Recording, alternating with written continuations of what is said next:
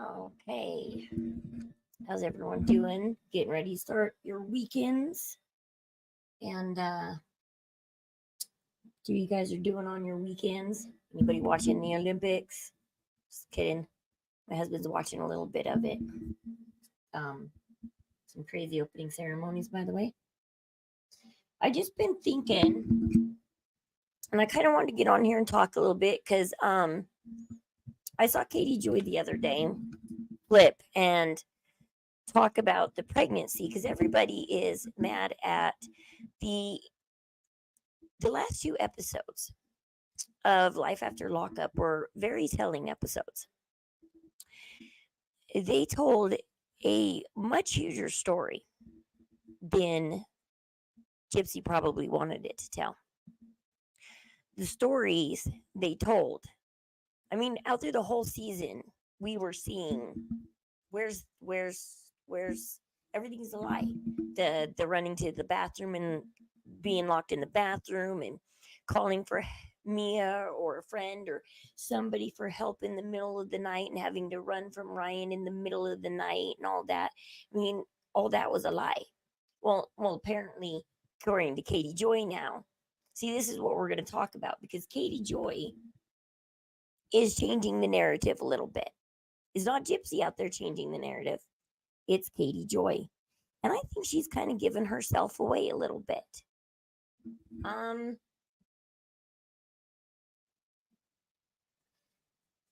um,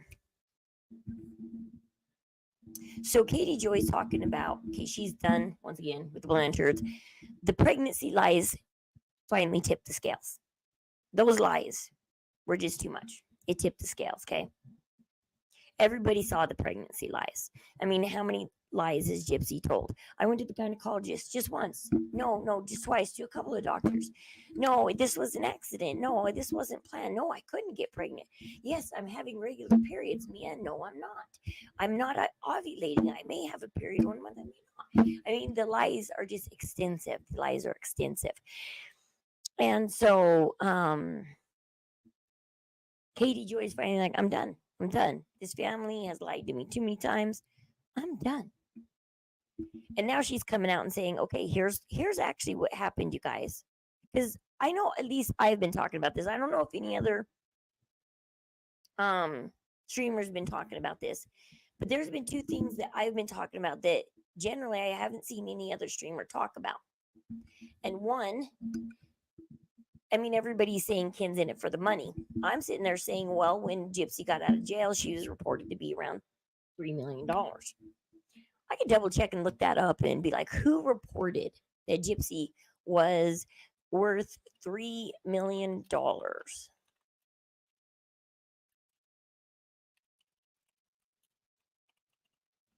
Because who reported that when she got out of prison?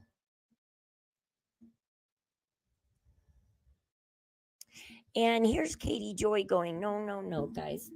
And I watched Sir Morbid's most of Sir Morbid's live last night. I was tired, but I went back and rewatched what I didn't see because I wanted to see everything Katie Joy had to say on that live. And see, Sir Morbid didn't even know about the trust funds, and I've been speaking about the trust funds. There is trust funds there. We don't know how much is in there. No, it wasn't made, all of it 100% made before Ryan came in. Yes, they are trying to keep this money from Ryan. Gypsy's gonna have to account for every dollar she's made since she married Ryan for the last 2 years. Every dollar she's made because Ryan is entitled to half of that. I think even if she's hidden it in a trust fund, we're gonna have to pull it out of the trust fund because, and they're like, well, Gypsy's according to Katie Joy, well, Gypsy's a spender, so she already spent one trust fund. This is another trust fund. Clothes and makeup. That's all she's buying all day long. Well, if somebody is so broke every day, they aren't making the money that people are reporting. All their money is tied in a trust fund. They don't have a job. They're broke. Then why? Oh, why? Would they shut down a social media account and say, screw $6,000? I don't care about $6,000.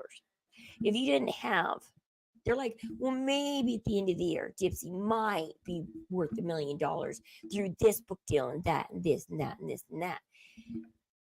But I'll give it away. Katie Joy gave herself away. You know how Katie Joy gave herself away?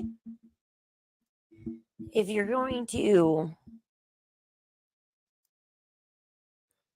if you're going, there's a comes a point where you can say too much, and it gives away what you're doing. You could have talked about the lies about Gypsy lying to you about the pregnancy, and you could talk about the money if you want to, I guess, so you can try and prove that there's no money for Ken to be in on it. There's no money for Ryan to have been had, because suddenly Katie Joy is addressing everybody's worries. The trust funds, the $3 million, the baby rumors, the everything. Like, we can go listen to what Katie Joy has to say. And she's like, hey, you guys, it's because I have the same concerns as you. Don't you think I told the family that? She might have. She could have. Could she have been honest with the family? Could she have? Probably. I don't know. Maybe Chrissy liked her honesty and said, yeah, Katie, people are out there saying that about us. And they didn't know how to combat it.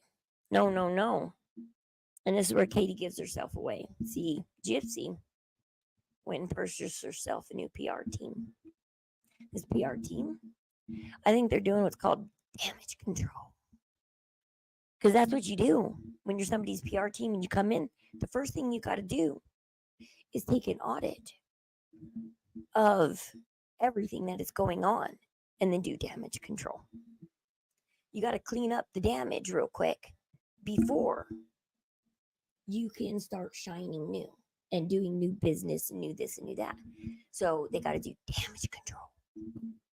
I don't think Katie Joy is broken off from the family. I think Katie Joy is the head of damage control now. I think the PR team said, you know what, Katie? You go. You do this, Katie. You go be damage control. You go out there. I mean, I know Sir Morbid said he emailed her, but I think even without that email, I think Katie Joy was going to show up on Sir Morbid's live anyways. Because Sir Morbid does an open panel and is a popular open panel. Sir Morbid his name has been getting around in the Gypsy Rose community. I think no matter what, she was going to show up on that panel last night. Because it's damage control. See, do you notice, and Sir Morbid noticed it, she's not really saying anything mean about the family or Christy. She's not really. I mean, if you were finally hitting your tipping point and you were finally angry, well, Katie's excuse is, well, if I say too much, I know this family's vicious and, well, they're going to come after me, guys. So I got to kind of be quiet about this. So she's like, well, I'm just not saying much because I'm being careful. Don't want to get sued, guys. Because all of this is allegedly. And if you're going to bring out your business on open forum, anything you say, that's why I say I have family issues going on right now. And I will tell you a small portion of it, but I won't go into great detail because this is an open forum and I don't want to be clipped. But, and so, and so I think they're trying to deal with everything damage control. I mean, nobody knew that the Blanchard Gypsy's writing a book. She's talking about sexual abuse that probably never happened. She's out there slandering her granddaddy. In a newspaper article, by the way, Petre family, if you need help and didn't know that newspaper article was out there, let us get back to the Petre family. There is a newspaper article about Gypsy being a queen for a day, and it says that her granddad is her best friend. Okay? It says right there in the very last paragraph of the article. Not Dee Dee, not anybody else. It says she lives with her grandparents and her granddaddy is her best friend. I think Dee Dee was a little bit jealous. A little jelly there that Claude was Gypsy's best friend, and she might have put something in Gypsy's head that wasn't there. And so she puts that in a book. Claude could sue her because where's the receipts? Where's the proof? You're calling somebody without the proof. And Gypsy probably doesn't have details because it didn't happen. She's just saying that it happened. I don't know how exactly though you prove SA, because I've been SA'd plenty of times in my life too, and it's generally your word against the other person. Because if they didn't really leave any markings on your body, or I mean, it's really hard when somebody gets SA'd, usually it is your word against them because sometimes there is no trace evidence or anything left behind it. And so when you accuse somebody, unless you can totally prove it with DNA or something, I don't know, but then even people who have DNA evidence, they can say, well, they say you wanted it. They say you asked for it. They say you changed your mind at the end. And so they stopped when you changed your mind. But, and there's just all different kinds of ways. So there's Katie Joy's out here saying, giving the Petrie family a warning about, by the way, Gypsy doesn't have any money for you to sue her. There's trust funds that aren't in Gypsy's name, so you can't sue her for those. And I think it's like Katie's out here doing damage control. I think the PR company's like, yeah, Katie's a person that everybody knows in the community. Everybody knows she kind of flip-flops at times. And so they're not going to be surprised if Katie comes out against the family and starts, but she's not saying she's not out against the family. She's still highly respecting them. Because if any one of us was inside, like, I mean, look at inside the Blanchard family, and then we came out all pissed off at all the lies and stuff, I mean, we wouldn't hold back. We'd be spilling all the beans. We'd be like, yeah, Christy says this, Christy said that. Katie's out here going, well, Christy's still my best friend, guys. So I think I'm going to make a guess from what I've been watching, because I watched Katie's video today, Without a Crystal Ball's video today. And allegedly, I'm going to take a guess at what's going on right now, because she had me hooked in the beginning first, thinking, oh, Katie's flipped to our side again. She's out of the Gypsy camp. And she's wandering amidst the rest of us. I think she's part of she talked too much about the new PR company. She talked too much about their new strategies, their new routes. I think Katie's damage control. If you wanted to hide that you were damage control, you probably shouldn't have talked about the new PR company.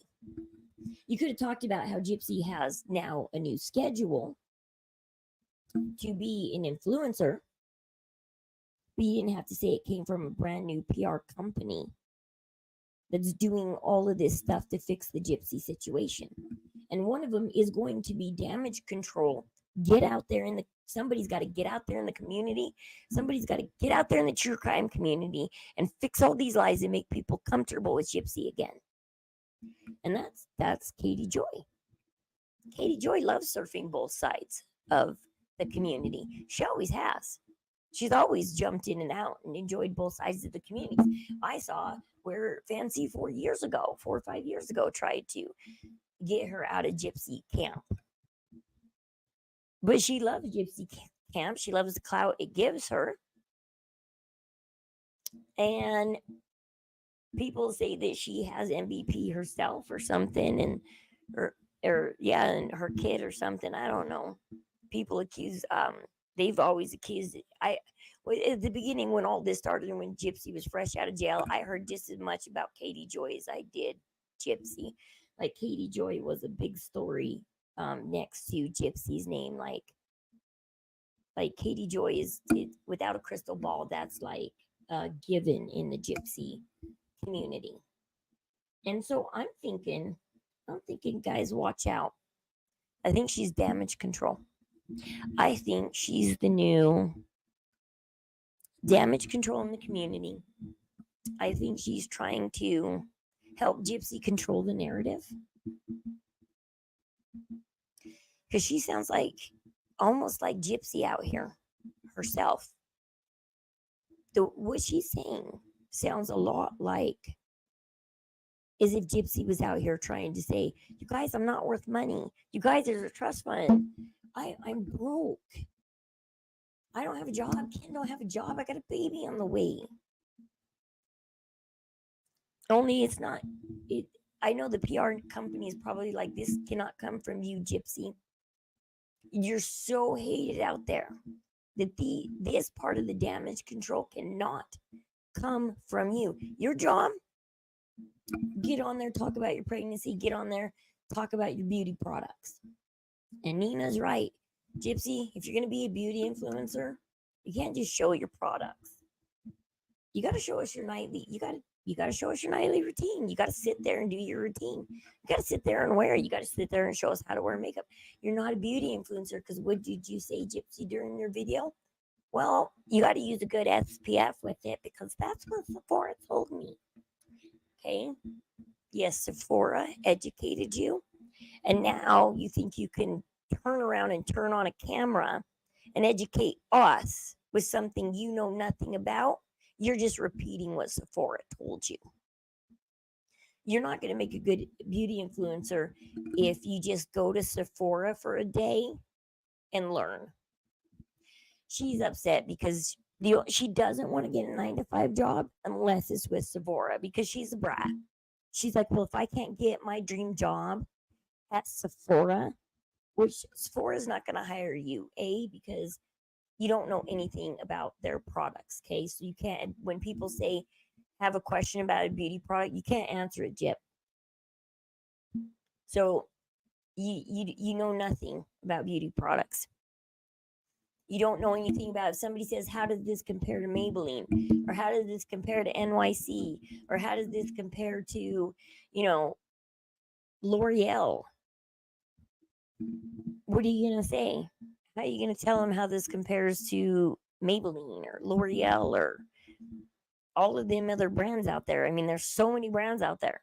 How are you going to tell them, oh, this is creamier than L'Oreal? Oh, this powder is softer, but it sticks better. Do you know that? You don't know. You don't know. You haven't tried those products out there. And anybody who backs you,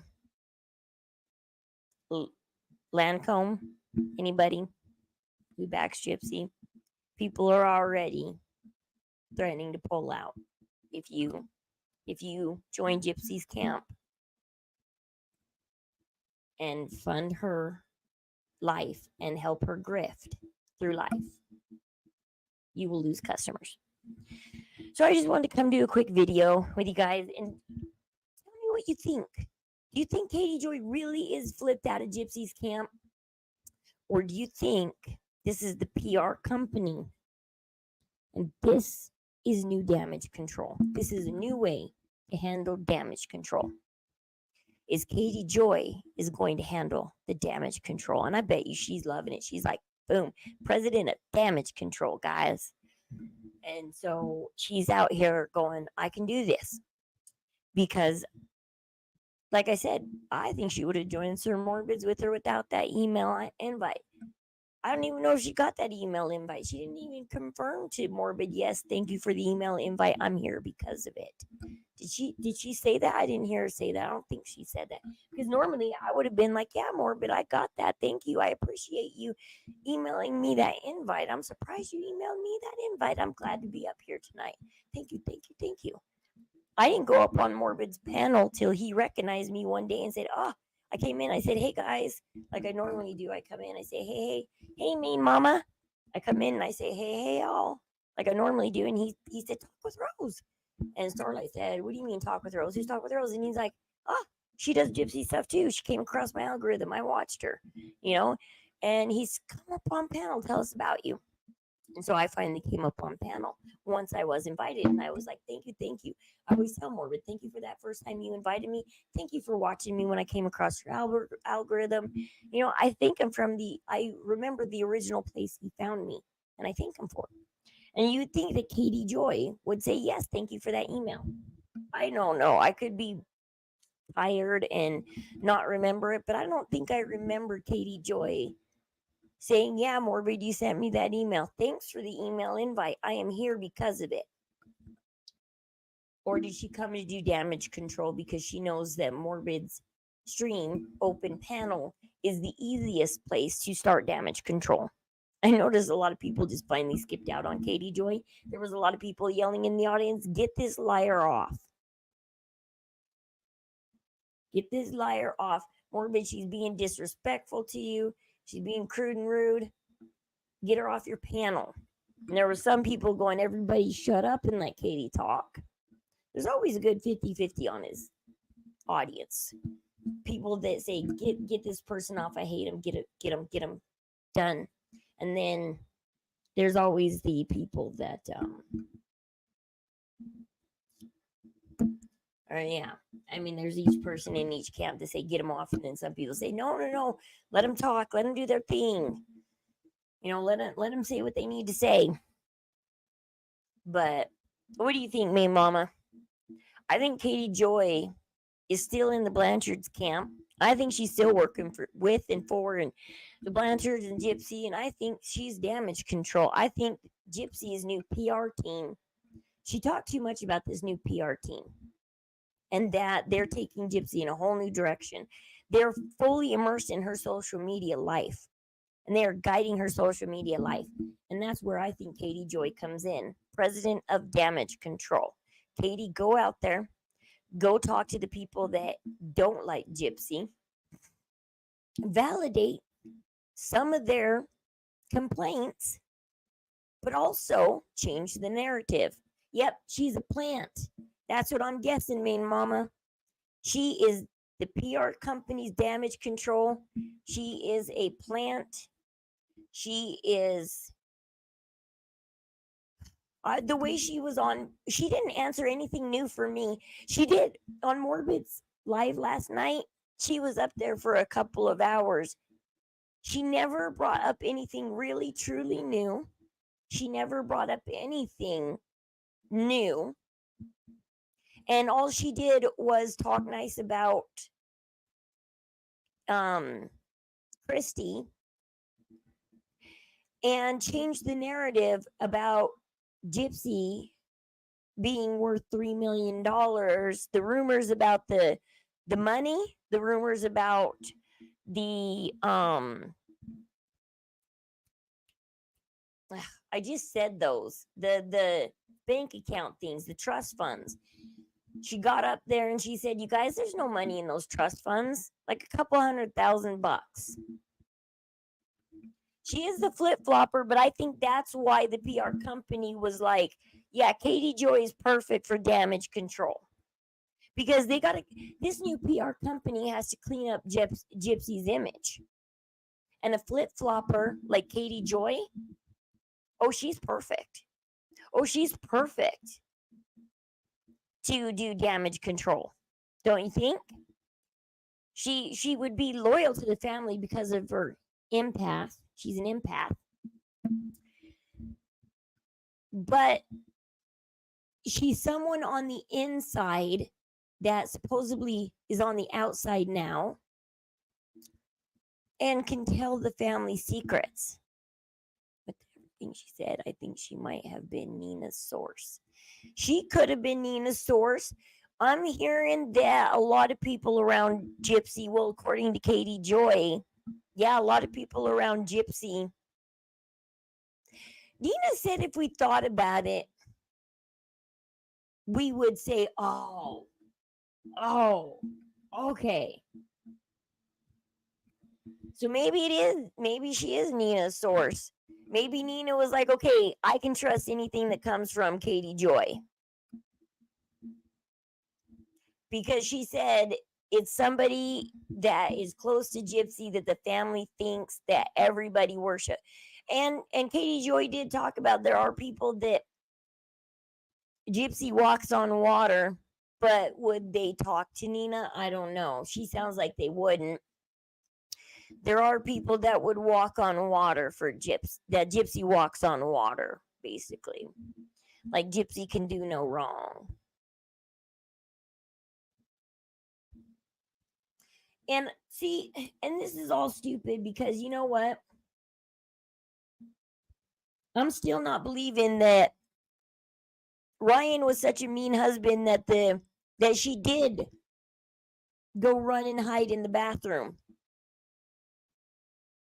Because and that Gypsy is being so nice to Ryan, she told the production company to cut it. Because Katie Joy's out here going, well, you guys, Gypsy wasn't a liar. Ryan really did that. She's just being nice to Ryan and told the production, please don't put that in. Cut that out. I don't think that happened. Because the way that we saw how she was at Mia's house and told Christy, well, I already called my parole officer and he says I can move if I want to. And that doesn't sound like I called my parole officer because I was locked in the bathroom and my husband's being abusive and I need to move. It sounds like, no, I called my parole officer just to see if I could move, and he said I could.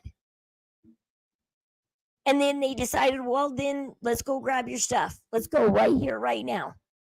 That's how far in advance Gypsy's move to her parents was planned. Chrissy probably called Rod and said, hey, Rod, she's already approved to move to our house. What do you think? I'm only an hour and a half away from Lake Charles because I'm in Lafayette with Mia right now.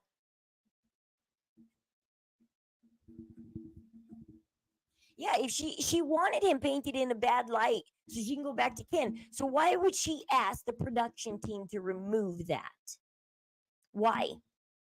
You would want to keep that in. And see, this is because then a lot of people that have gone through that similar abuse, they can feel for you then.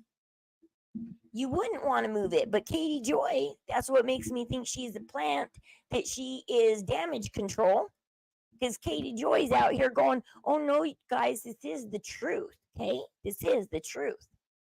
Gypsy is a saint. She's asking the production company, she's asking that you not put this in and completely villainize Ryan, because Gypsy's a saint, guys. She's a saint. Like you said, we should good Gypsy. Thank you for not villainizing Ryan. Good.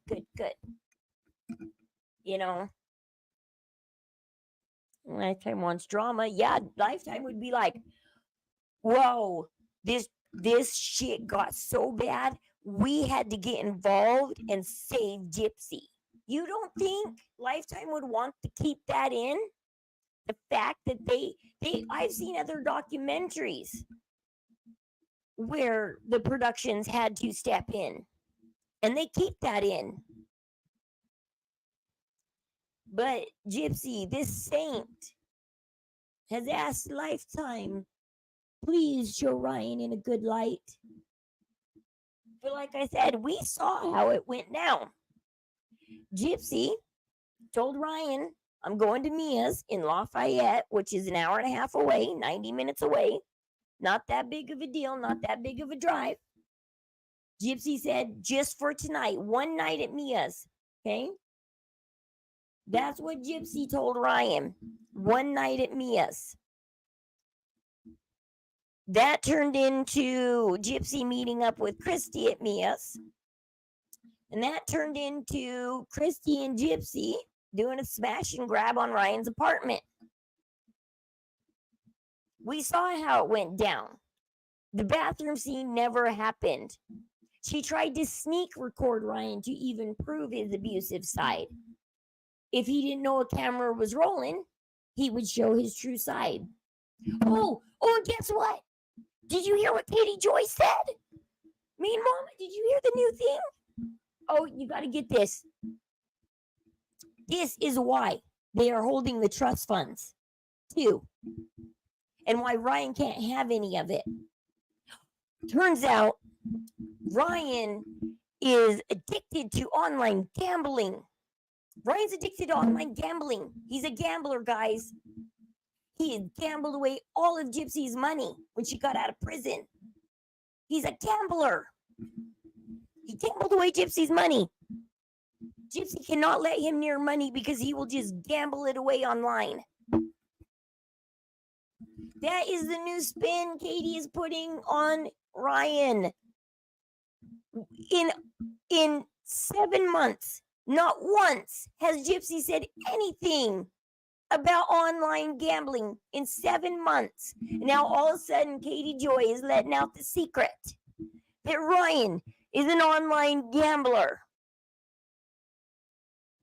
If Ryan was an online gambler, he wouldn't have had money to set up that apartment with that furniture and that home for Gypsy. Because if he was an online gambler, he wouldn't be able to get an apartment. No, Ryan had a nice little place for him and Gypsy that he is still living in. Because if he was an online gambler, he'd be back to living with his mama. Because he would have gambled everything away, even his rent money.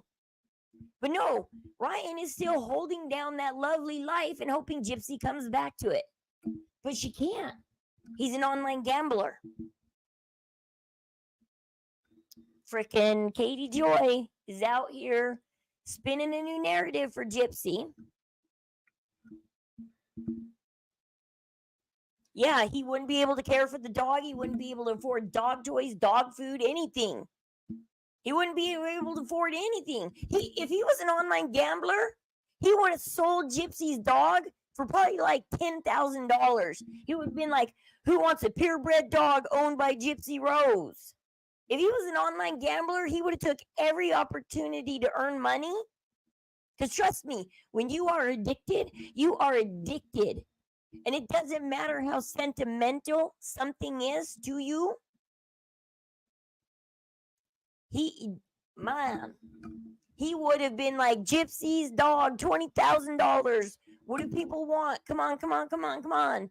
He would have been like, it's a dog, it's a purebred owned by Gypsy Rose.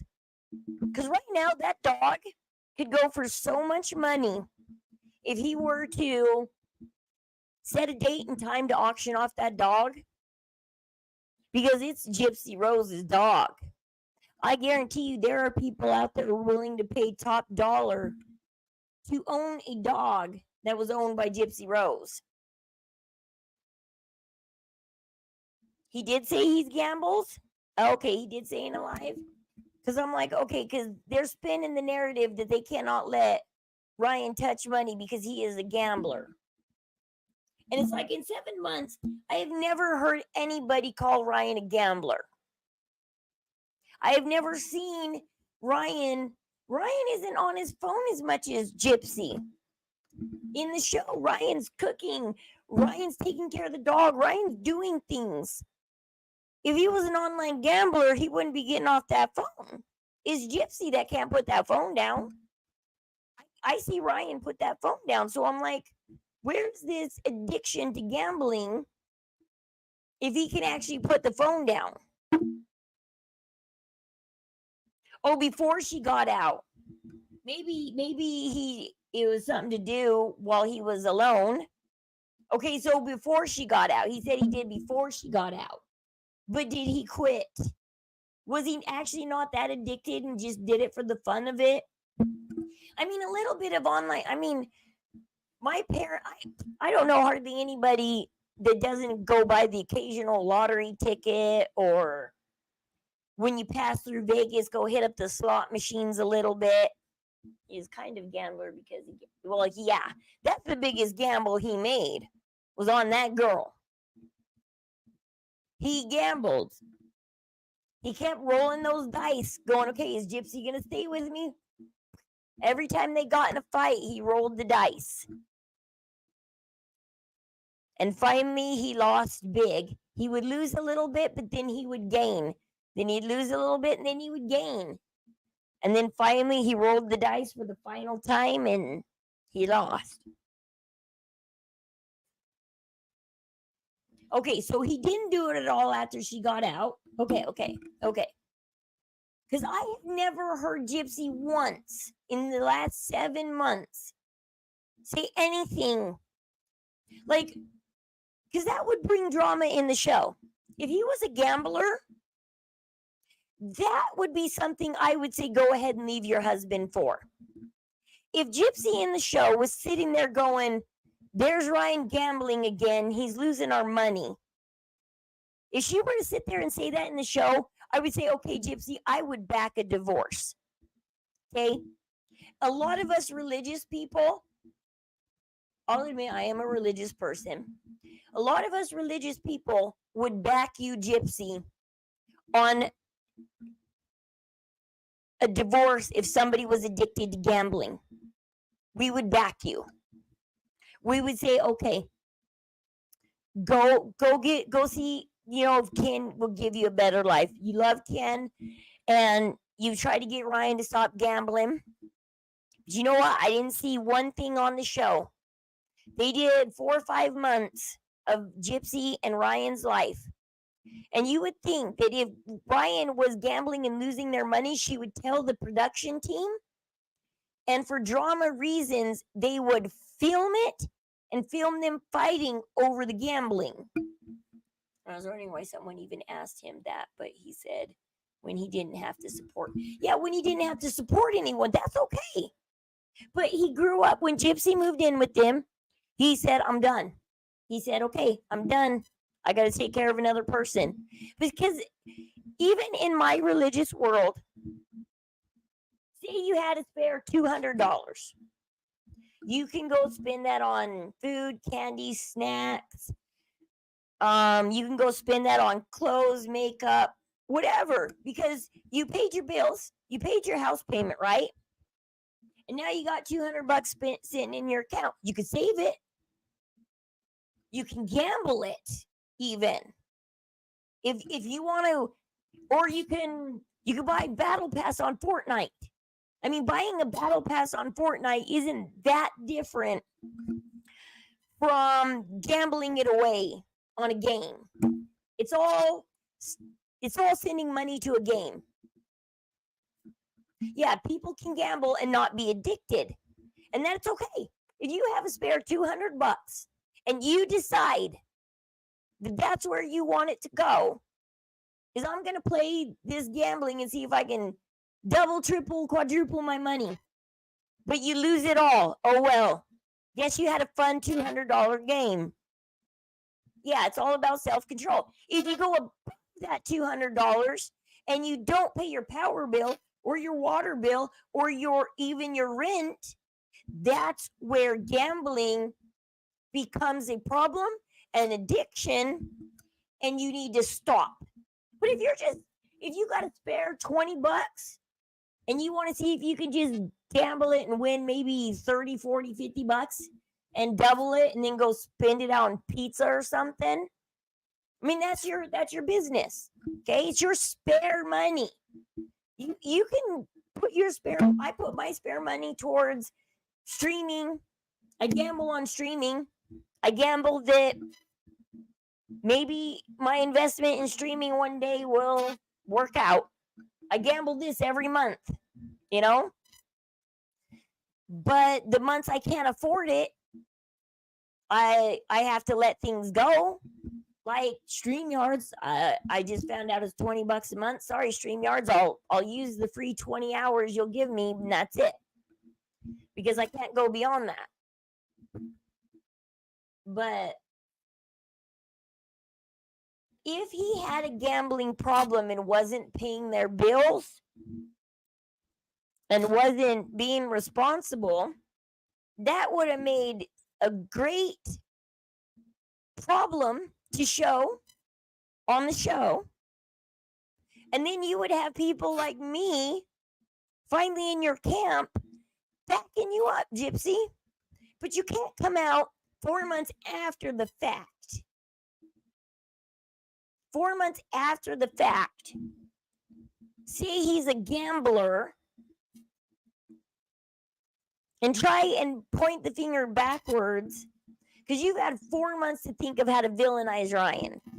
And so 4 months later, you have Katie Joy come out and break the news about his gambling. Yeah, I don't watch all of Ryan's lives. I should watch him so I can get the info. Because he does give away, because they do give away info on there. But right now I'm watching Katie Joy closely because I fell for it at first when she came out and I made a TikTok about it. I was like, oh my gosh, Katie Joy, she's upset at the pregnancy rumors too. Because right now I'm still trying to decide if this pregnancy is real or not. Because part of me thinks it is fake. But man, is she, because they can't decide on how they want this season to go. Well, it's simple. If it's about your pregnancy, it's about your pregnancy. Hey, Christine, it's simple. But if you're not pregnant, well, then it's not simple. If you're not pregnant. Because now they got to figure out, how do we deal with a miscarriage and everything? How do we deal with this? I think they haven't started filming because they might know that Gypsy's not really pregnant.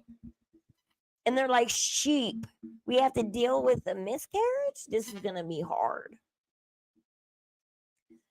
Yeah, because I'm sitting here going, she can't be pregnant. Because there are certain... Because why would you be flirting with Ryan and telling him, I want to come home, baby, I miss you, if you are pregnant happily? Well, and also, if you look at the end of the season, maybe I ought to show it. When they're rolling in the grass, okay? She's in that white dress and they're rolling in the grass. That was the first time she saw Ken after she left Ryan. So she's not pregnant at this point, okay? But look at her boobs. They're huge. Because everybody's saying, well, Gypsy's pregnant. Look at her boobs. Look at her boobs when she's rolling in the grass with Ken in that white dress. They're big. Yeah, she's pregnant. She will not happily show that baby bump. Next live, let's all go on Gypsy's live and say, show the baby bump, show the baby bump. Because I don't know if Gypsy knows my name, and if I'm blocked off hers, maybe I can go on Gypsy's account and be like, show that bump for real, show the bump. Because when she did the heart monitor and showed her belly for like 2 seconds, it just looked like a bunch of fat. She was chubby. I mean, there could be a baby behind all that chub, but she only showed it for a second. She is so scared to show off this bump. She keeps panning the camera down for 2 seconds and showing you and then panning it back up. Well, I mean, the baby outfit in the closet is explained by Ryan. The first week she was out of prison, Ryan said, oh, she already bought a baby outfit. She bought a baby outfit like 2-3 days out of prison. Like her first week out of prison, she bought it. She wasn't pregnant yet. But it's a telltale thing showing you where her mind is focused on a baby 24/7 is where her mind is at. Because she bought this baby outfit. It was one of the first things she bought fresh out of prison. She wasn't pregnant when she bought it. And Ryan gave it away in a New York interview. In one of those New York interviews, Ryan's like, and Gypsy's like, shut Ryan, shut up. She's over there laughing, going, shut up. Don't tell everybody. This is embarrassing that I'm already buying baby outfits and I'm not pregnant. Like, shush, Ryan. The wench is crying about paying taxes. Yeah. The thing is I think, okay, I'm trying to figure out who reported that Gypsy was worth $3 million. I'm trying to look at that. Who reported that Gypsy was worth $3 million when she got out of prison?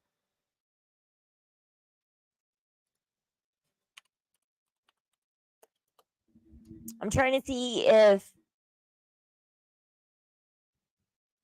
an expert. Okay, this is on January 2023. January 2020, January 23rd, 2024. Here, let me show this. Let's see if we can look at this article. Because I'm going to see why they say that Gypsy is worth so much money. Share screen. Let's look at these articles and see if we can pinpoint who said it and why. Okay, Gypsy Rose became widely known under tragic circumstances. Oh, and Katie magically also is out here answering our Son of Sam law questions. I mean, like I said, this is why I think Katie has been deemed damage control by the new PR company, because they're like, okay, Katie, you've been keeping up with what everybody's saying. Write down what everybody's saying, and we'll discuss how to combat it. And then you're going to go out there into the community and pretend like you're against Gypsy, but you're going to clear up all these rumors. The official, the Osbournes, 1 million, then finally got 3 million, and now they own their show.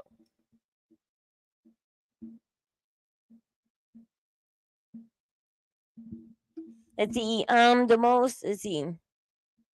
Gypsy Rose, just like Dana White's wife, her life has been marked by a series of unfortunate events, intense public scrutiny, and prison sentence. Okay.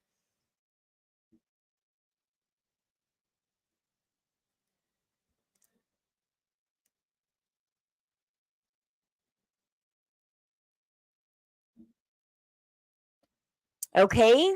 So they're talking about the book sales here. The book, which is sold at $9.99, has a 4-star and a 1,982 global rating on Amazon, and a 3-star 4,859 global rating. So that means about 7,000 copies were sold, at least 7,000 copies at $10 each.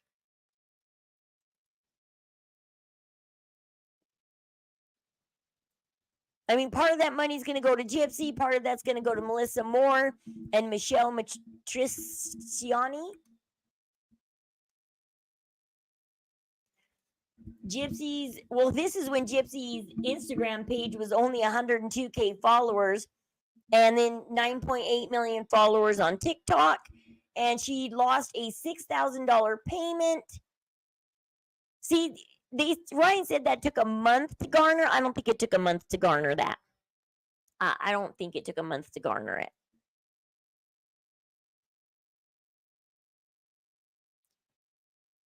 So where does this say exactly she's worth $3 million?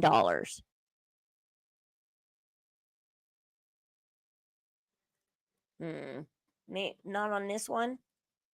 Gypsy Rose added millions to her net worth after her release from prison. It said added millions to her net worth. They're talking between her social media, her books.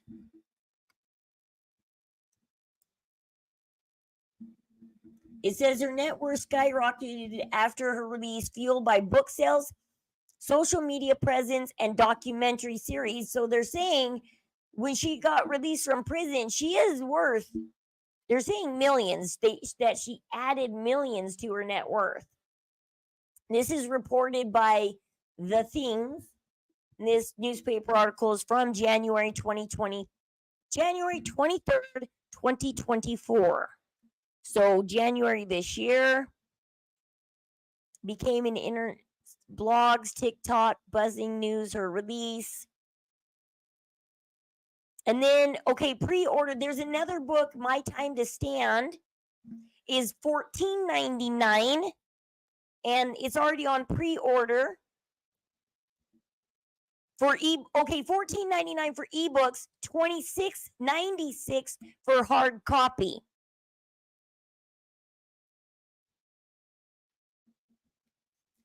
Well, this is just saying millions. Millions could be 1, could be 2, could be 3.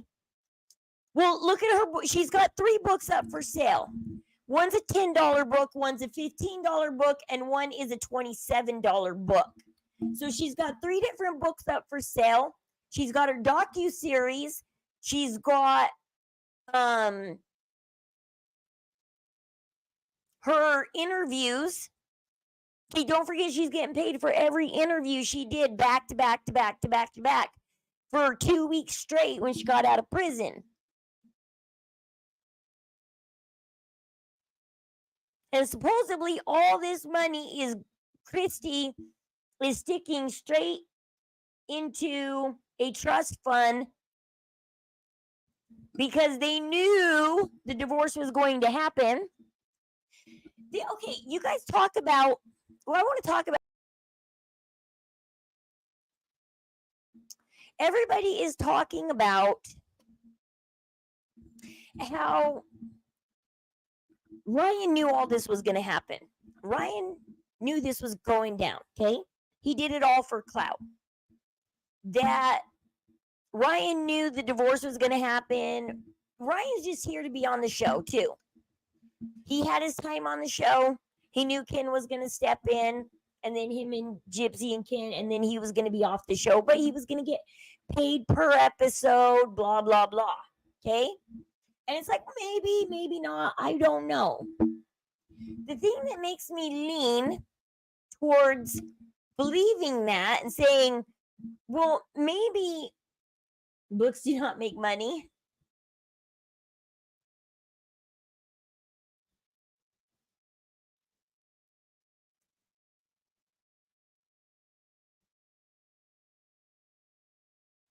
And then he gets on a live and he says, you guys, what did you think of me crying in last night's episode?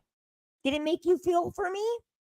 Almost as if this is Ryan's first time acting and he's getting feedback going, you guys, did I do a good job acting? Did I do a good job crying? Did my crying make you feel for me? Did I do a good job crying? Like, who says that? Who sits there and says, me crying in pain, did that make you feel for me? Does a real victim say that? When does a real victim ask you if their crying made you feel for them?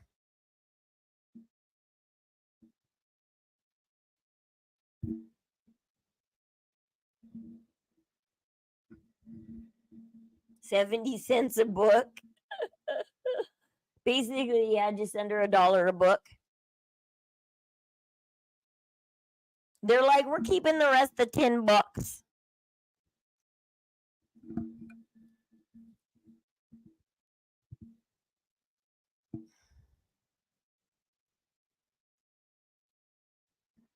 Because it just struck me weird that he's like, how did you guys feel about my crying last night on the episode?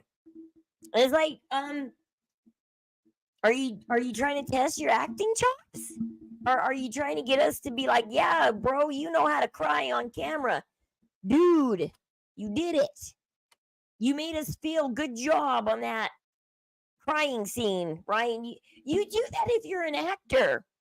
If you're an actor, you sit there and say, did I do a good job on that scene? Did I make you feel that scene?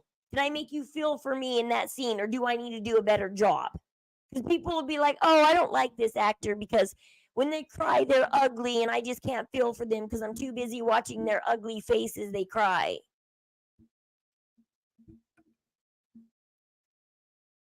Well, when 6,000 people are on your live, I think you're getting pitied, Ryan.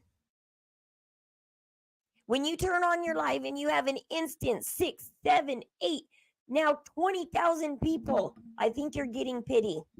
I think you're getting plenty of pity. Even if some of those people are hate watching, you're still getting plenty of pity, Ryan. And people are not afraid to comment. So you'll know which ones pity you and you know which ones won't. Because people aren't afraid to put you down. I mean, I read Gypsy's comments all the time when she's on her lives. And they're like, bitch. They're like telling Gypsy off. Ryan shouldn't do a book. What he should do is probably just like his own series. What he should do is be like, he should make a YouTube and just be like, episode 1, he should be like us streamers, and he should go through each episode and do the tell all about it. Do a episode on YouTube where he tells, this is my dating years with Gypsy. This is the day. Then do another episode on your wedding day. 10 days before your wedding. Tell us about the drama with Ken that you almost shut down your wedding. Then you get married, Ryan. Do an episode on that. On the 10 days leading up to the wedding where you almost called it off. But then you married Gypsy, and how did the wedding go? And then do another episode. And he could just get monetized. Seriously. When you could get monetized that fast, I bet you he'd be monetized after day 1. Because there's 3 things you need to get monetized. You need 1,000 followers. Boom, he's got it. You need 3,000 watch hours. I think, boom, he's got it. Just make that video like an hour long and boom, you got it. Because if you have at least 3,000 people watch it from front to back, boom, you got it.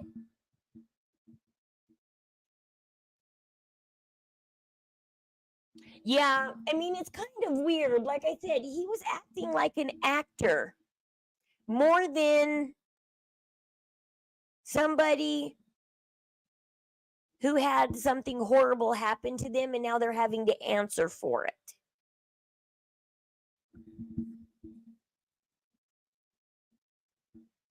Well, I mean, who is it that's been coming on my lives and saying, no, I do reality TV? They work in this, and they sit there and they said it is scripted.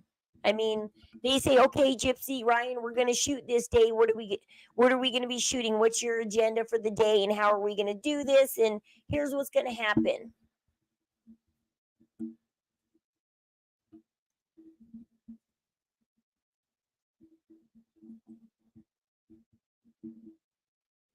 Because reality TV is scripted too, because they got to make sure drama happens every episode or people aren't going to watch it.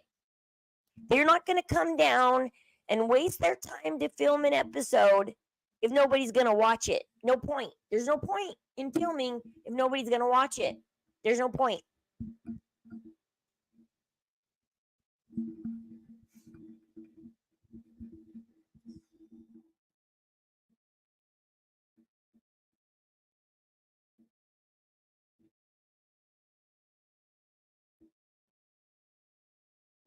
It's all very strange, like I said, unless you're on the inside. But now I don't even trust, like, to ask Katie Joy any of these questions, because you should be able to ask Katie Joy these questions, actually. However, like I said, I think she is planted here from the PR company to do damage control. Katie is out here to do damage control. Because like I said, they're worried that the Petre family any day now can sue Gypsy for a lot of things.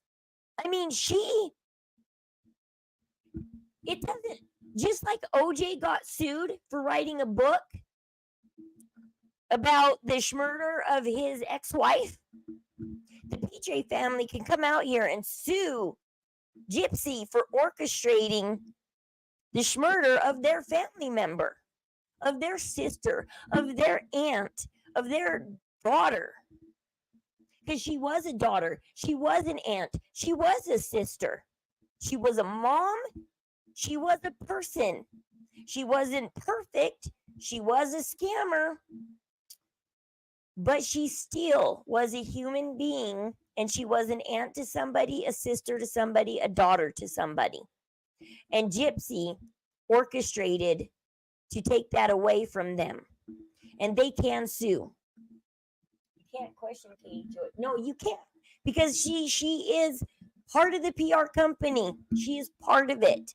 I guarantee you, she's out here. She had me at first. At first, I thought, oh, she flipped again to our side, guys. Here we go. But she talked too much about that PR company, and they have a whole new way of handling things. And I was like, you are damage control because you're out here answering all of our questions, all of our concerns. They're your concerns too, Katie? Really? And you're out here to answer them for us? Yeah, Kitty Joy got a ton of hate. Yeah, I was watching Morbid's chat and they're like, Morbid, kick her out. She's being rude to you. They're like, kick that liar out. Get that liar out of here. They're like, get her out. Go, kick her. And I was like, I was lurking for half of it. I was asleep and I woke up at like, I think 8 o'clock my time, which is like 9 o'clock Morbid or 7 o'clock Morbid's time. And Katie Joy was already up on the panel at this point when I came in. I'm usually there lurking in Morbid's lives. I don't talk anymore and I don't go up on panel anymore, but I'm there if I'm not asleep. But I mean, I had a long day with my kids and I didn't get much sleep before they even got here.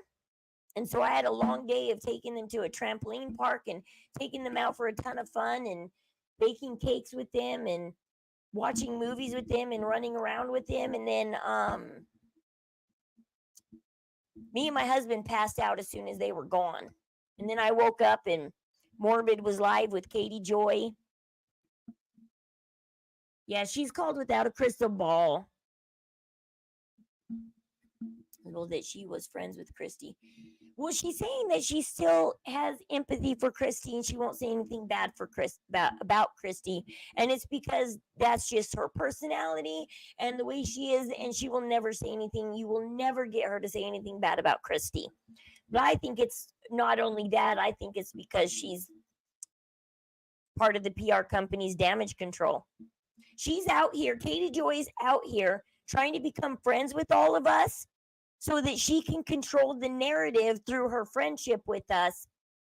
Because remember, she was on the inside. Now she's on the outside. She knows everything because Christy told her everything about the bank accounts, everything. And so she can answer any and all of our concerns about the Son of Sam laws, about anything and everything. Katie Joy is out here to make friends with us and answer all those questions. Well, and then Katie Joy also made her own video today. But once again, watching the video, it sounds scripted. It sounds like nothing much new was told. It sounds like definite damage control and trying to control the narrative about Gypsy's money. Warning the Petrie family. I think they're giving a subtle warning to the Petrie family. We know you can sue us, but Gypsy doesn't have the money. It's in trust funds, and it's just in. No, it's not just in Rod and Christy's name. It's in Mia's name too. Gypsy Rose is paying. Yeah, if she's broke, how is she paying that money to a PR company if she is broke and not worth millions? If she is broke, how is she paying that money? On top of who's paying Ken's rent? Who's paying Ken's electric bill, water bill? Who's paying Ken's living right now? So it sounds to me like Gypsy is making plenty money a month. Exactly. They are doing stuff, Christine. The PR company, this is what Katie Joy is. Like I said, Katie Joy is out here because she's damage control. This is what the PR company is doing. They're finally trying to clean up Gypsy's mess. They're trying to clean up her image, get a new control on the narrative through Katie Joy. Katie Joy's out here to get a control on the narrative. They have heard all of our concerns and plaints. They have watched Sir Morbid and Nina and everybody's lives. They know everything we are saying out here. And Katie Joy is the person that is appointed to answer because everybody will trust Katie Joy because Katie Joy has flip-flopped before. And even though Katie Joy is known as a flip-flopper and possible liar, for some reason, she still has plenty of respect in this community.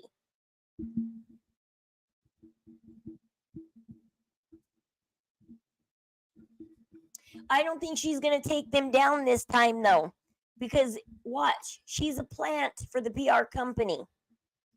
She's out here to, they're not going to let Gypsy try and control the narrative anymore because Gypsy always ruins it and nobody trusts Gypsy. Remember, Gypsy is a liar, a manipulator, little conniving little possum, okay? Conniving little possum that no one's going to trust. So who's people going to trust? Katie Joy without a crystal ball. She's well known in this community. You say without a crystal ball, everybody knows who you're talking about. You say KJ, Katie Joy, without a crystal ball, whatever you call her, people know that name, those initials.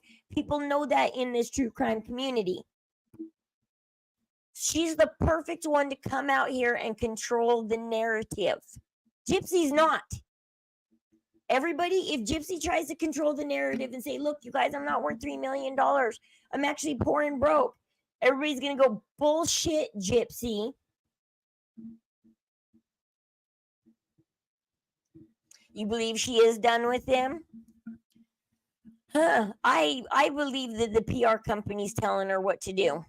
She said too much about that PR company. She talked way too much about the new plans that they have. And it's like, yeah, Katie, I think the only thing you didn't mention is that you're part of that plan, that you're part of damage control and cleanup. You are to go out into the true crime community. Mary, okay. Go out into the true crime community where everybody knows who you are. And they knew people like the second Katie Joy was on the outs, they knew people like Sir Morbid would jump on top of Katie Joy. They knew that people like that would jump for an interview. Like I said, with or without that email, I think she would have showed up on Morbid's panel with or without that email. Because I don't even remember her thanking Morbid for the email and the invite.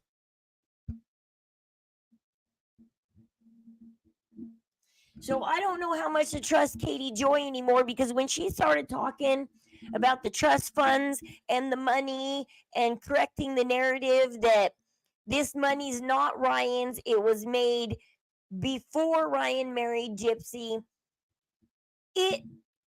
When she started talking about the money situation, who the money really belongs to, who made the money, when they made the money, how much money they really made, that Gypsy's really not worth that much money.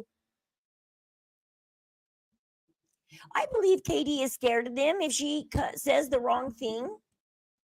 I think all of us out here in the true crime community, that's why we got to say allegedly and laugh and say I think and say allegedly and say stuff like that, because from watching Fancy, we have learned that if you become a big streamer and you don't say words like allegedly and I think and this is my thought, if you make it sound like this is fact, this is true, this is it, they will latch on to you.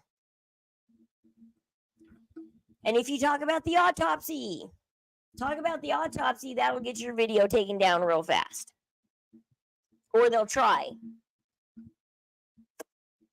Unless I had the real autopsy and was showing off the real autopsy, they wouldn't be able to get my video taken down.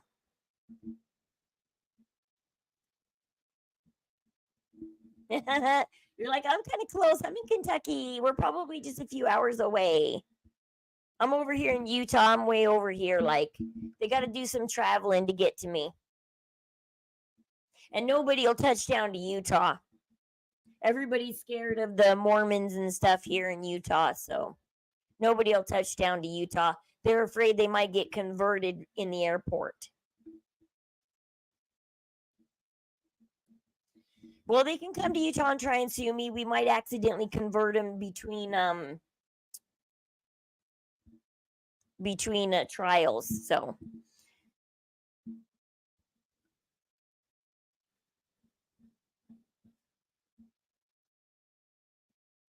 You're like, I'm in Maine. I'm good. I'm way at the top of the U.S. at the very tip up here. I hear Maine is just very beautiful place to vacation. Yep, those cold possum eyes. Those cold, cold possum eyes. You know, possums are very, very vicious. They're very cute. They are cute, but they are vicious little suckers. Like, and they like to play dead. Possums, it's kind of funny that Gypsy does look like a possum, and that when she was a baby, they did call her a little possum because she looked like a possum. Because possums like to fake you out and play dead. They're known to fake people out, to play dead. They are known to trick people, and then they bite you in the ass when you think they're dead. Yeah, I hear like I would love to go right there to that whole East Coast, Maine, New Jersey, Massachusetts, all that right there. And I would love to see all the founding fathers stuff. I would love to see all the old homes, everything. I would love, love, love, love to be able to go vacation over there and go see all of that where America was founded and built, and you know, where our founding fathers put together this country hoping that we would have a beautiful future. But instead, we're here in this ugly dilemma run by the deep state. And we are crashing and burning and going down, and our money is about to be worthless. And no, it's not because of Trump, but people would like to make him the poster boy for it.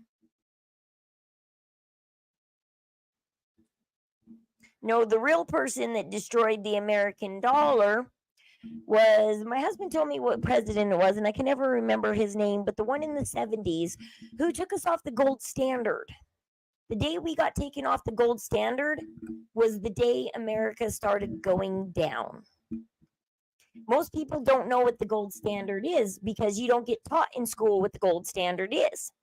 My parents told me when I was a child what the gold standard was, but they also didn't tell me we were no longer on it. Gypsy has snake eyes and then snake soul. She has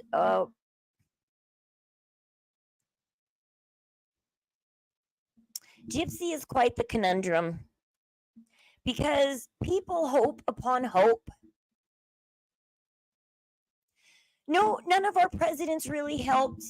I think Trump realizes where he went wrong, and that's so badly why he wants to be president again. I think he knows what he did wrong.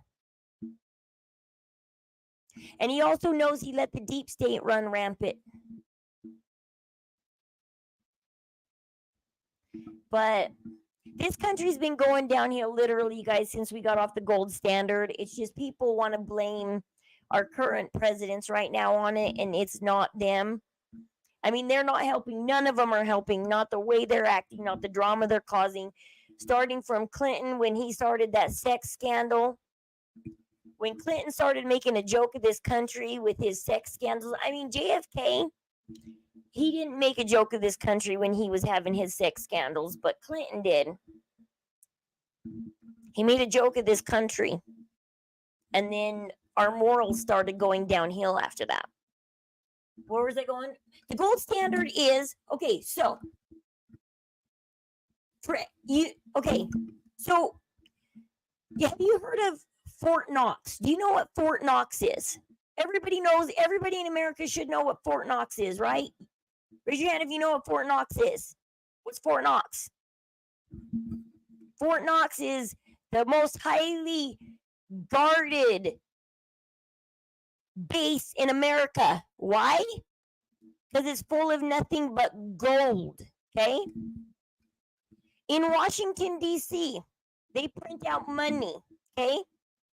You are not allowed to print out $1 or one $5 bill or one $20 bill unless you can get, so there's people in America that mine for gold, okay? They mine for gold. They bring the gold to the state capitol. The state capitol weighs the gold.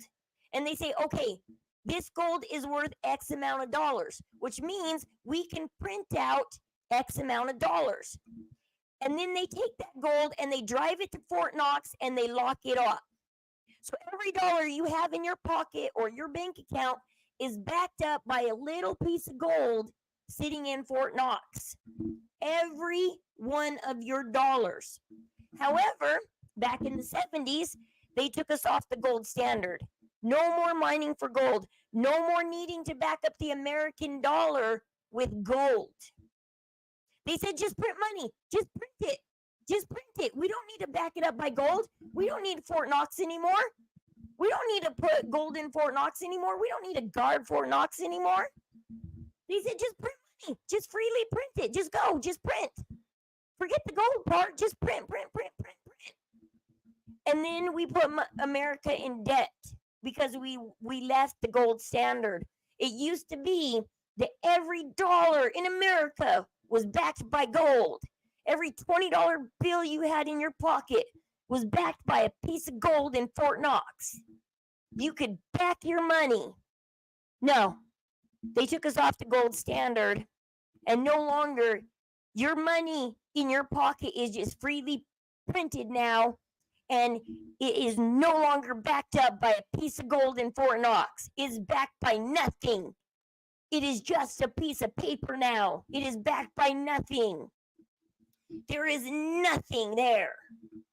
And that's why our dollar is going downhill. It's not any president. Well, the presidents aren't helped but by printing more money and spending it on China and everything else. Because each president that comes in, if they start printing more money like crazy, that's more debt they put us in. Because we're not backing it up by gold. The gold isn't there saying you're allowed to print this money. We have the gold to back it. No, it's not there. So if you print out a bunch of money and say, okay, print out $5 million and give it to North Korea or whatever, that money's not backed up. And that goes to our national debt. And that is why this country started being screwed the moment they stepped off the gold standard. This country went, and now we're at a point where in the next couple of years, our dollars aren't going to mean anything anymore. We're so far in debt. We're so screwed. We're in so much trouble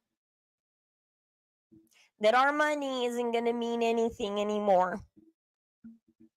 And that's the way the deep state wants it. That's the way the UN wants it. That's the way the Marxists want it. Because once our money falls, we have to go on they want the whole world on the same standard. No more, well, there's UK money. The UK works off of this kind of money. The US works off this kind of money. Australia works off this kind of money. Canada does this kind of money. No more, none of that. It's the whole world works off the same digital money. The whole world. We want the whole world on the same digital money. And then we can start controlling the whole world. Once we control money, that's the first thing to control is somebody's money. Kamala Harris. Hey, Dawn. Did you hear? Oh, my God. My husband showed me something about Kamala Harris. He remembers this going on. Let me see something. This is why I don't like Kamala Harris. Let me show you. I might have to go ask my husband for this article.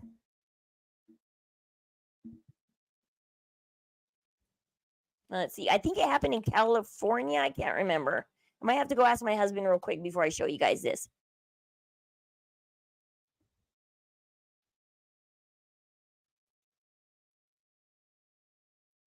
Hold on a sec. The BRB, because I got to go before. I want to show you guys this article, but I got to go ask my husband what the article's called. Hold on.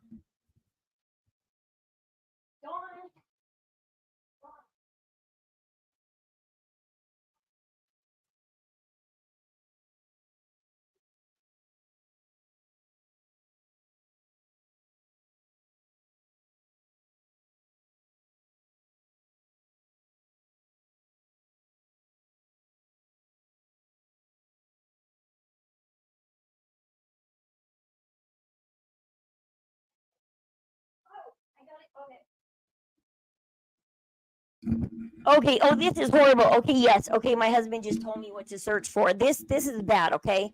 This is the type of person Kamala Harris is. Now, it depends on if you're a religious person or not and how you feel. But this, I don't know how this is going to hit you. Okay. So, Kamala Harris.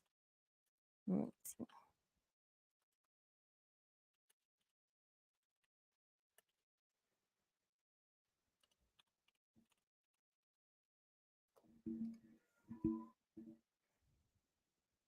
Okay, so there's these two journalists that this is before Kamala Harris became the VP, okay?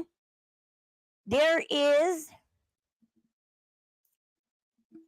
so let's pull up the receipts so you guys can see. Okay, hold on. Let's pull up receipts. So Kamala Harris, there was these two journalists that exposed Planned Parenthood, because this has to deal with babies and warning right here, content warning, guys. This has to deal with religious things, babies, Planned Parenthood. So these two journalists exposed Planned Parenthood for selling baby parts. It's horrible. And you know what happened? Kamala Harris prosecuted the journalists. She was the prosecutor that brought charges against the journalists, not Planned Parenthood for selling baby parts. No, she punished the two guys that exposed them. Two guys exposed them, and Kamala Harris punishes them.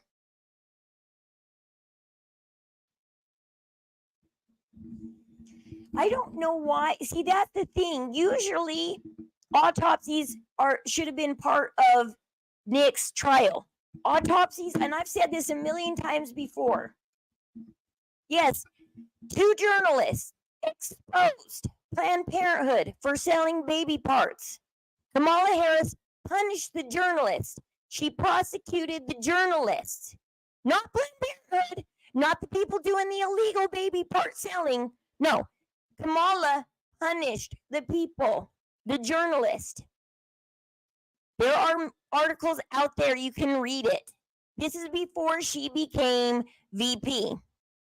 She punished the journalists out there. She brought a lawsuit against them for exposing Planned Parenthood. And this is the woman that wants to now be our president of the United States.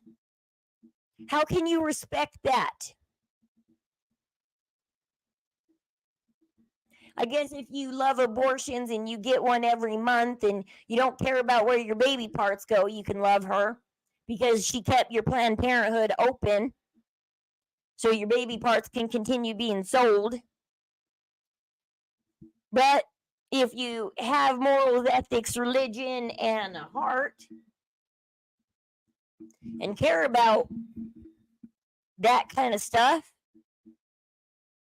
it's a hard subject. There you go.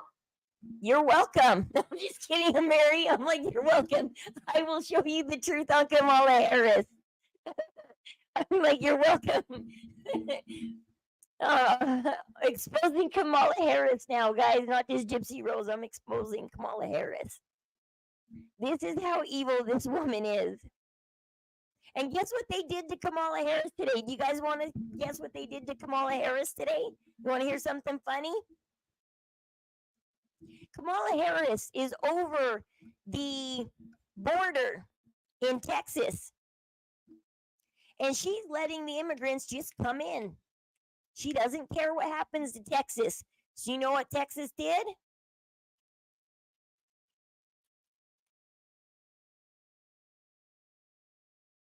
Did I just turn on caps lock? Oops, I did now.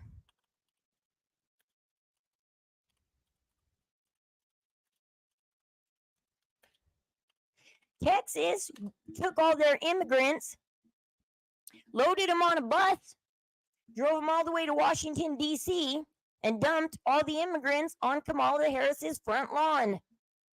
They said, here you go, Kamala. If you want to let them into the country, no problem. You can have them. And they dumped all the immigrants on her front lawn and said, you take care of them, Kamala. Here's the immigrants you let in. They're like, have fun. Because they're like, if you don't want to protect the border, if you say they should be allowed in America, here you go. Have all the immigrants.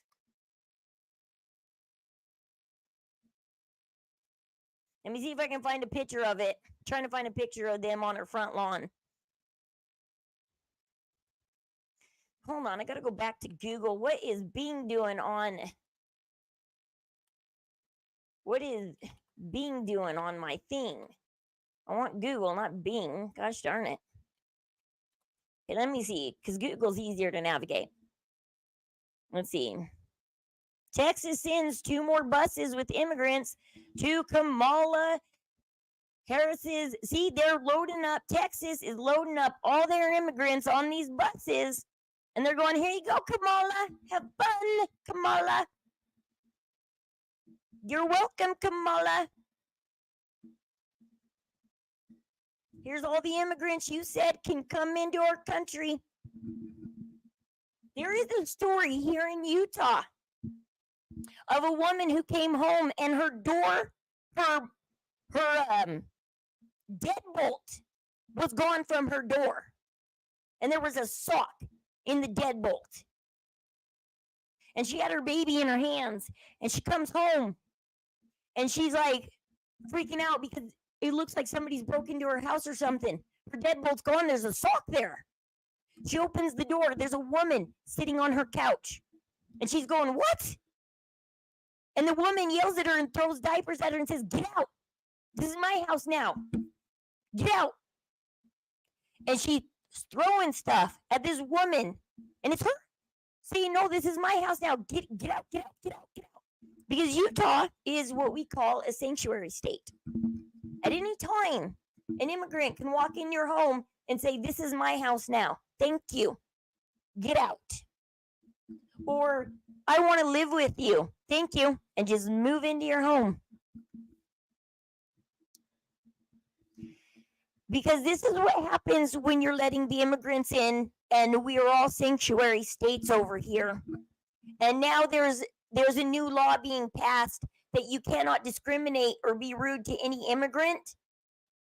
And so now they can just walk all over you. The autopsy. So I've been saying this about the autopsy about Dee Dee for a long time.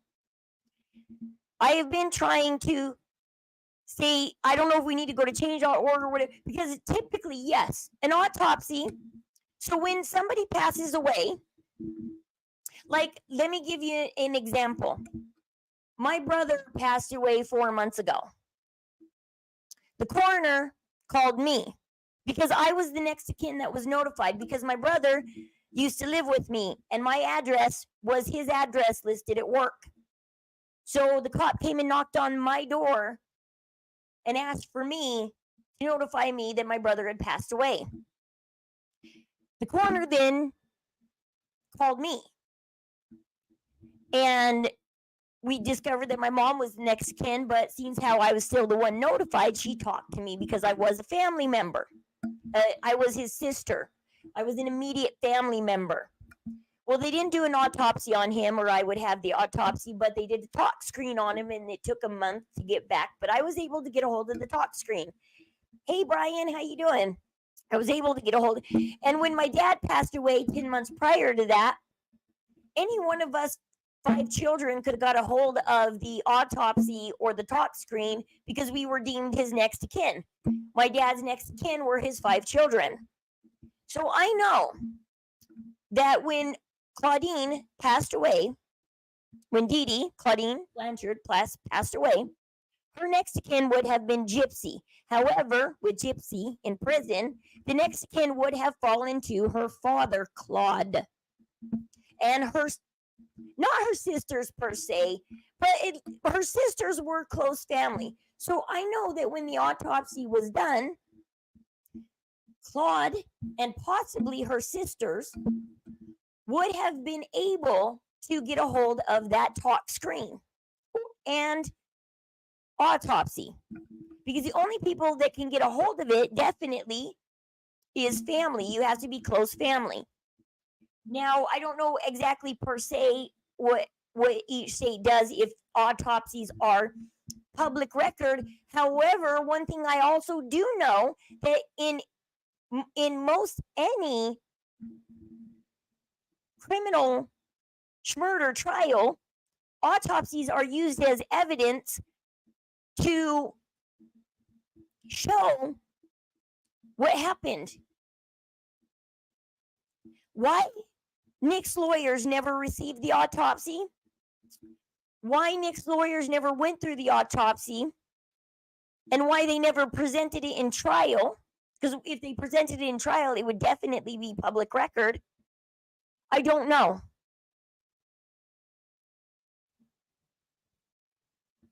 All I can think of is that the governor and the prosecutor locked it away, set it on fire. I don't know. Her ashes were not flushed down the toilet. If you listen to them in Mommy, Dead, and Dearest, they say, they joked and said, why don't you just flush them down the toilet? They didn't say they did. They said they joked. But no, they did not. Dee Dee's sisters now take back everything mean they said about Dee Dee in Mommy, Dead, and Dearest. The Petrie family is now sorry that they even said anything bad about Dee Dee. They are not on Gypsy's side. They are on the side of their relative that was murdered. And no, they did not flush her ashes. I do not know who has her ashes. Yeah, her sisters probably do. But no, it is a lie that they were flushed. They joked. If you listen to Mommy, Dead, and Dearest, it's just a joke. They didn't literally do it. It's just a joke. That joke got passed around as truth.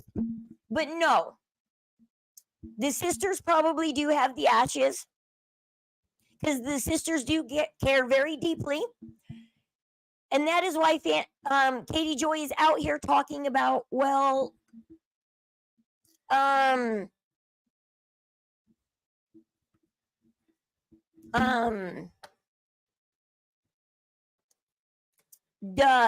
Petrie family can sue us. Because the Petrie family, when all this first went down, yes, they said a few bad things about their sister and their daughter. And they were a little upset at the accusations about the essay and all this kind of stuff. And they said some mean things back. So some rocks were thrown back and forth on each side. But time has cooled them off. Looking into the case, they are very active on Facebook, looking into the case. They are not on Gypsy's side. They are on the side that, no, Dee Dee loved her daughter. Dee Dee did not abuse her daughter. She did not beat her with a hanger. Dee Dee loved her daughter.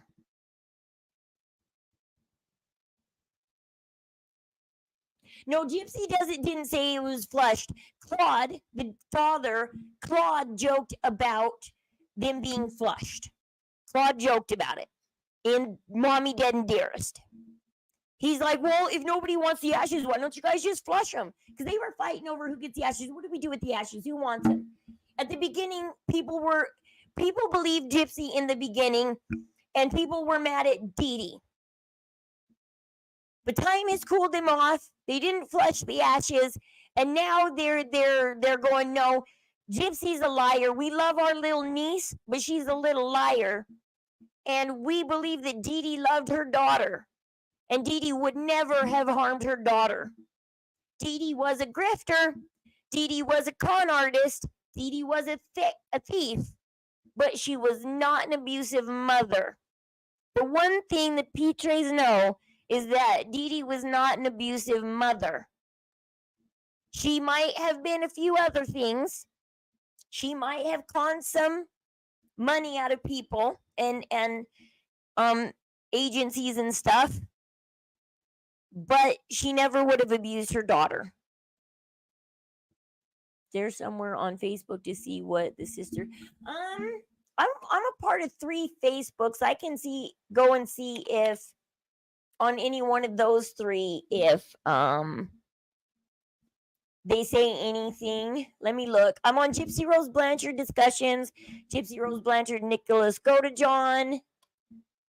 I can see if there's I don't know how to see if the sisters are on here. There is a lot of Facebook. Dorla Pitre, E-News. I think they should just let my sister's soul rest in peace. Let's see. Add to screen. Share. The movie they make will be fictional because it only came from one of the two people. It was, see, this is the stance they are taking now. It will be done on all of Gypsy's hearsay. It is who is a cold-blooded kill Schmiller. People should stop praising her for that. The sisters are on our side. They are not in Gypsy's camp. This is why they are afraid of being. So there's this one. I'm on this one. That Facebook. There are a lot of Facebooks out there.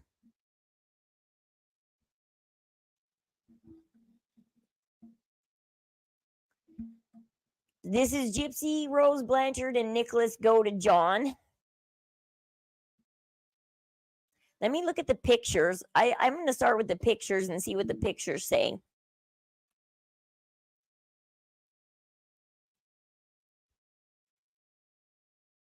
Where?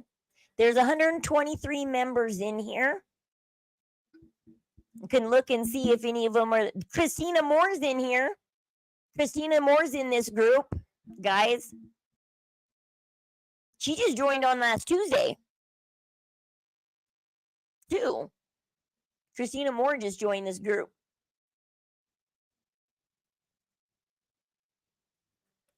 I know a quick way to search. We can search people and search by their last name. Pitre.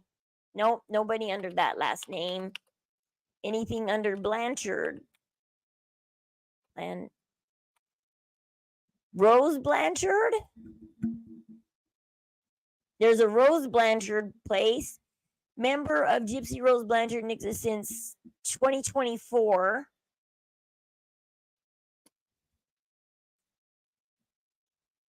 There's somebody named Rose Blanchard that's playing to be like Gypsy Rose Blanchard. Let's see if there's any Go to Johns. David, Go to John David's in here. David Go to John. You can speak to David Go to John here. He's part of this group.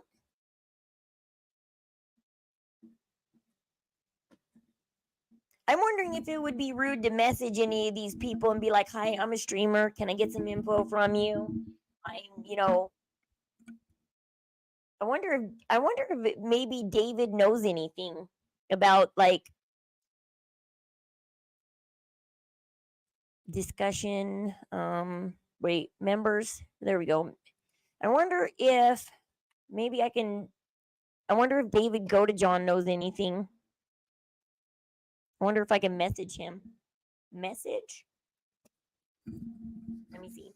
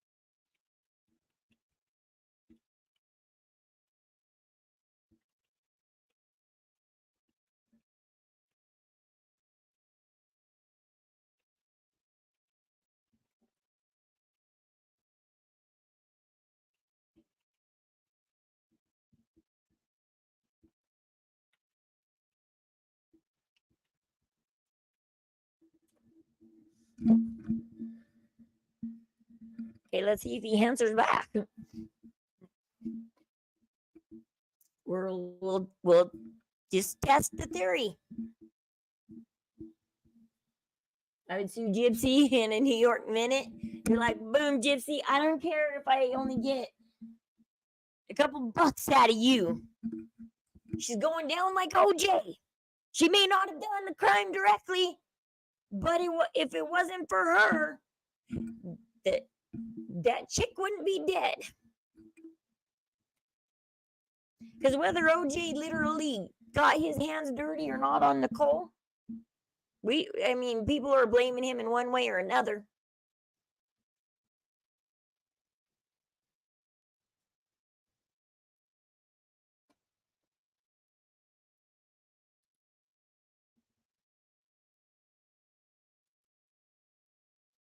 Oops. Okay. Trying to see Gypsy Rose Blanchard discussions. There's this group. There's Gypsy Rose Blanchard discussions that I just got into. The third group I haven't been approved for. I got approved for these two groups pretty fast.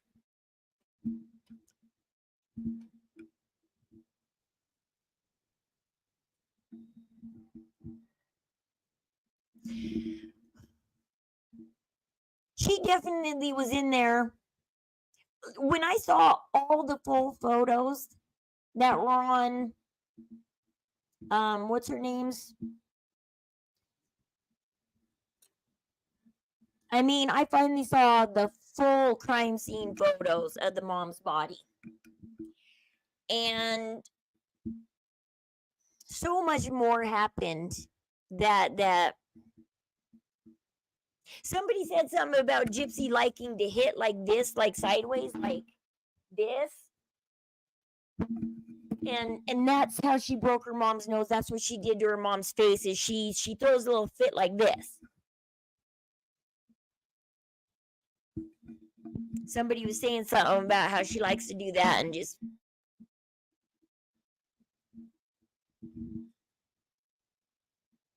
Oh, okay. Sorry. Maybe. Yeah, I just, maybe I should ask the group the autopsy question. I don't know.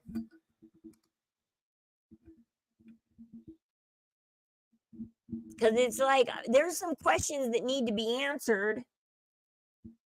Okay, one thing I like to look at is the photos.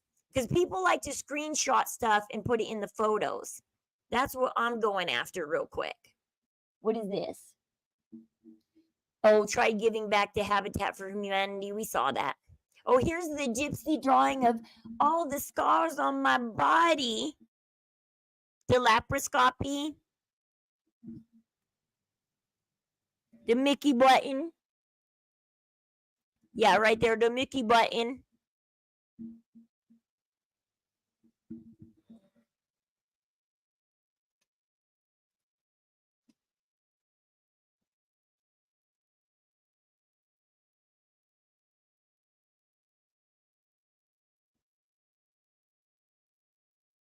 There's all the text messages. Well, not all of them. Probably a good amount of them, but Hello Starlight, I think, has the video with most of the text messages. What is this?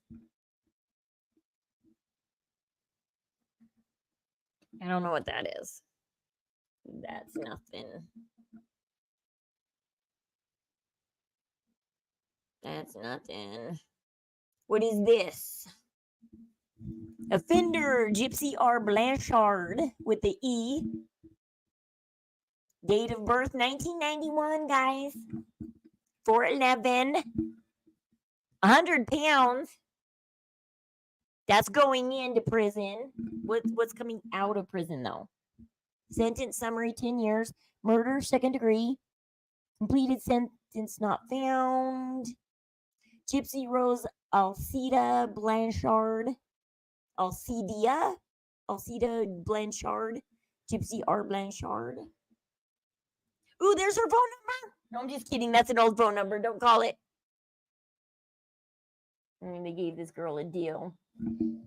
Oh, the governor got involved. This is what happens when the governor and people's hearts and emotions get involved instead of autopsy, proof, and logic.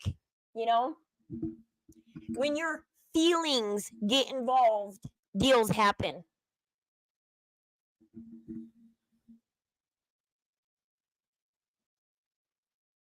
That's the problem. Do you really want to go another round with me? Okay, these are Nicholas Go to John emails from proxy by proxy.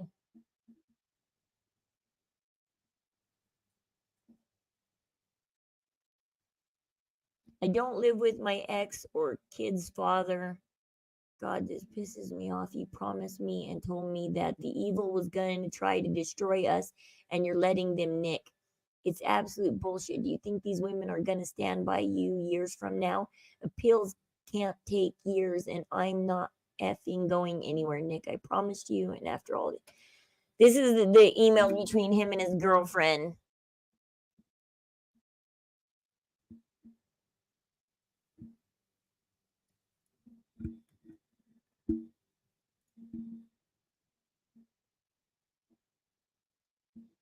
Girl, you seem like you need to see a therapist too. You don't even make sense. When did I ever say I want you to think like me? Please copy and post this comment where I said that.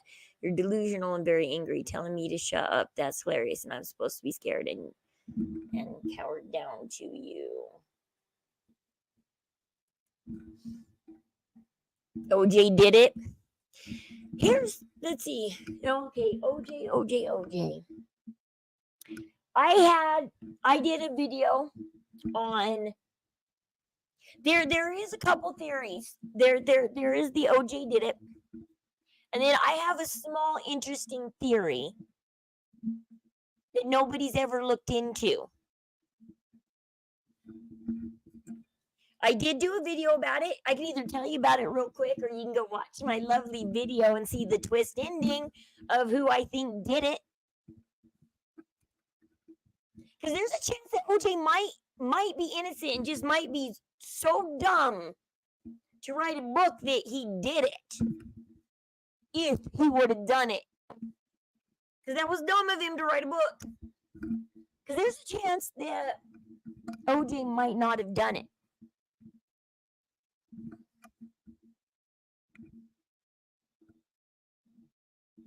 Hey, but Bodixia, what's up? I saw you in coming in Morbid's live last night. So late, but I was at last night's show with and I'm talking about that a little bit because I think overall what we've been talking about for the last couple hours is I think that Katie Joy is still working with the Blanchards. I think she's part of the new PR company's damage control. I think she's a plant in our community to do damage control.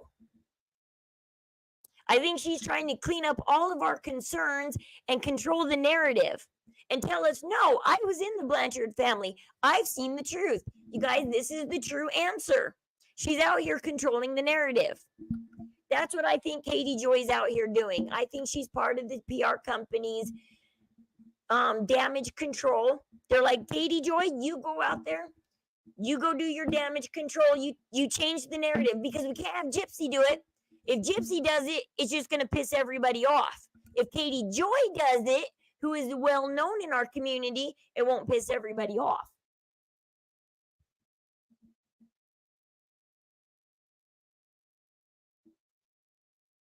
I know, it was a boring... Well, I mean, there were things Morbid didn't know. Like, I was surprised. I've mentioned Morbid didn't know about the trust funds. I've mentioned the trust funds before. I've talked about the trust funds. I've talked about Ken being in it for the money, and then he finds out all Gypsy's money's tied up in a trust fund. Oops. You dated Gypsy for nothing because the money she was worth is tied up in a trust fund that she can't touch. Sorry, Ken. It's like, you moved to New Orleans for nothing. Gypsy can't get a hold of however much it is she's worth. I don't know. Is she worth $1 million, $2 million, $3 million? Only 500, $500,000? Katie Joy's out here though trying to tell you exactly how much she's worth so that the Petre family don't get these big eyes and decide to sue Gypsy for a couple $1 million for unaliving their family member, for orchestrating. Because Gypsy, she's done in criminal court. But just like OJ, she can be taken to civil court. They can do a civil filings because she is the one who orchestrated that. Dee Dee was a sister, she was a daughter, she was an aunt, she was a cousin, she was a family member to people. And because of Gypsy orchestrating it, there's proof that she orchestrated it for at least a year or more, the unaliving of their family members. So yes, they can still take her to civil court for money because she's making books off of it. And even though the Son and Sam laws aren't kicking in, civil court can still kick in. From Katie Joy was that she said about the money being, well, I knew about the trust account. They talked about it from the beginning. Oh, they didn't sign a prenup with Ryan, but thank God everything's in a trust account. He can't touch it. They've always said stuff about that trust account from the beginning. They said it doesn't matter that they didn't sign a prenup. They're hiding all the money. And I've been saying it from the beginning that they got this divorce. It is unfair. The money is hidden in a trust account. And that way Ryan can't touch it. Because it's not in Gypsy's name. It's in a trust account. And it cuts Ryan out of the money. Even if it's marital assets, they're hiding these marital assets from Ryan. People. Christy said that on a Lifetime show that to see the show that her money was in. Yeah, they've hidden the money so that they decide. Christy decides who gets the money and when. And we've talked about it before in the past. Katie Joy finally mentioned, somebody told me that's I think it was Nina or somebody told me, Rose, that's a conspiracy theory. Don't talk about it. But I've talked about them trying to say that Gypsy's mental and get a conservatorship on her. Therefore, all her money, they have control over. They're going to Britney Spears her. And just like Kim Kardashian and P. Diddy tried to do to Kanye, they tried to Britney Spears Kanye too. They're going to try and Britney Spears.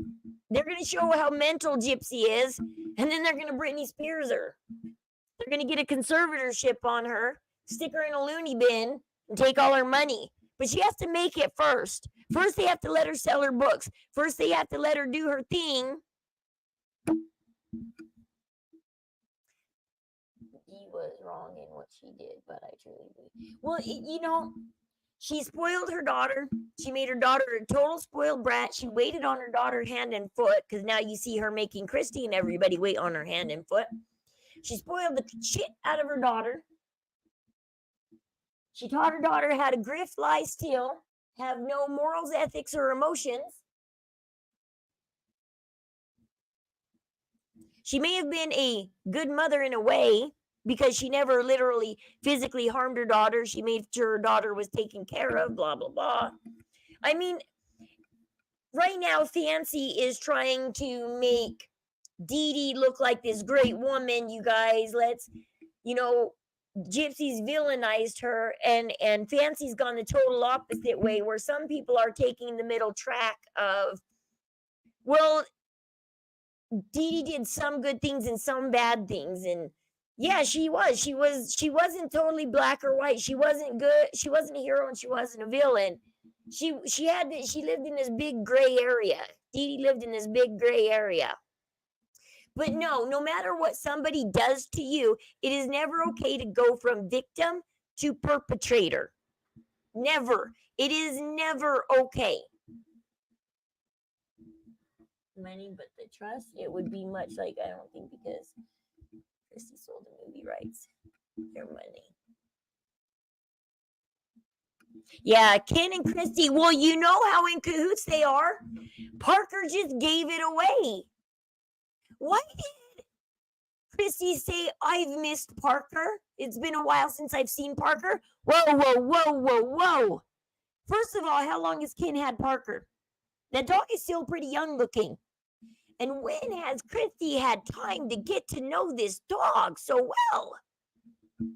No, Ken and Christy have been meeting up for a while. They're planning something, and you can tell that Ken is already tired of Gypsy, and he is waiting. There's something in there, back there in his mind, he is waiting for, because he is tired of Gypsy. Well, yes, that's why Dee Dee's family and sisters are not mad at her. They're like, Dee Dee always meant well. She got us free tickets here and there. She took care of all the children in the neighborhood. She was a wonderful woman. So we overlooked the fact that she did a few cons here and there.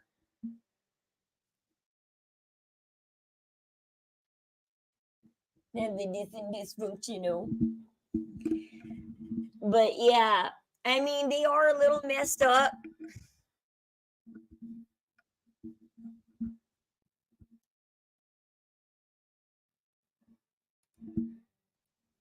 Let's see, Gypsy Rose, Nicholas, Cody, John. Oh, they don't have media in here. They have no pictures. Oh no, there's the media. There it is. Oh, there's nothing in here really. Dorla Petre. We can look up Dorla Petre. Dorla. Let's go look up Dorla Petre. Dorla Petre. Here we go. Is anyone looking for a babysitter?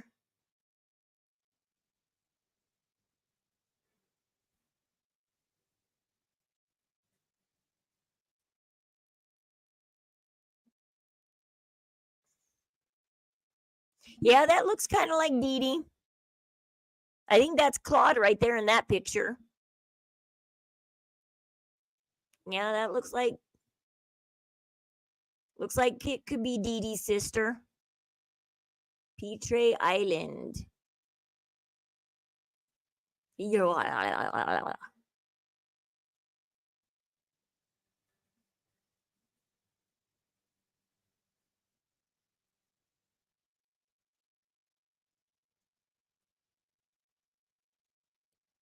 Well, they like little jabby things, don't they?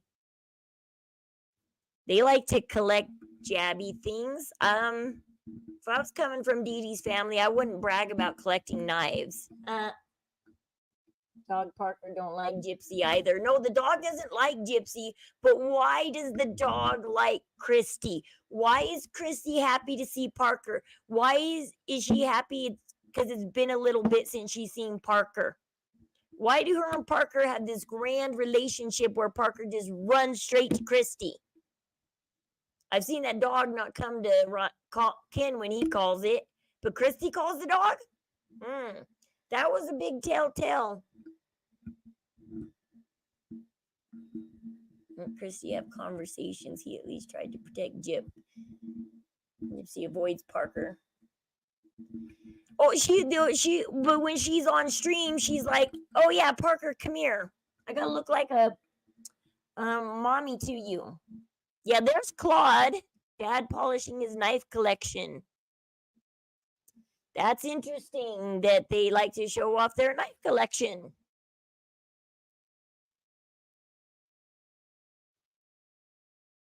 Seems how they have a family member that died from being jabbed by one.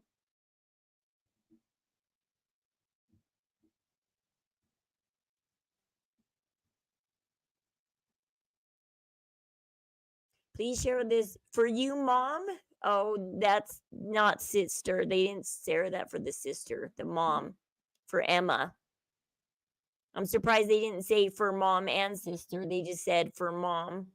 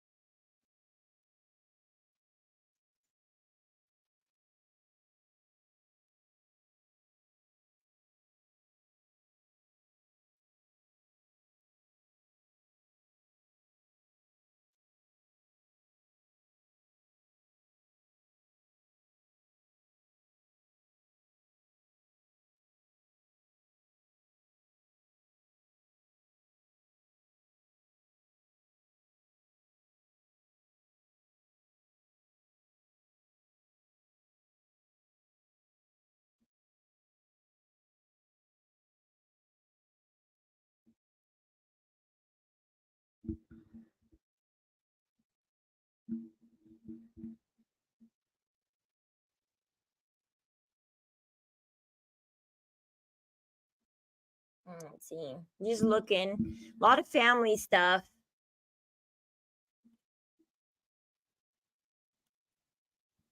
I see just a lot of family stuff on here. I don't see anything about D or Gypsy or anything. Well, this is way back in. Well, I can't see all their posts. Wow, I'm way back in 2014. That's before Dee Dee. This is about the. Okay, this is 2014, 2014, 2014, 2014, 2014, 2014. 2014, 2014. Ah, that's 2014. That's still 2014. Wow. They live in Cutoff too, I guess. This is all taking place in Cutoff.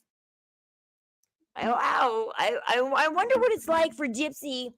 Maybe that's why Gypsy doesn't want to be in Cutoff.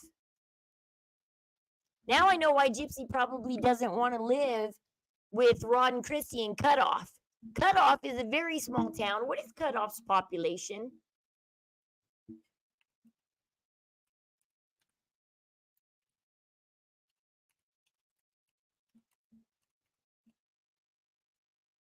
What's their population? Just 5.53K. So that's a pretty small population, 5,000 people. Could you imagine the legalities at Lifetime?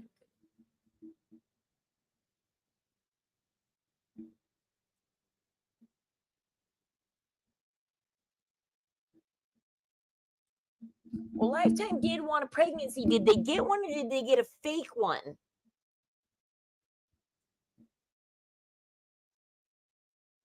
Because I know that I heard, because this pregnancy is so weird, because either Gypsy's really good liar and everybody's a really good liar and they're really good about holding in information. Because think about the way Gypsy acted and talked and things she did all the way up to a week prior to the pregnancy announcement. Like I said, up to a week prior to the pregnancy announcement, she was telling, she was still texting with Ryan saying, I miss you. Things aren't working out with Ken. I want to come home. Me and Ken just got in a fight. I miss you, Ryan. And then all of a sudden, a week before the baby announcement, she outs Ryan on her live saying, look, Ryan's bugging me. He's saying he wants me back. I've had to change my number. I've had to block him. I got to change my number because of him, because he keeps getting fake numbers and texting me. She totally outs Ryan. And then announces she's pregnant. So either she's just really horrible because she's stringing two guys along while she's supposedly happily pregnant with Ken's baby. So why is she texting Ryan? If she's happy with her and Ken's future, and they're going to be happy parents, because this behavior prior to the pregnancy announcement bugs the out of me. I cannot figure this out. This behavior doesn't say pregnant woman would behave like this. So there's about 5,000 people, 5.5 thousand people in Cutoff, Louisiana, and a good portion of those are the Petre family. It's like, I wonder if the reason why Gypsy doesn't want to be down in Cutoff is because probably everywhere she turns is there's Blanchards and there's Petres, and I bet there's a part of Cutoff that sides with the Petre family about what happened to Dee Dee.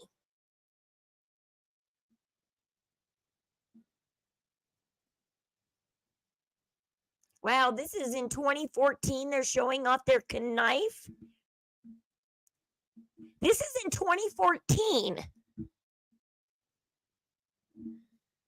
In 2014, in June 2014, a year prior to his daughter's demise, he is showing off a beautiful knife collection.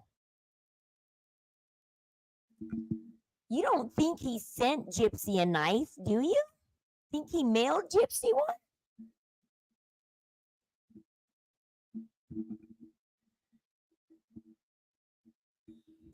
Oh, I can't wait till they find out that Christy and Ken are.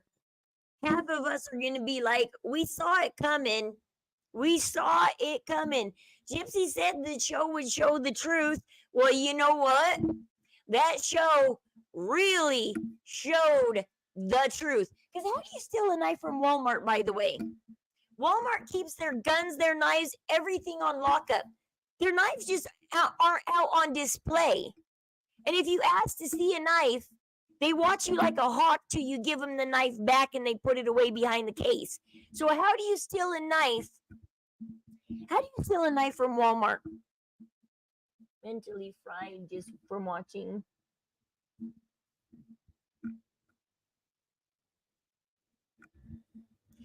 What do you think the chances are Claude sent the knife to Gypsy?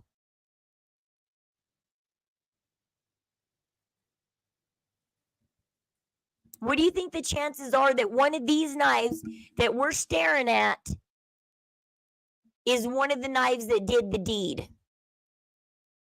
One of these knives that's sitting on this table in Claude's collection, he mailed it to Gypsy. This is dated 1 year prior to Dee Dee's demise. Because I've always tried to figure out, how do you steal a knife from Walmart? They're behind locked cases.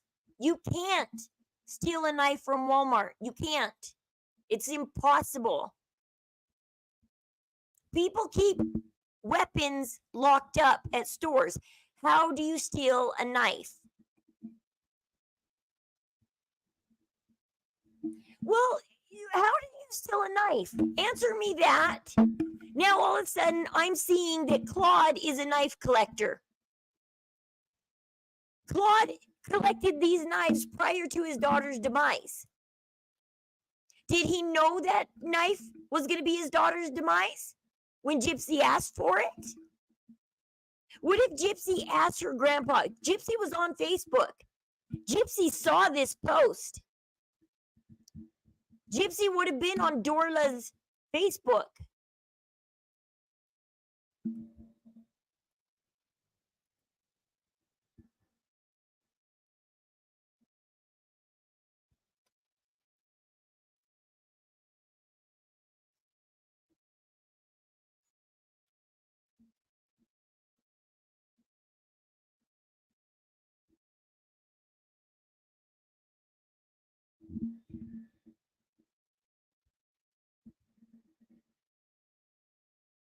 I don't see that Gypsy liked it. Or I wonder if she blocked Gypsy if it would take her off the like.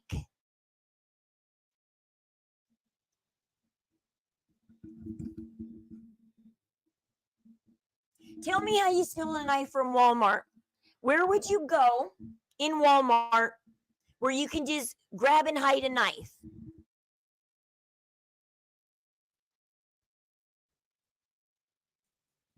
Because I don't know where you. I've always thought in the back of my mind, how do you get a knife from Walmart? They're in cases. The hunting. I've seen their fishing knives. I've seen their guns. I've been back there to buy fishing gear. Everything is locked up. If you want to see a knife, they watch you like a hawk till you give it back. They don't just hand you a knife and walk off and forget about it so you can steal it. It was a red and black handled knife. It was a nice knife, wasn't it? Well, none of these are red and black handled. None of these are red and this first one belongs to me. one is, it seems like Claude likes to hand these knives out to family members. He gave this one to Dorla. He gave this one to his other niece or granddaughter. None of these do have a red and black handle, though.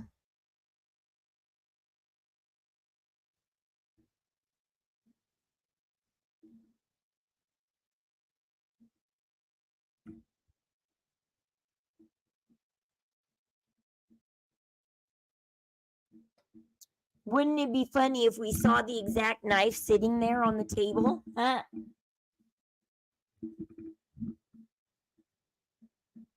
A fillet fish knife.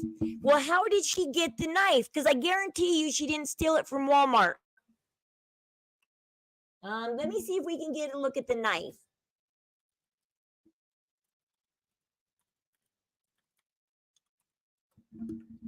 Let's see if we can get a picture of the knife that was taken from Gypsy's. See if we can get the crime scene. Okay, it's this one. This is the knife right here. It did come with, it looks like a possible one you would buy because it does come with a sheath. And Claude wouldn't be able to make a sheath like that. Okay, my husband makes knives, by the way, so I do understand how knives and sheaths are made. So, and I can show you the proof. I would have to show you on TikTok because I'd have to take my phone into the garage. But I can prove to you that my husband makes knives, by the way. But because we are on probation right now, my husband had to put a stop to his making knives. And we had to give all his knives to my mom. And so I can't show you any of the knives that are in production that he's making. Because you can't have one single knife unless it is a kitchen knife on you when you're on probation. And so we had to turn everything over. So my husband cannot make another knife until we're off probation. This is just Gypsy Blanchard testifies that Nicholas Godejohn's murder trial, Milwaukee Journal. This is the knife, though. I recognize the knife. That is the knife.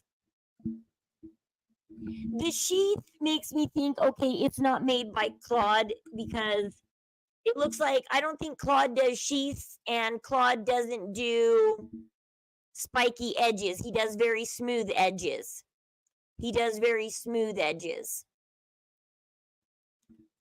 Because I don't think it looks like Claude makes fishing knives. But still, the question is, how do you get a knife from Walmart? She had to have paid for it. She had to have stolen the money from her mom and paid for it.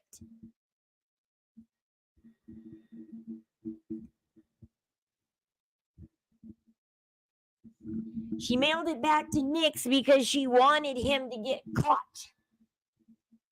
I wonder if she was planning, as soon as I get to Nick's, I got to do Facebook, I got to do something, but I got to, and she thought she had time after she did those Facebook posts. She probably thought she had a day or two before she had to make an excuse and run from Nick's house.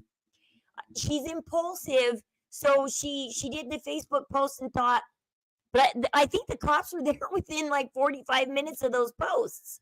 Like the cops were on top of finding Gypsy because of Aaliyah Woodmansey giving away Nicholas Godejohn's name plus the IP address. They pinpointed Gypsy so fast because by the time she posted that third post, 20 minutes after she posted that third post, she deleted it because the cops were there. So the first post was up for 30 minutes, and then the second post was up for 20 minutes, so that's 50 minutes, that's almost an hour. The third post was up for 20 minutes, so that's an hour and 10 minutes. So the cops, were there within an hour. They found Gypsy within an hour of the first post.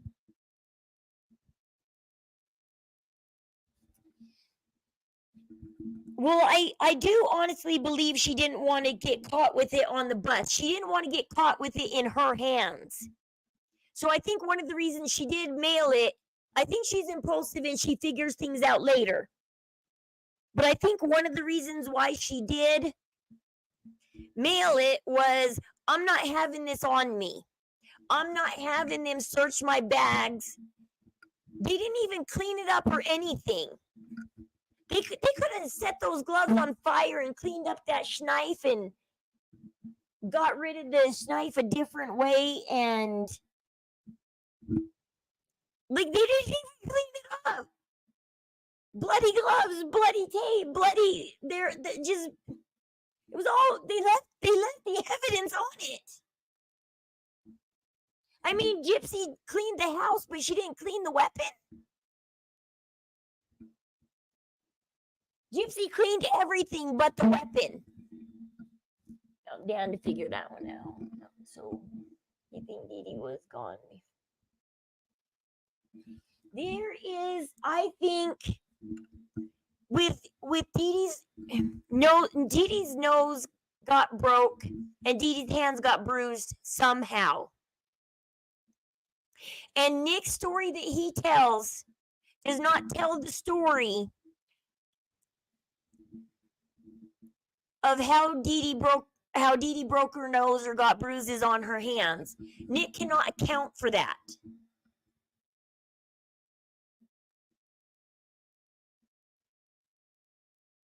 No, they don't search your stuff. You stick your own stuff on the bus and you go.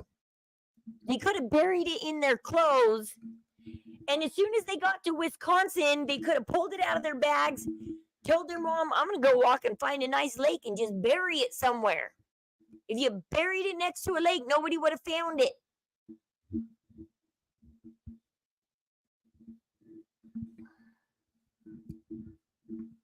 Gypsy was naive enough to think what was going to happen was those posts were going to look like Nick posted them.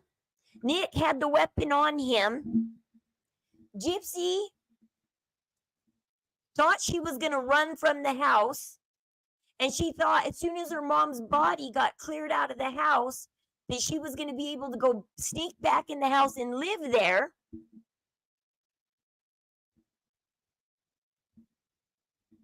By herself.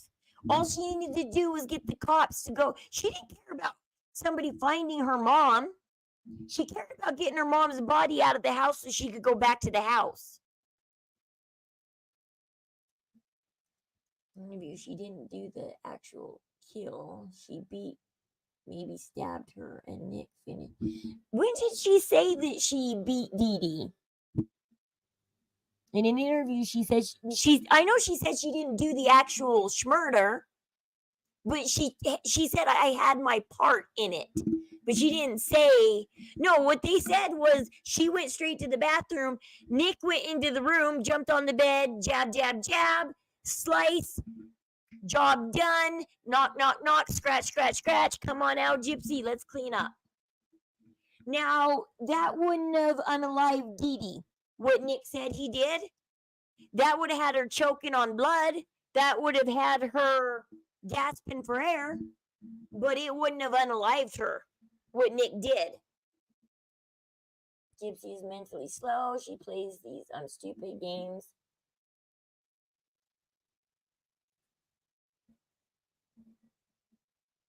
Because I don't know where she said she beat Dee Dee. Her and Dee Dee got in a fight because one thing I wanted to look at, here's one thing I wanted to verify. Zeros.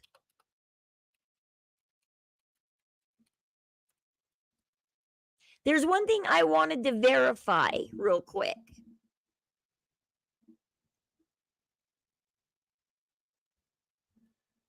Okay, can't show some of these photos. Some of them are the graphic ones. Oh, let's see. Some of these are graphic. Don't look at them.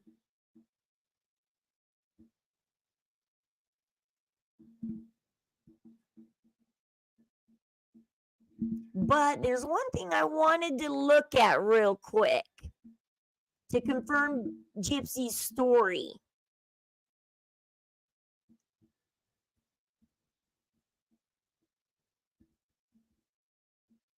Where's the crime scene photo I'm looking for?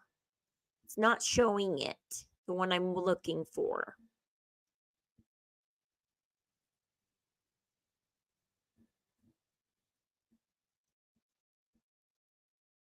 Maybe I need to put Dee Dee's name, not Gypsy's name.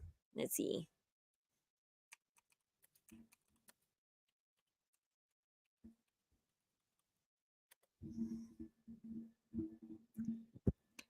There's one thing I wanted to see that I've been thinking about today. It's crossed my mind.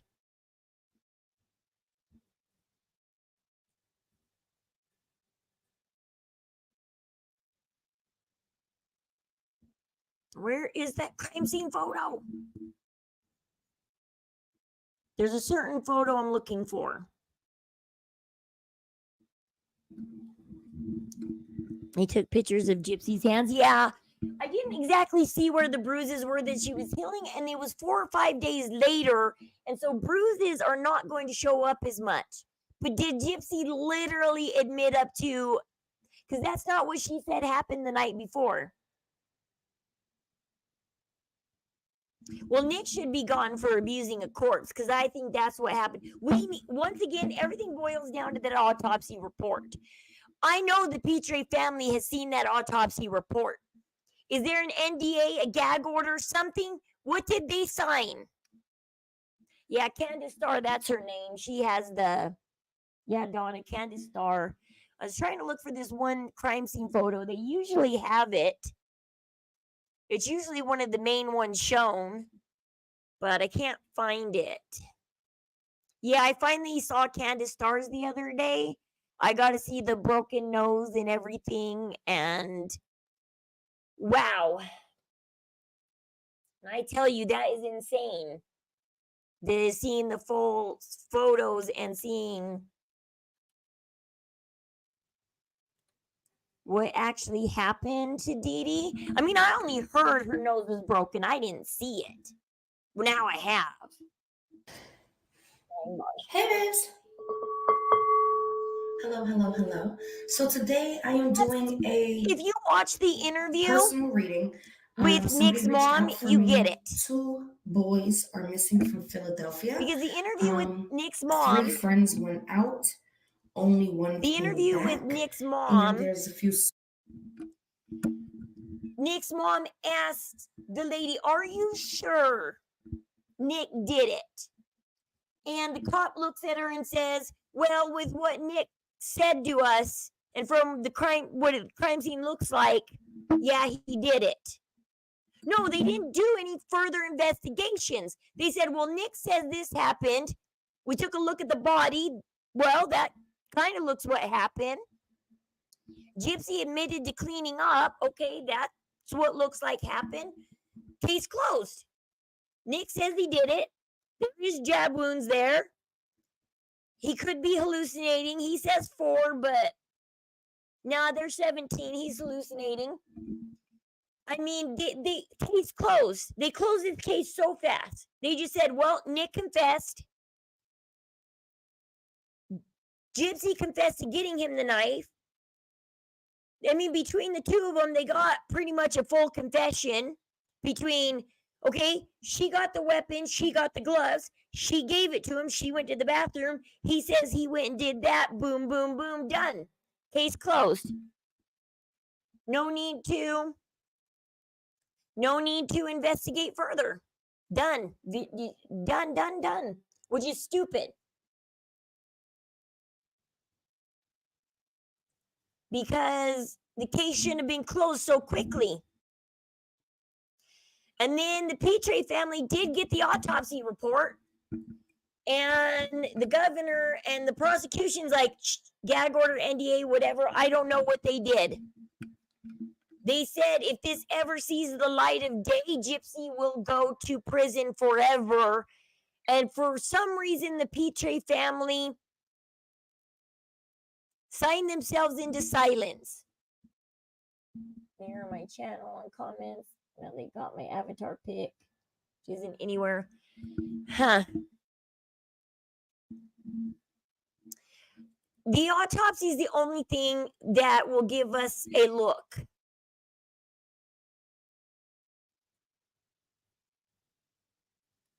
Okay, I don't know if YouTube's gonna ding me for this. Hey, babes. Hello, hello, hello. Hand. If I just, Okay, right there. Okay. Her nails are painted. Because but I Gypsy believe said that that they the painted their handcuff was nails. right here. Hold on, limp, and I squeeze it. I wanted to see if her nails were painted.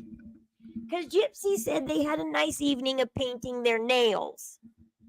Except for, doesn't it look like defensive wounds? Her hands are bruised on the inside. Doesn't that look like defensive wounds? Like you're getting punched like this? Doesn't that look like defensive wounds all over her hands?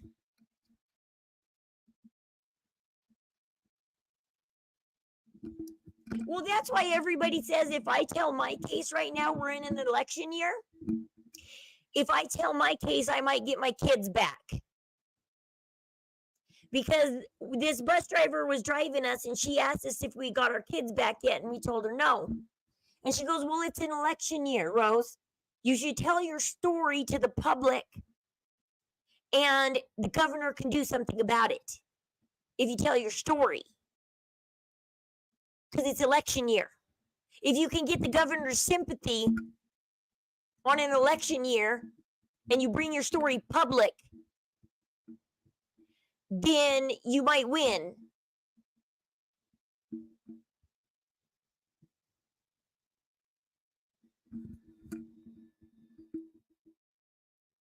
So her nails are painted. So either she normally paints her nails or it went kind of like Gypsy That's said. exactly what my hand looks like. Her nails are painted. But those are definite defensive wounds. Don't you see, like if she was covering her face like this? And Gypsy was just like, Gypsy just pounding down on her face like that. And she's holding her hands like this over her eyes. And so she's got defensive wounds like this. Because look at all those bruises on the interior of her hands, not the exterior, where she hit Gypsy, on the interior where it's defensive like this. Like, she's blocking her eyes, her face. I would show the picture of her face, but I might get my video taken down for that one. I'm surprised Candace Starr has these up to look at. They didn't come after her yet. I mean, they've already attacked Candace Starr's page. How did they not get these knocked down for graphic? Well, I mean, she does have that disclaimer at the beginning of the video.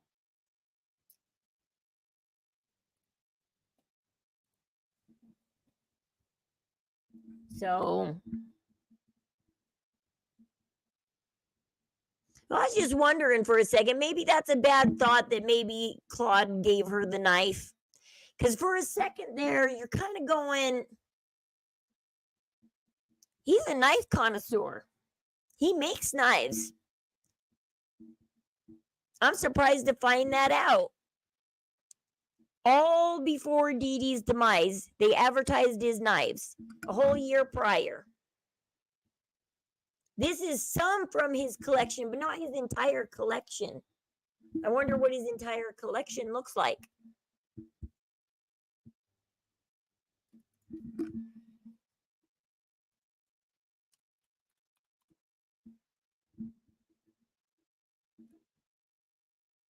Here's Claude's page. Or maybe the son's page. That doesn't look like Claude. That looks like a different guy. But this is why I wonder why Gypsy, I think Gypsy's in New Orleans.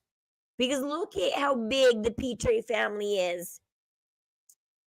And there's only 5,000 people in Cutoff. And a good portion of them, she's related to them. Because look how many Petres they are. I typed in the last name Petre. Look at how many there are. They're all in Cutoff. See, Cutoff, Louisiana. Troy in Cutoff. South Lafourche. See, works at Petre's Lawn Service. Where's ever South La Fourche is. Golden Meadow. I've heard that name before, Golden Meadow. La Rose, Louisiana. La Rose looks like they're in La Rose and Cut Off and all of southern Louisiana. Like, I'm surprised she wants to make her home in Louisiana when there's nothing but family down there. Ouch. What is that?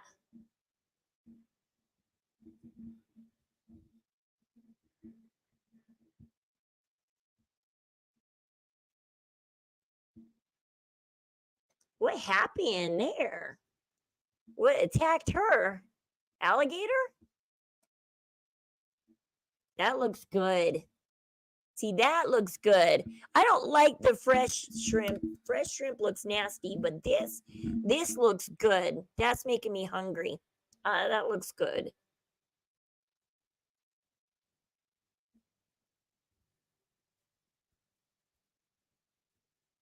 Looks like there's just a lot of, the Petre family is huge. There's a lot of them out there.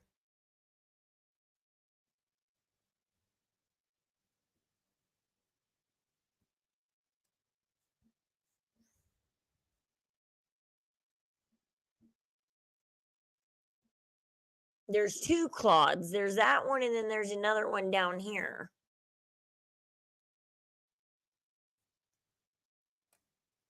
I don't know. Oh, it's crazy. It went fast because it wasn't a, yeah. And so election years, if you have a good, sad story, you can appeal to the governor for sympathy. So the governor looks gracious. Dee Dee's side. The Petre family is Dee Dee.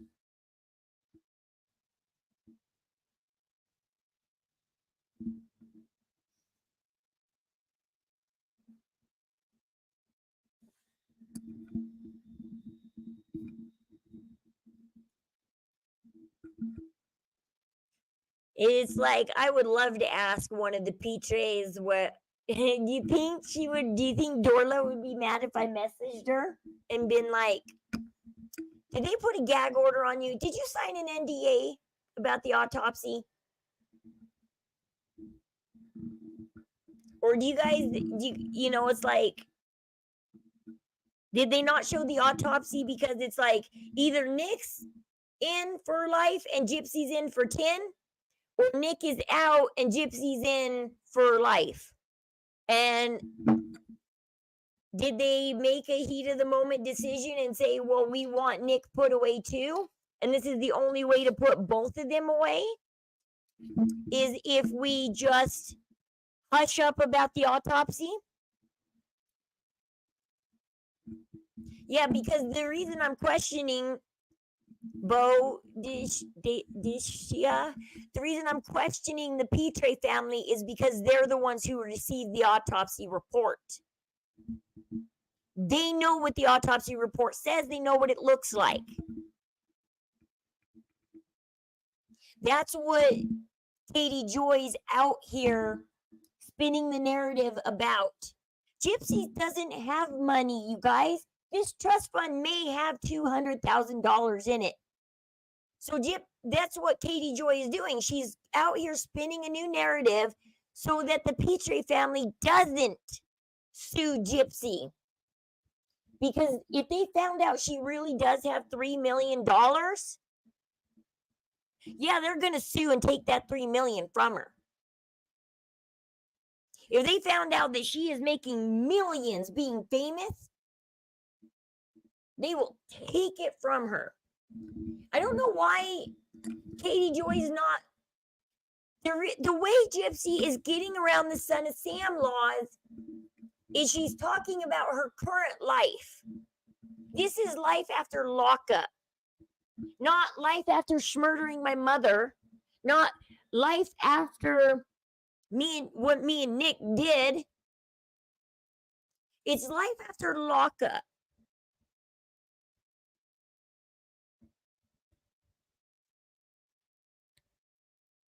Is Gypsy showing off her current life, which isn't a crime? She paid for her crime. She's now out here showing off her current life. What is she doing after prison? It's like anybody getting a deal when they get out of prison, going, yep, this is my life outside of prison, guys.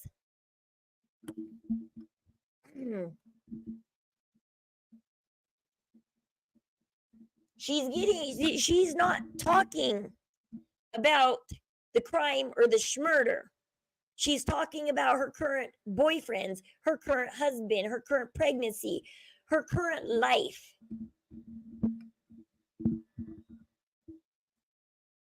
She's only famous because we're making her that way. Like I said, if everybody in the world decided to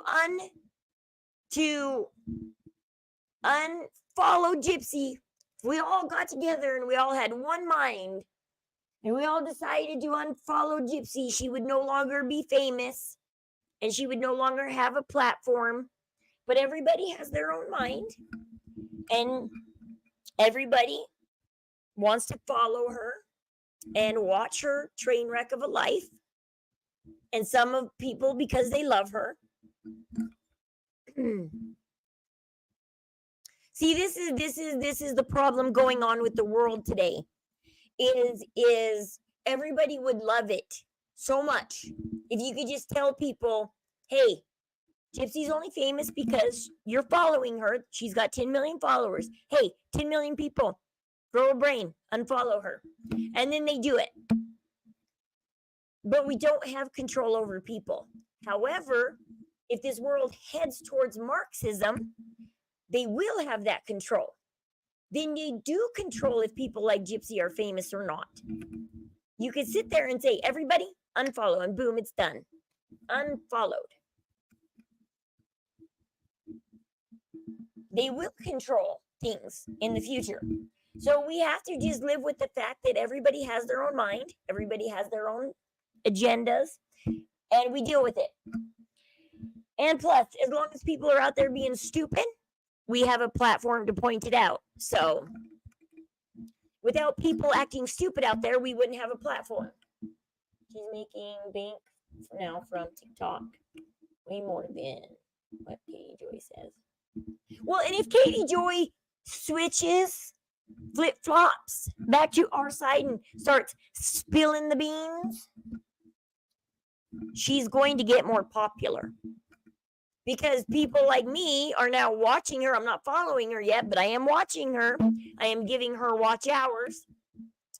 I am watching her because I think she's purposely planted there by the PR team to do damage control. Because they're never. Oh, by the way, I am in the middle of listening to Sarah talk about, would you guys like me to talk about the Sarah and Fancy? I guess they've been doing Fancy's upset right now because they did a 4-hour live with Sarah. I guess the cutting board is reporting on it too. I don't know. I'm halfway through the video. Well, not even halfway, like I don't even know if I'm an hour into the video. Let's see where I'm at. Yeah, I'm not even an hour into the video. I'm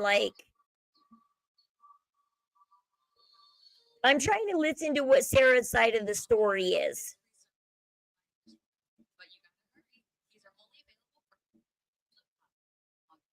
Oh, whoops. That's the cutting board reporting. I wanted this one. No, not that one. Okay, hold on. I gotta go. Okay, Sarah Speaks. It's a 4.5 hour video, and I am an hour into it. And Sarah hasn't really told much yet. She's reporting on it. Her husband's personally and careless how she makes pay my bills. Yeah. No, some of us aren't even. Some of us are doing this for free.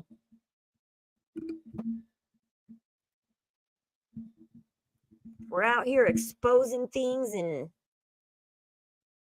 not getting anything back for it. I'm getting more. I'm almost to 2,000 or no, 1,200. 5 more people and I'm at 1,200. Yay! I'm getting more, little bit by little bit.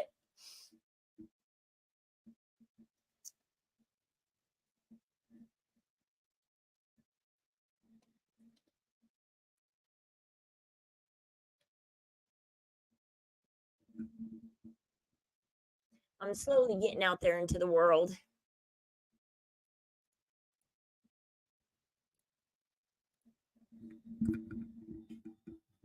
And showing a bloody leg to his food and saying, "You're hungry."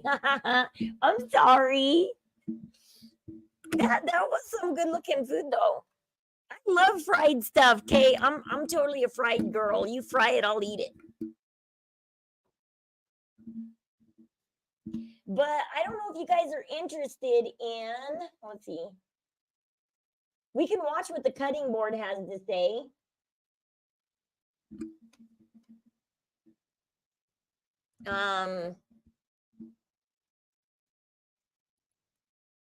Oops. The cutting board is reacting to the video has been shown. I didn't know the video's been shown. I heard people saying they saw the video, but I was like, where do you see it? Where? Basically, but you'll see here. Yeah. Good morning, guys. I am here with the media. No, you're not. And You're here with it just I find it so humorous how she calls herself a member of the media. She's Well, okay. The people are making fun of Sarah for being a member of the media. But before she was with Fancy, she had never done true crime. She explained she's never done true crime, and she was some kind of media or something, or learning to be a journalist or something in training or something. I can't remember. Before she was with Fancy. But then while Fancy was with Ryan, she started grooming Sarah. And then when Ryan left, she made Sarah the next Ryan. So Fancy groomed her to take Ryan's place. And so when Sarah says that she's media, I mean, yes and no. She's never been a part of the true crime community. She was part of fashion or something, I don't know. Like, she explains it in another video. I can show it to you. She explains where she came from before she was with Fancy. Then Fancy grooms her and takes her on, and then so it's not totally laughable that she's media. She's not a member of the media. What outlet does she work for? The Good Wives Network? That's not legitimate. That's not a legitimate network. That's not a legitimate outlet at all. It's not. It's something a bored housewife made up because she wasn't getting it at home. So yeah, that's ridiculous. And well, I know this is the only bad thing about the cutting board. I know you hate Fancy, but she is trying to make her own company. She is trying to be the best in the true crime community, but because her attitude and personality, she isn't, because she cannot work with another person. Fancy is the only person in the true crime community that keeps losing partners fast. She loses partners faster than Gypsy's had partners. I'm just kidding.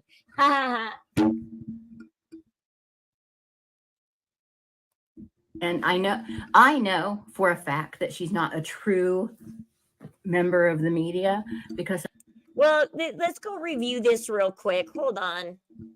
So we can decipher real quick whether Sarah is part of the media or not. Let's hear it from Sarah herself, whether you believe it or not.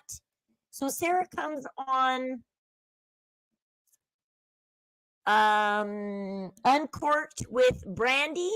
She's here with Brandy and Kendall. I've never heard of them before. But she explains who she was.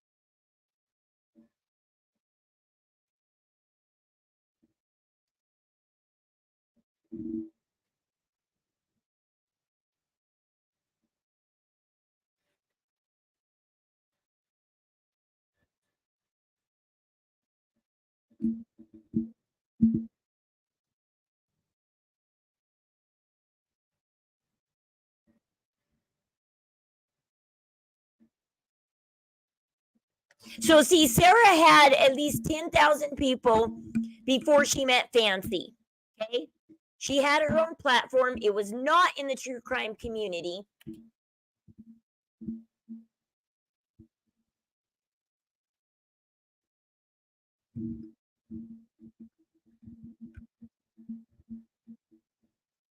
Well, they talk about it's especially that vicious Buddhist, yeah, here in the true crime community.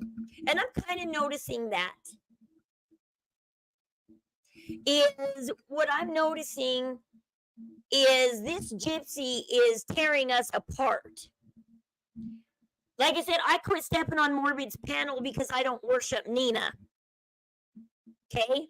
I got tired of worshiping. I don't worship Nina, so I stepped back to my own platform where I can freely talk about my feelings about Nina, and whoever wanted to hear it could come here if they wanted to. They had a safe place to speak their mind about Nina and not worship Nina over here on my platform. And I didn't want to offend Morbid and Starlight and everybody by not worshiping Nina. And so that's why I haven't been on panel in a while, is because I know that the second I speak against them, I would just get shot down. So I came over here back to my place.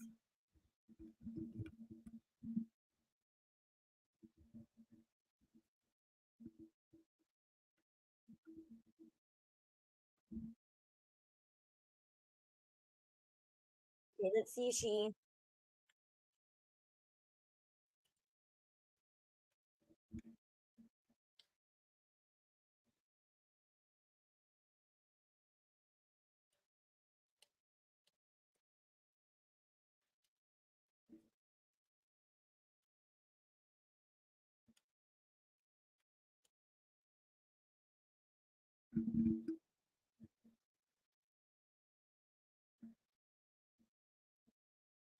Okay, they talk about, let's see, is it back here?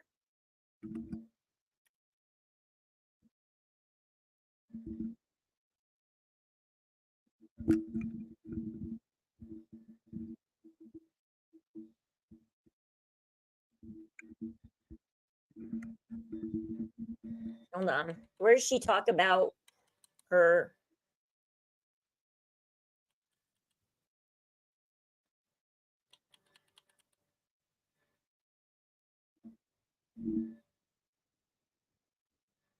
Okay, see, she's in the entertainment community, and now she crosses over from entertainment to true crime. I usually follow lawyers' channels in hidden true crime. See, I didn't know that there was actually a community. I was doing well, I started with talking about, like, I have a friend that's been murdered. I started talking about, and I know a guy who I used to work with, who I invited him to my first wedding, who murdered his own mother. And I began talking about their crimes. And then I didn't even know there was a true crime community. Then I started talking about famous crimes. And then Gypsy got released, and I was planning on talking about, not Gypsy, I was planning on talking about Scott Peterson, who had just before Gypsy got released, he had just got his thing with the Innocence Project. But then I started watching people report on Gypsy, and I didn't even know that streamers really feature each other and there was a whole community, not until I got into doing Gypsy. And then I was like, oh, well, this is a whole big thing. Because I used to watch Bailey Sarian, and I used to watch there's a girl in England. She's really cute, really great, love her accent. And then there's another girl. There was like 3 people I used to watch that did true crime. And I never saw them feature anybody. They just did their own thing. They didn't go on other people's channels. They didn't feature other people. I didn't know that there was like a community that interacted with each other. Not until like I started watching Fancy and everybody and Hello Starlight, and then Sir Morbid, and Sir Morbid was like the first one that he just has an open panel for anybody to go up on. But like I said, I didn't even go up on Sir Morbid's panel until Morbid recognized me and knew that I was part of the true crime community. I didn't just go step up there because, ooh, it's an open panel, I want to jump up there. I waited until Morbid invited me. He knew who I was and invited me. He had seen my videos. I had come across his algorithm.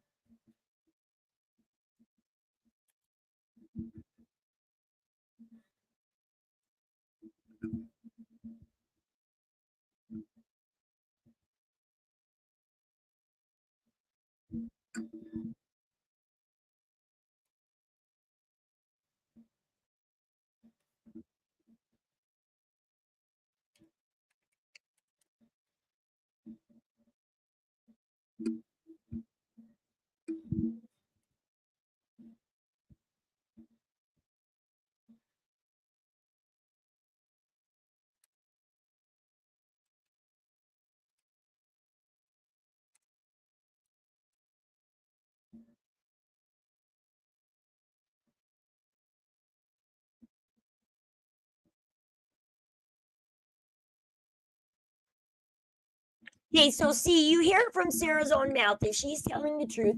She went to college for this, okay? She went to school for this, for media and marketing, okay? So when she says, I am with the media, whoops, sorry, I'm not showing you guys this. Hello. So when Sarah says, specialization. I Let me do, go back to, I'm just kidding. I do this, is not laughable. I'm sorry, the cutting board. I love Dawn. I love watching Dawn, but sometimes when she hates you and when she's kind of almost like Nina a little bit, like when she doesn't like you. Go back to my education first. So first of all, I have a degree in radio and television with a specialization in marketing and management, a minor in marketing and pre-law media law studies. So I'm not just some dummy smuck off the street person that came in to like. Okay, so she joins the entertainment part of the world. We'll go back to cutting board now. So just while she's laughing at this, she doesn't understand that as long as Sarah's telling the truth, she has a degree in media, okay? So when she says she's from the media, I mean, yes, she's working for Fancy, but maybe she's media for Fancy, but, and I know you don't take that as serious. Dawn's not taking it serious that she's like, well, I'm kind of media for Fancy because Fancy's company's a joke. But you guys heard it from Sarah's own mouth now, okay? She does media.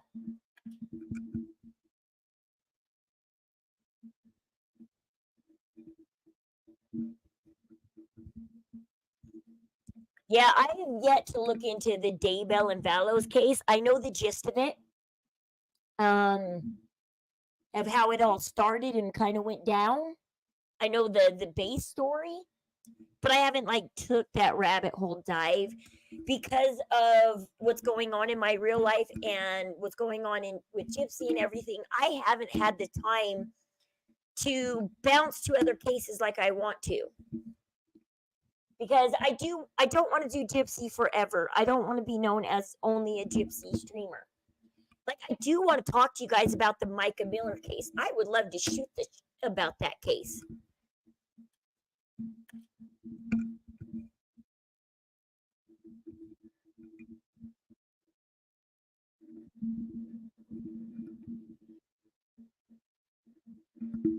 This is the only thing I don't like about the cutting board.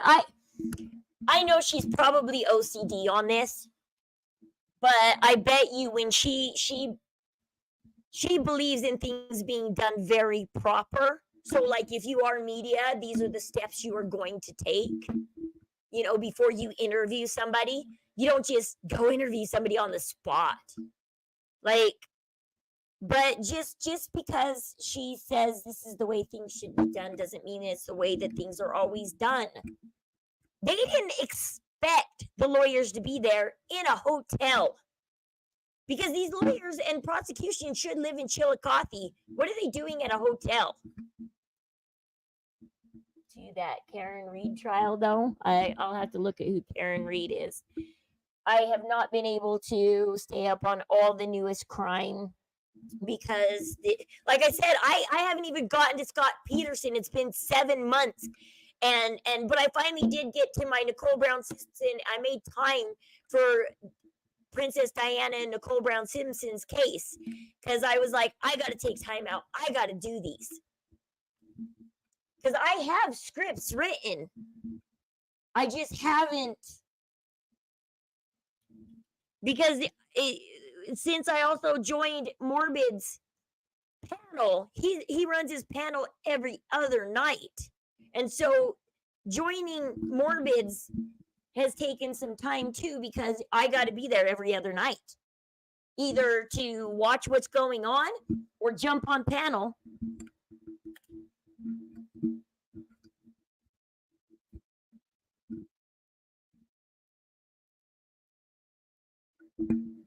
I don't like how Dawn thinks she knows every avenue.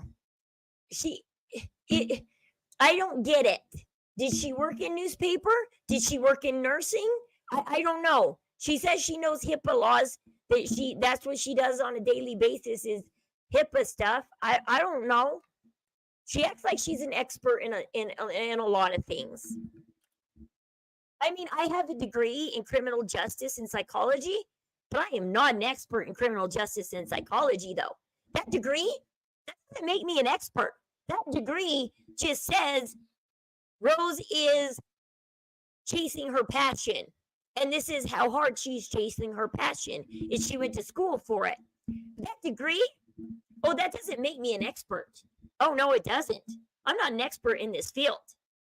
But I do go down the rabbit hole and I do try and say everything true and correct from my mouth.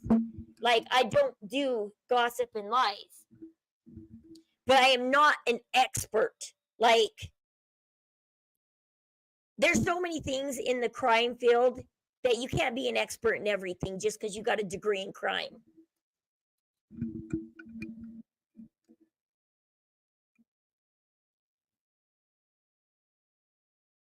Yeah, I love Morbid, but the problem is everybody else up on panels sometimes, because I sometimes sit there in the crowd dying and I want to jump on that panel and correct the information that people are spreading. And it kills me because they don't read the comments that often.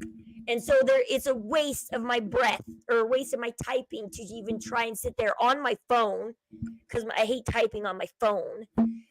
And Morbid's panel just drives me insane because I just want to scream out the true, real answer and everybody's up there guessing.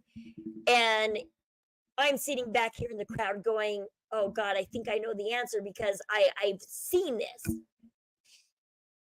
And it kills me. It kills me. Like, I can't believe that. I thought I mentioned to Morbid about the trust funds. I can't believe he didn't know about the trust funds. I've talked about him before. I'm a smart ass, so the lives are fun in making snarky comments and face it. And I do like talking about laws and stuff. I don't know every law in every state. I know a lot of laws in my state, and I can talk a lot about my state. Like I said, there is a first principle law here in Utah. If it was your idea, you're just as guilty by the first principle. There's a first principle law. There's also, I called it out before everybody did when they said, who's the baby? And I said, there's a presumption of paternity. I think I said it in Morbid's chat or something. I tried to shout it out for everybody and say, presumption of paternity law. Because I had to study that law 14 years ago myself. And so I know that law because I've seen that law on the books.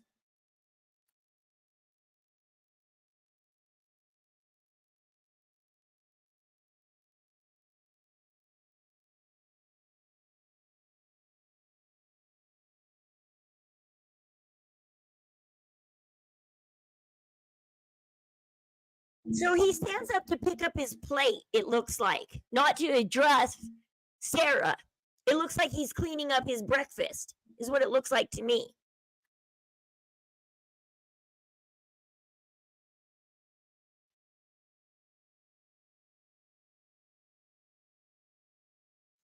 Okay, he does kind of step in her way. He puts himself between him and... She probably should have backed away after the second time they asked. She did sit there and keep insisting.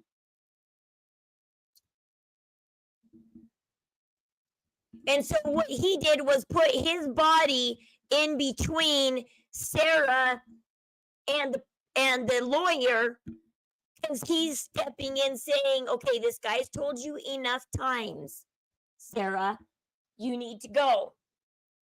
There was no chest bump. He just slid his body in so that it's a blocking gesture. It's saying you're not talking to him anymore. You're now talking to me. He has asked you to leave. I am now asking you to leave. So it was a gesture to say you're done with him. Look at me. I'm also telling you to leave. Go. You get pregnant, it's presumed you're... Yeah, in most states, there is a presumption of paternity. And all of them state about the same law, 300 days. If the baby is born within 300 days of the divorce... Yeah, Gypsy has it wrong. She's like, well, we have to sign something within 300... No, Gypsy. It's stating that if you get a divorce and the baby's still born within 300 days of the divorce, they're going to presume it's the... So that way, like, you don't have to take it. So what that law is, the presumption of paternity, it allows the father to stand up and say, this is my baby. I'm signing the birth certificate. I don't need a paternity test because I do not believe that my wife cheated on me. So don't tell me that this baby is not mine. And it doesn't matter if the wife did cheat on him or not. The father, the husband can stand up. It protects married couples and it protects fathers that the women get pregnant as they're leaving and then they try and claim it's a different man's. And they try and take that baby away from the natural father. So it protects the natural father. It protects the guy that you're married to in all different circumstances. This worked for me when I was married and everybody was accusing me that this couldn't be my husband's baby because we couldn't get pregnant for 7 years. And so nobody believed that we finally got pregnant. Nobody believed that we finally got pregnant with our daughter. Nobody believed that it was my husband's. And so I found this presumption of paternity, and I said, screw you, unless my husband asked me for a paternity test. Because I told my mom and my sister and everybody, the only person that I'm going to allow paternity test his baby is my husband. And if he believes that this baby is not his, I will paternity test it. And so I stood on that presumption of paternity law that this baby is his. And I'm not going to, because my mom and my sister like to spread a lot of lies about me. They always do. That I'm anorexic, that I'm this, that I'm that, blah, blah, blah. They've done it my whole life. And then, wow, where they made a joke of when I got pregnant with my son 6 months after my daughter was born. And then a year later, I got pregnant again, and that was Tubal. And then 2 years later, I got pregnant with my son. And it's like, in your face. Because I didn't let my sister and my mom railroad me into a paternity test for no reason. So I stood on the presumption of paternity, and I said the only person that I will do it for is if my husband honestly thinks I cheated on him, I will give him a paternity test. But I was like, I will not do it for my mom. I will not do it for my sister. I will not do it for my friend who thinks that I cheated. I don't care who thinks I cheated. I care if my husband thinks I cheated. If he thinks I cheated, I'll go get a test. And so I found that law that nobody could bully me into a test. Nobody could make me take a test. And no fault state for divorce. Yeah, like when I got a divorce, I just put down irreconcilable differences. Big deal.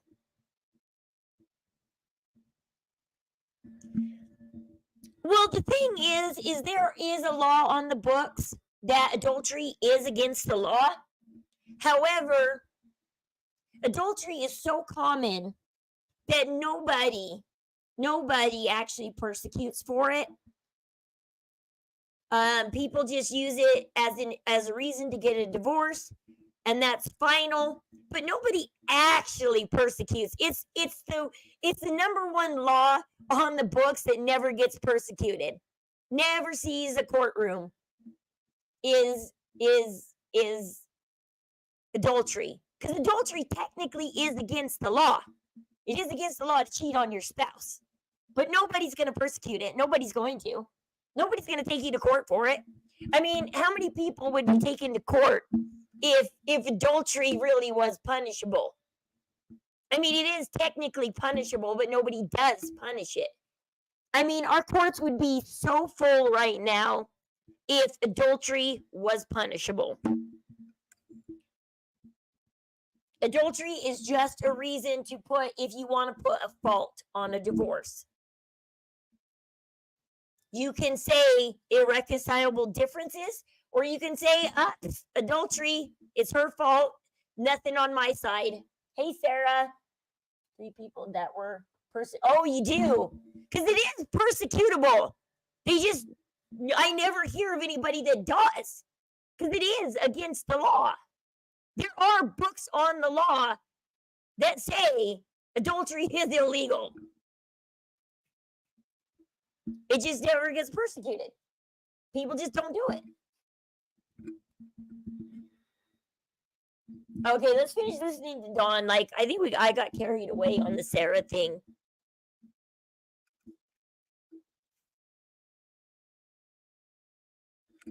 No, there was no voice raising. They just kept repeating over and over again. We told you to leave. We told you to leave. We told you to leave. You can see where she does take that step back and he slides in more.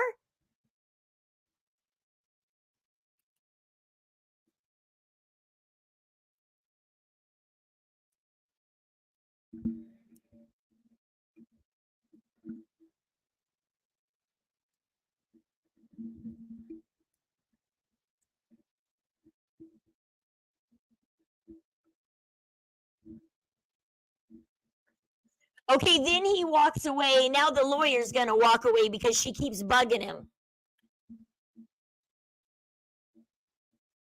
I just heard Fancy. Yeah. I heard Fancy yelling, "We are staying at this hotel." Fancy said she didn't get in on it, but Fancy's back there yelling. Have they changed the father's rights law in Utah where you can put your child up for adoption without the father's consent? I don't know. I haven't heard about that law yet. Women do it all the time anyways. Like, I thought women just do it all the time anyways. Like, you can't stop a woman from putting a child up for adoption. It's the woman's, it's considered like the woman's choice in a way. Father's consent if not married. I thought I've had friends and stuff that have given babies up for adoption and stuff, and I don't know. I thought women just had that right. Like, it's my body, I'm the one pushing out the baby, because like they can abort it without the man's permission. Like, what's the point? What's the difference between abortion and adoption? You know? I know I've heard that if a woman was giving a baby up for adoption, the father can step up and take the baby and say, hey, Apple Charlotte. And the father can step up and say, well, no, I am the father. I want the baby. Good morning, Apple Charlotte. I'm like, it's almost midnight here. I should go to bed soon. Yeah, if he's the biological father, he can go to the hospital and say, this is my baby. I want it. I've heard about a guy, I think in Utah, along with his parents, claimed the baby and said, no, if the mother doesn't want it, then I'll take it. And I've seen the father claim the baby and say, no, it's my baby. If she doesn't want it, then she can just give it to me.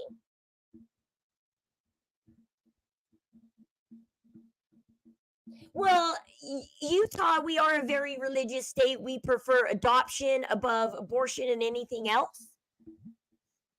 There are so many families here that can't have babies either, that want babies, not children. Because the easiest way is, if you can't have kids, if you want to adopt, go to the foster care system. Adopt a kid that came from an abusive family and give them a good home. But no, people want babies. They want babies. And when you abort them, that's a baby that can't go to a good home when you do abortion.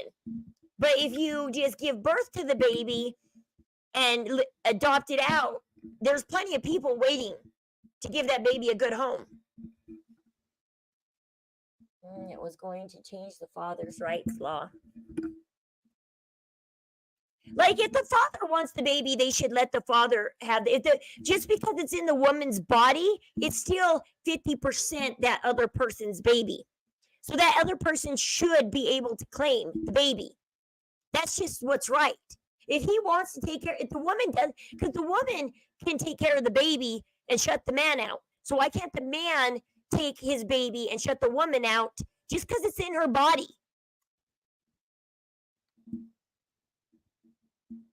Yeah, they're East Coast. They're a couple hours ahead of me because I'm Mountain Standard Time. So, yeah, they're 2 hours. In Maine, they're 2 hours ahead. So Mary's 2 hours ahead. I just, I think if the father really wants to take care of the baby, they should. Then the mother has to turn it over, give birth to it and turn it over. And my philosophy is, we have so much birth control out there. So much birth control out there. I don't get why accidental babies are even happening. Why is abortion and stuff even happening? Like, accidental baby is when birth control fails. And then you get a baby because your birth control failed. And it does fail. Like, one in every, is it 1 or 2 women in every 100? The birth control will fail.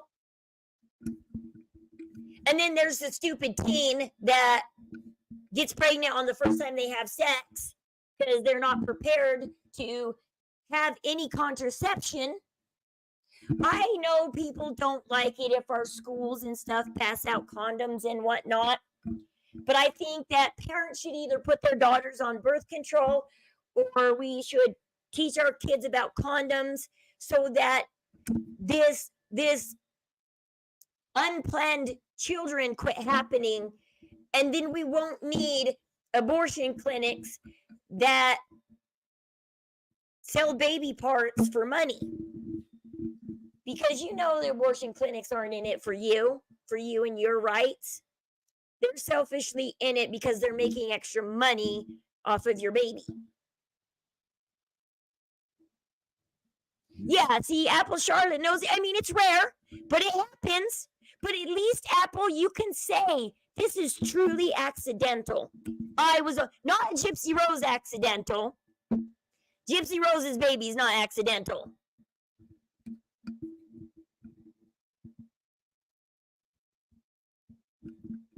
But there is so many birth control out there. There's so many. I've been on like 5 different styles of birth control. I've been on the pill. I've been on the little IUD they stick in your uterus. I've been on the bar they put on your arm. I've been on the depot shot. I've been on, and right now I'm on this little ring you stick inside of you. It's a little ring you stick up there.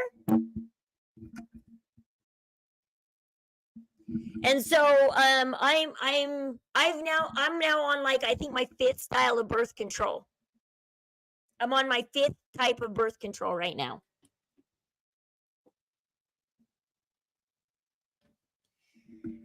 Oh, Gypsy just never wants to take accountability for what she does. Just take accountability, you trapped Ken, okay? It's not accidental. You trapped Ken, okay? You purposely went to your gynecologist, checked out your fertility. You did something. You took a pill. I don't know what you did. Because you told me you were regular. I just can't believe Fancy's letting Gypsy get away with saying her cookie is rotten on her live. And Gypsy, you nasty. If you have a pap smear that comes out abnormal, because I guarantee it's not cancer, this abnormal pap smear, and you let Ken inside your cookie, your abnormal cookie, you disgusting, by the way. And you're spreading shit, okay? You're disgusting, and this is how shit gets spread. You should have closed your cookie if it was abnormal.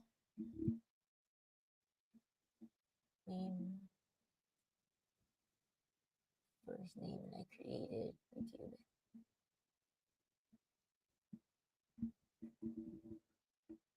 Oh, apple charlotte. Yeah, I've heard something about like an apple charlotte like being food. I still feel the pregnancy can be a hoax. Yeah, it's either Ryan's baby or it's a hoax, but she's trapping Ken or Ken's in on the hoax or something. Because Ken is getting frustrated and done with her. You can tell. So he's either in on the hoax or he truly believes this pregnancy.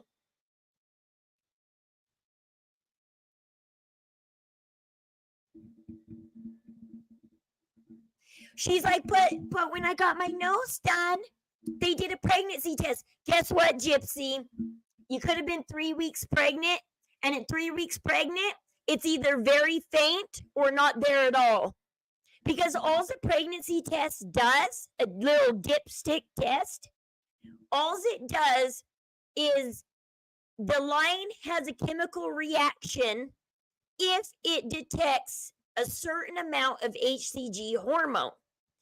Then that HCG hormone, if there's enough of it, has a chemical reaction and the line turns pink. And so when you are 3 weeks pregnant, there's not enough HCG to make that chemical reaction on a test show.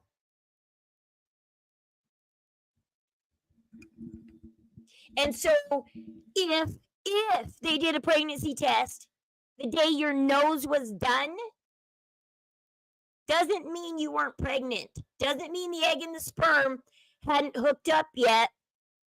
Because the egg and the sperm could just be barely hooking up to that uterine wall, and there's not enough HCG to create a chemical reaction in the test.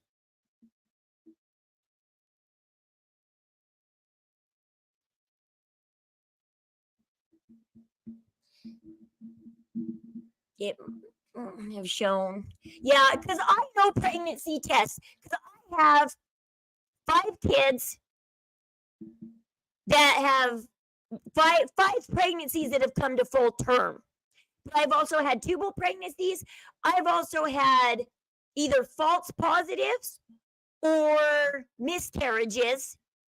And so I know when you can and can't take a test and what the line looks like at 3 weeks, at 4 weeks, at 5 weeks, at 6 weeks.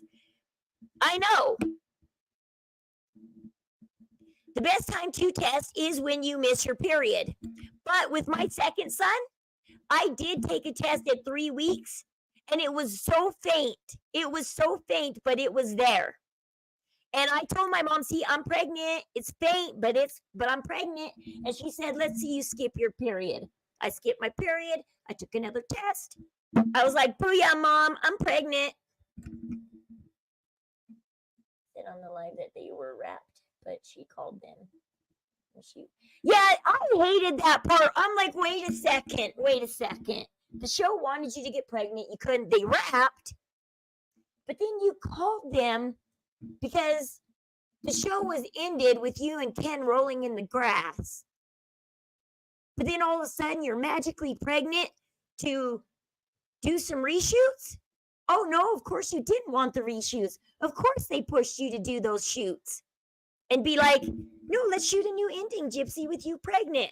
Bullshit.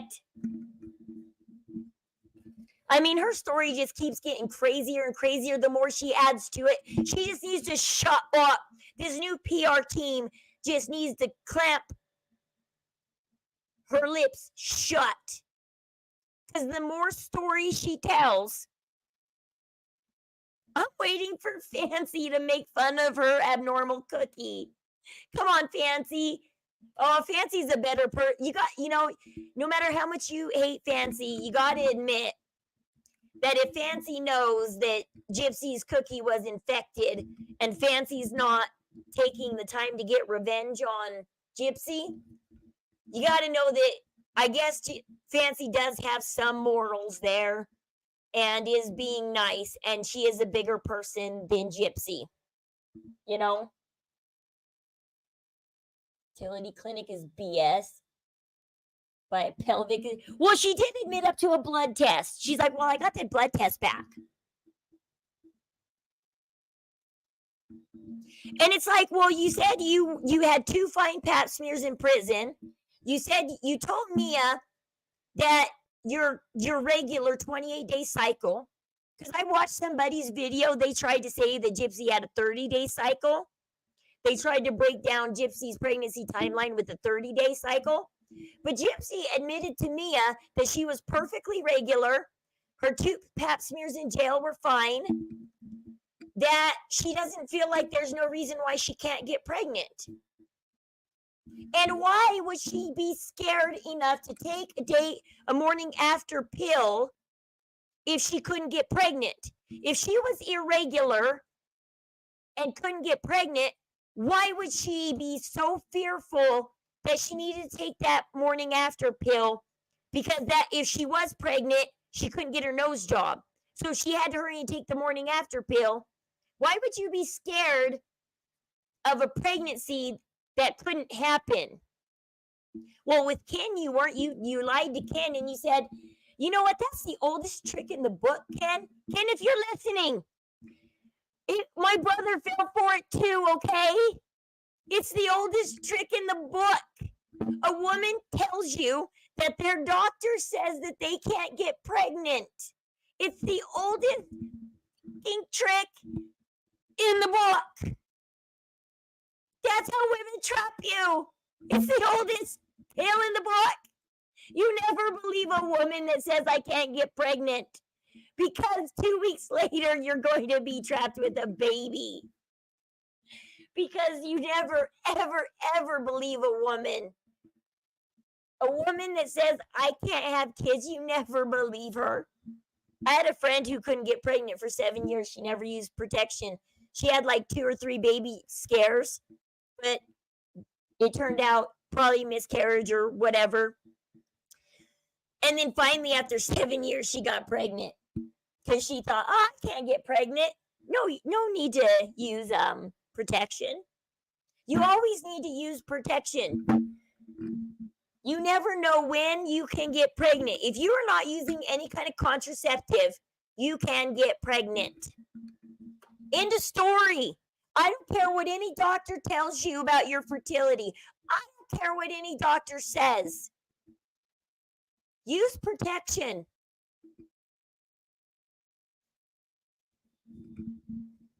Because it's the oldest trick in the book. My brother's girlfriend did that to him. She's like, well, I got off birth control last week, but my doctor said that when you get off birth control, you can't get pregnant for 3 months. And I told my brother, I said, you know, that's a lie, right? I said, if you're on the pill and you skip 1 pill, you can get pregnant. So if you get off the pill, of course you can get pregnant. You can't listen. The doctor says it takes 3 months to get your fertility back? Bullshit. Yeah, she was pregnant the next week, and now he's stuck with a daughter with somebody he's not married to that they're sharing custody. No, otherwise, why would she have to take the so-called Plan B? Well, in the very first episode, right there sitting on the bed, the night after she has her first dynamo night with Ryan, she's sitting in the bedroom with Mia after she consummated her marriage. High five. She sat there and told Mia that she was fine. Because Mia was like, do you think after all the surgeries and everything you can't get pregnant? Because Mia was testing Gypsy to see, do we need to get her on birth control? What do we need to do? Do we need to get this woman on birth control so she doesn't have a baby? And so she told Mia, I'm regular. I'm fine. And so then when they were driving in the car, that's why Mia's like, take the Plan B. Because Gypsy never told Mia she was skipping periods and she was missing ovulation some months. Gypsy just said, well, it didn't happen last month. He slipped up last month. He didn't slip out. He slipped in. And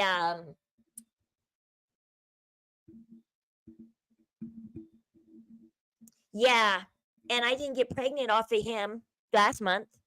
But this month he did it again. He didn't slip out again. And she's like, Plan B, Gypsy. Plan B, I don't care. She's like, I know fertility. I'm a nurse. I'm getting tested on this right now in school. This is everything I'm learning right now in school. She's like, Plan B, woman. Because you told me you were regular. You told me you were fine. No, you're getting yourself some Plan B. And you can see that Gypsy wanted her to stop her. She's like holding the glass and she's holding the peel and she's like, bottoms up, right, Mia? Right, Mia? Girl dinner, Mia? What, Mia? I'm supposed to take this, Mia? Right? I just take it? I mean, you could tell Gypsy was like, come on, Mia, just stop me. Take the pill out of my mouth at any time now. Don't make me do this. And Mia's like, I ain't saving you. Do it. Yeah.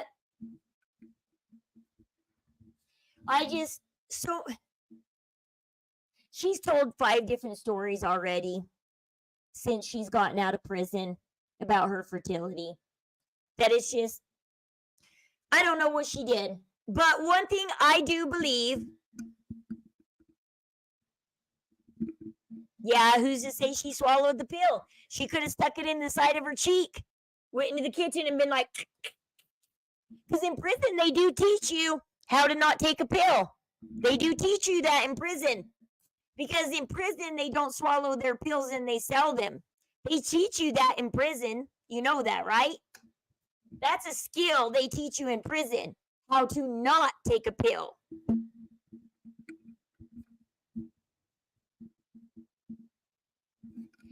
Well, Rod said it straight up to Gypsy and Ken. Gypsy wants a baby. Ken, don't get her pregnant because I do want a grandkid, but I don't want to raise it. Rod knows he's raising this baby. Rod knows Gypsy's going to give it up. Let's see if she gives it up faster than she gave the dog up. How long did she have the dog for? A month? Less than a month? A month and a half? How long did she have the dog for?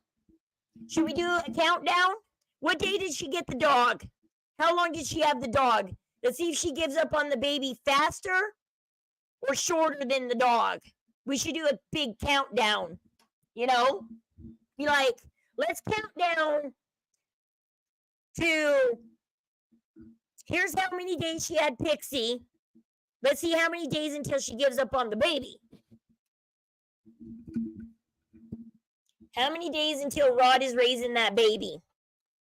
Because Rod knows. And I bet Katie Joy is telling the truth on that when she says that the whole family was worried about Gypsy getting pregnant. And because like you can see that Mia tried to stop it. And Gypsy's like, ha. Not everybody liked it when I told them I was pregnant, but now they're on board. Because it's like Gypsy's like, I don't care that everybody's mad at me and hates what I did.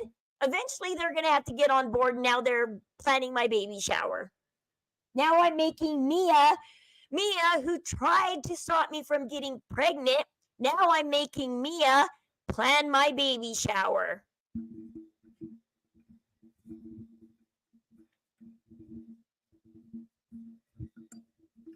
She, like I said, let's see if she ditches the baby faster than the dog. I think she's going to ditch that baby pretty fast. She thinks that her life with Ryan was cookie cutter. She thinks that her life with Ryan was a prison. She thinks that she was trapped with Ryan. Ryan gave her 2 apps on her phone. One for his PayPal and one for the taxi. And all he said was, don't go to Lafayette to see Mia. Because Mia lives in Lafayette, which is an hour and a half away. Ryan didn't say you can't go anywhere.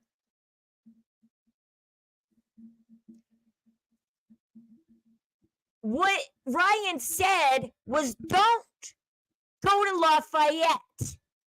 That's all he said. Stay in Lake Charles. You can go anywhere you want in Lake Charles. But don't. Oh, thank you for saying please hit the like. All Ryan said was, don't leave Lake Charles. He didn't say you can't go to the gym. He didn't say you can't go walk the dog. He didn't say you can't do this stuff. I mean, hell, she was pictured with somebody's husband while she was walking the dog. Obviously, she was allowed to leave the house. Ryan just said, don't go to Lafayette, please. I'm not paying the bill for Lafayette. Is that a wrong request?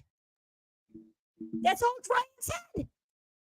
But he said, and I think she did. I think she went to the gynecologist. I think she took the opportunity to go to the gynecologist. I don't think she did it after she left Ryan. There was too little time between, there was what, a 3-week period between the time she left Ryan and the time of the festival? There was like a 3-week period. There wasn't enough time to go to the doctor. She did it while she was with Ryan. Rod isn't home to raise anything. Yeah, he's gone like 2-3 months at a time. Yeah, he wasn't home to raise his own.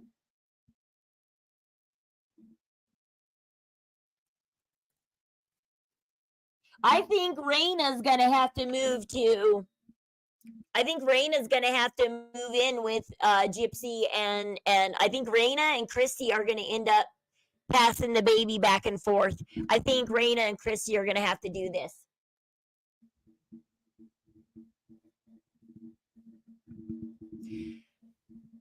Ryan is not gonna make a good dad because he won't see the truth in Gypsy. He is mad that everybody is saying Gypsy is going to be a bad mom. He is too still blindly in love with Gypsy to see that she is not a good example or anything to anybody. Her impulsive life and decisions is ruining everything. She ruins everything she touches. And she's going to ruin this baby. Yep. I mean, I don't know what this spell Gypsy is putting on these men. Because Ken was in a 4-year relationship and engaged. And he just, bye, Gypsy's free. And he ditched this woman. And everybody on Natasha Cooper's live pointed out this woman's name. Everybody knows who this woman is. It is truthful that Ken had a longtime girlfriend, not boyfriend, girlfriend, I think for at least 4 years. Maybe, I think this is the girl he might have left Gypsy for. He left Gypsy, and this is the girl he got with. And now he left her to go back to Gypsy.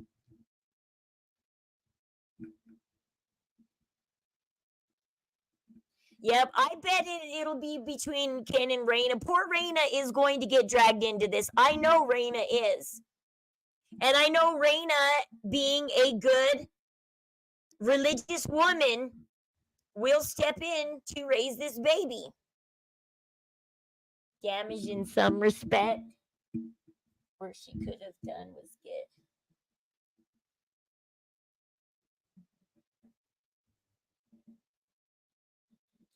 Yeah, there's nobody, like, at least if Raina raises the baby, maybe there will be some morals and ethics there, you know? At least Raina has some kind of morals and ethics, you know? You gotta give Raina props for at least she has some kind of religion, morals, and ethics. So the baby could have a chance with Raina. And I think Raina will definitely keep the baby out of social media. I think Raina will keep the baby out of the limelight, because you don't see Raina in the limelight. I don't see anybody talking about Raina right now. I don't see anybody reporting on Raina. I mean, I don't follow Raina, so I don't know 100% sure that she's not talking. But I know Nina and stuff's on top of Raina, and I don't hear Nina saying anything about Raina. Am I reading Raina wrong? Yeah. I mean, neither of her kids are close to her. Neither is Ken's sister. So that is a bad shot on Raina, because like I was telling my husband about my own kids. I said, I said, my husband likes to quote this from the Bible often. He says, "Ye shall know them by their fruits." And I said, look at my mom. And I said, look at the guy she's married to. Because my mom, the man she's married to, is not my dad. He's only been married to my mom for just over a year. And I said, do you want these guys raising our kids? I said, look at their kids. I said, both of these guys pick favorite children, and they let their favorite children pick on their not favorite children. And their adult children do not have good relationships, and they fight with each other. I said, so if you want to talk about by their fruits ye shall know them, well, They also pick favorite grandchildren. They pick favorites. And I said, do you honestly want these people raising our children? I said, I don't. And they should have saddled Gypsy for one of those dolls. Yeah, they should have. My son got one of those. He got a girlfriend with it too. The day he brought home that baby, our neighbor from down, like 4 doors down the street, she latched onto him on that day. She's like, oh, I was a bad mom. I helped him in the middle of the night when the baby cried. I did. I got up and helped my son. He was like sitting there, Mom, it's crying. And I'm like, let me help you.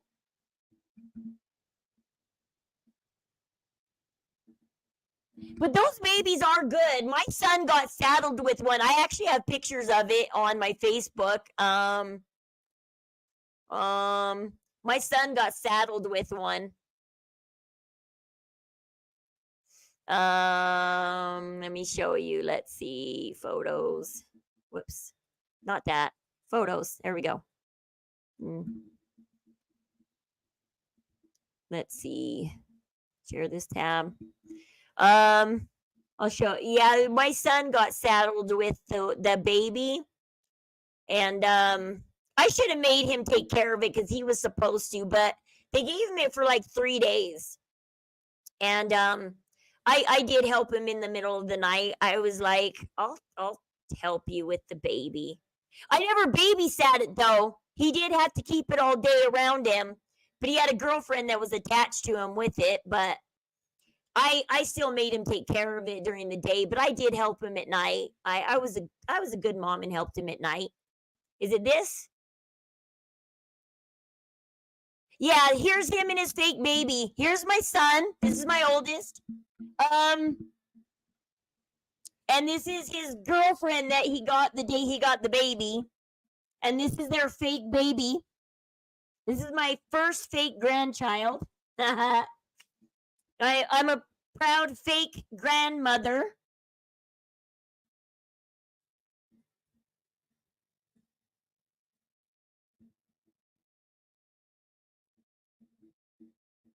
So yeah, this is my fake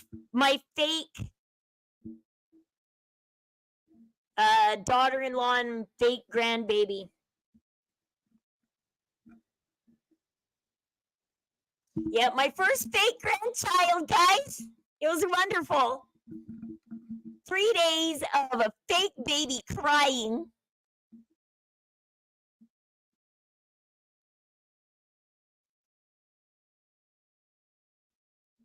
But yeah, his high school handed him out, and that's him, and that's my first fake family. It was beautiful, guys. I had a fake family. Just kidding. My first fake grandchild. I'm still not a grandma at almost 43 years old, so thank God, in a way. My mom yelled at me when I had my son at 17. The first thing she said to me is, you're going to be a grandma at 35.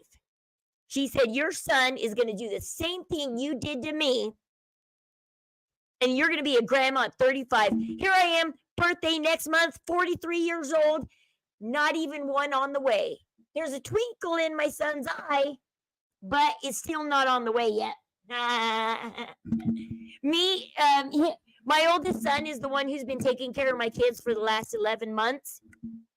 And so he was going to get his wife pregnant until my 3 babies interfered with his life. When DCFS took my 3 babies, they gave them to my oldest son. Girls get pregnant in my class after Hell Week. It's like all it did was feed their baby hunger. It's like all they did was make them more baby hungry. But yeah, I had a fake grandchild for 3 days. They turn it on and then it's programmed to shut off on day 3. And then it eventually shut off and stopped working, and he had to return the baby. Who are grandmothers at 35. Nope, I didn't become a grandma at 35.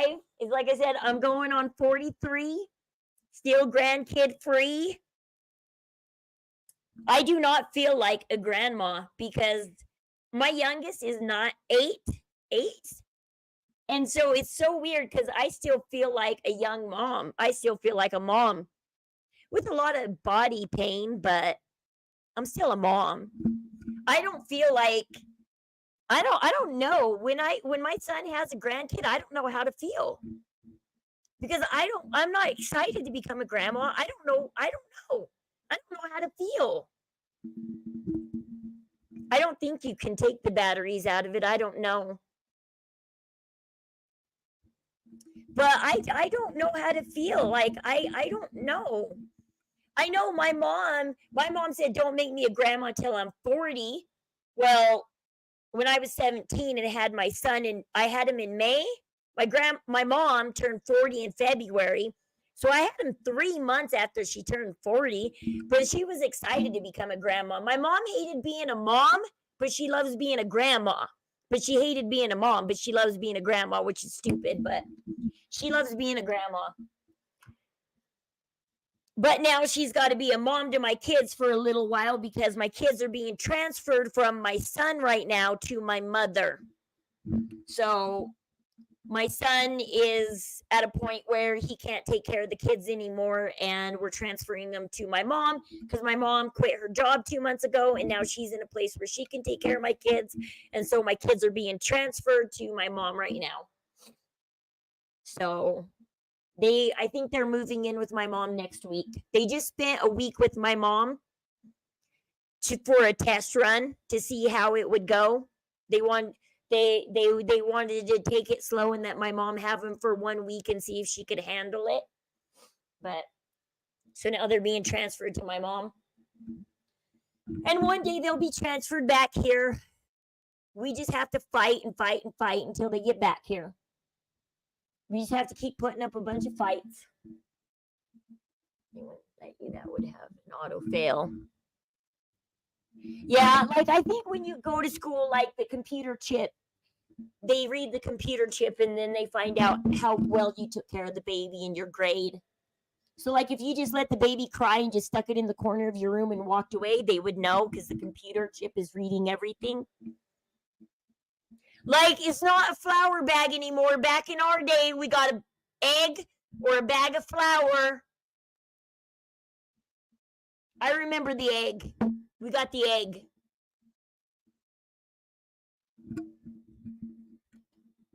Remember, Gypsy was homeschooled though, so she didn't get an egg or a sack of flour or anything.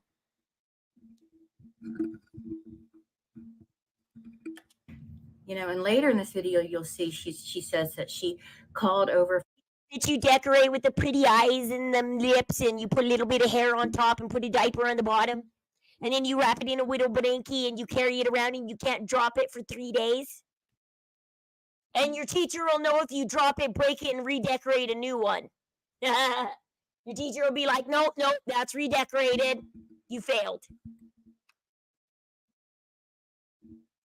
For her to come back to the table, and no, she didn't do that. She's full of it. Right. You know, exactly. It does not matter what happened, why she was over here, whether my judgment call was good or bad. Doesn't whether matter. she was arguing. She was. Okay, look, she was. And I've talked to her about it. Right. Who is that butler girl Fancy's talking to, totally sucking up to her? Like, I can't believe people still lick this woman's ass. No, it wasn't okay for Sarah to keep pushing and even though they said it was rude of them to be like, no, you're not a reporter. I mean, they were being a little rude, but it was still their right to say it. We don't want to talk to you. Yeah, a bag of flour. Those were heavy. The bags of flour were heavy. Ass, I really can't.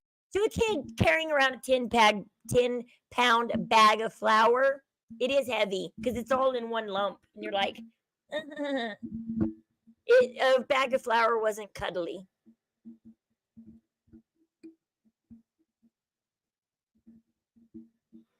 Sarah is another liar. No, they weren't. Sarah should have used her brain to realize it. They were rude to be like, no, we know you're not a reporter. You're with Fancy. Go away, you know? But they still had the right to say, even if they believe she was press, they still had the right to say, no comment, we don't want to talk. No comment, we don't want to talk. Yeah, and I'm sorry to be crude, but that's what they're doing. They're licking her ass. They're like, oh, they love it. Yeah. So, this is where Fancy is basically saying she's not responsible for any of this behavior. Didn't Fancy text Sarah and say, get down here now? The lawyer's here. I mean, Fancy did instigate this, right? Fancy either called or text Sarah and said, hey, the lawyer's here. Get down here now. And you can hear Fancy at the end yelling. She was watching the whole time. Fancy was watching the whole time. And she was like, guys, Sarah is with the press. Why she was over here, whether my judgment call was good or bad, Doesn't whether matter. she was arguing, she was. Okay, look, she was.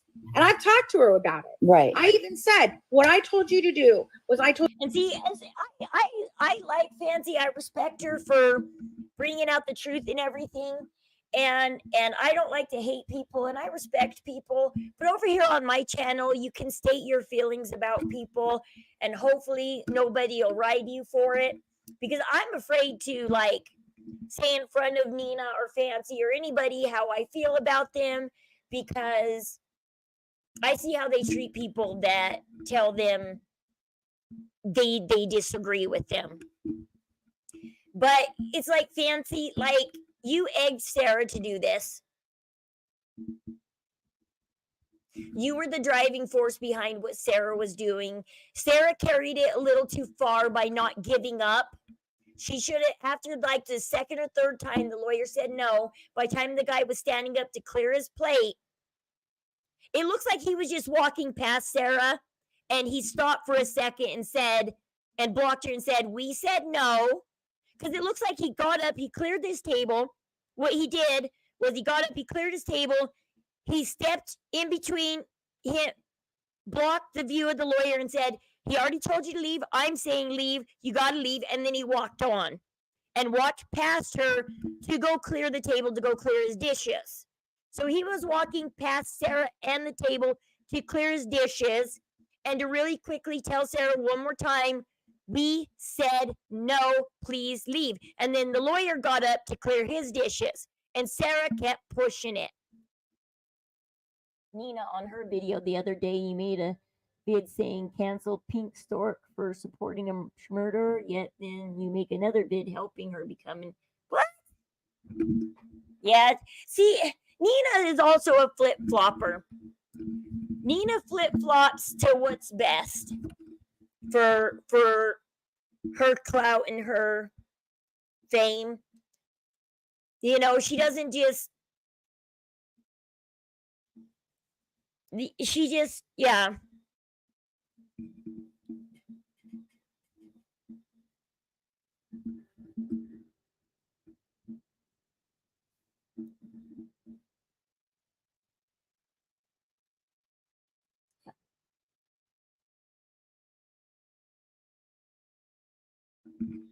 Yeah, I would love to go tour the UK, also the UK, Scotland, all of that. That's all of that history over there too. Oh my gosh, all that history in Scotland. I bet it's got to be fabulous to see all of that history in Scotland. told you to watch. When Brave came out, that was me and my kids' favorite movie. That was the first movie that my son Wesley used to laugh at before like he became silent, because he at one point when his autism first started showing, he would still laugh and talk a little bit, but more and more as he grew older and his autism started showing more, he started being quieter and quieter. to book it for next month. Nice. I wish I had the money to go to the UK. I want to get out of Utah and the US. But we could do political talk later because it'll be forever if I talk to you guys about politics. But the whole world's going down, by the way. So if I get out of the US, I don't save myself from a civil war or things going to shit anyway. Enjoy the world right now, guys. Travel right now. Get it all out of your system because shit is going down.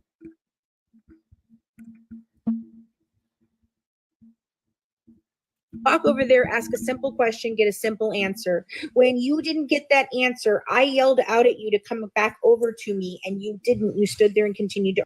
Did you guys hear Fancy yell at Sarah and say, "Come back, Sarah"? Because that's not what I heard. I didn't hear Fancy say, "Sarah, come back. They don't want to talk." No, I heard Fancy yell at them and say something. We can rewind it and hear it, but that's not what Fancy said. Fancy didn't say, "Yo, Sarah, they don't want to talk. Come back. Sarah, come on. You're going too far, Sarah." On Sarah or anywhere. Yeah, it's like Fancy. There is video evidence of you yelling in the background at them while Sarah is barely starting to finally walk away. You're the one who said, "Sarah, get your ass down here. The lawyer is at breakfast."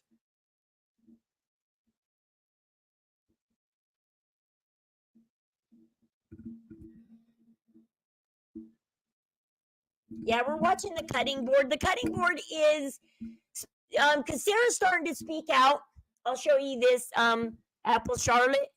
So they're what Fancy's upset about is there's this 4-hour video out. This is Sarah. Sarah's finally speaking out. Sarah's finally telling her side of the story. It's on Uncorked with Brandy, with an E, not a Y. Uncorked with Brandy. That's cool that you guys have family from the same area. Maybe you guys are related. You guys are like fifth cousins or something. That'd be great. So Sarah's finally coming out. She's mad at Fancy. She disappeared for a while. And now Sarah's coming out and saying, "All right, I'm going to tell my side of the story."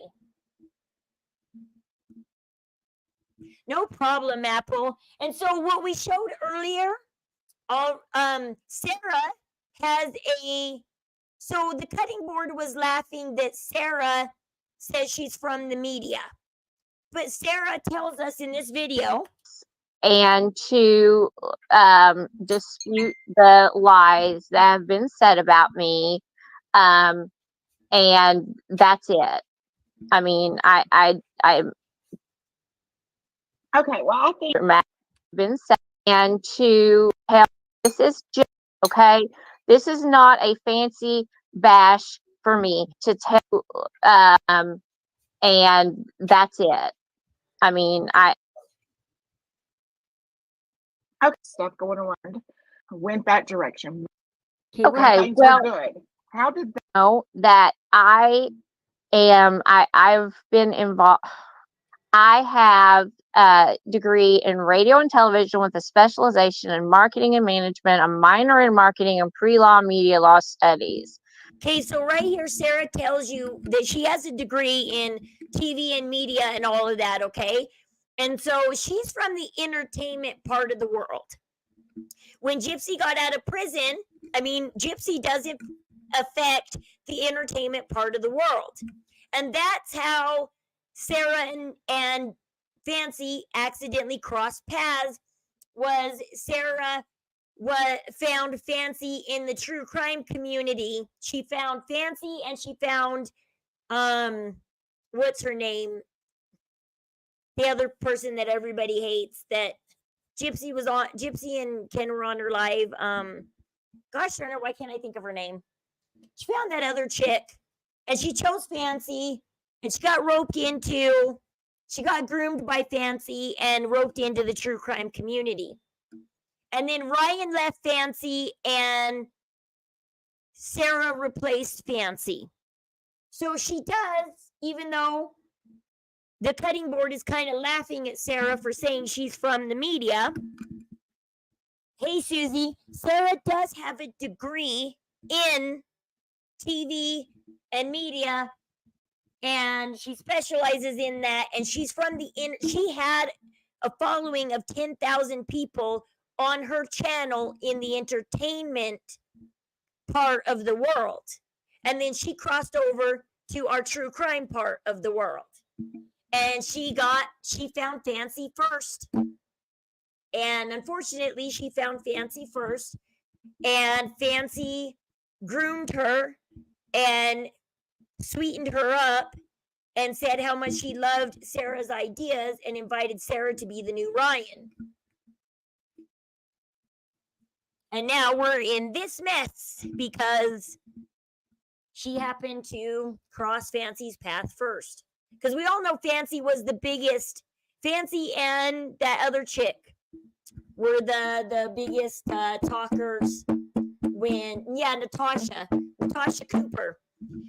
Thank you, Sarah. Natasha Cooper and Fancy were the two biggest people talking about Gypsy when Gypsy got out of prison, because they were talking about Gypsy before she got out of prison and they were talking after. And so that's how Sarah ran into Natasha Cooper and Fancy. And she chose to talk to Fancy over Natasha Cooper, which I don't know which one's the better of two evils. It's like, which devil do you get mixed in with, Fancy or Natasha, right? It's like, poor Sarah. It's like, the lesser of the two evils is Fancy. Yay, chose Fancy. Good job. Well, Fancy roped you into some bad things. And so now Fancy, the cutting board is showing what happened. Did you see the video, Apple Charlotte? Or do we need to rewind it and show the video of what happened to Sarah? Because the video is out. They're finally putting the video out for us to see what happened. Okay, let's rewind and show the video because the video is out. He would toss it aside, would not waste his time with that shit. So yeah, that is ridiculous. Not a member of the press, not a member of the media.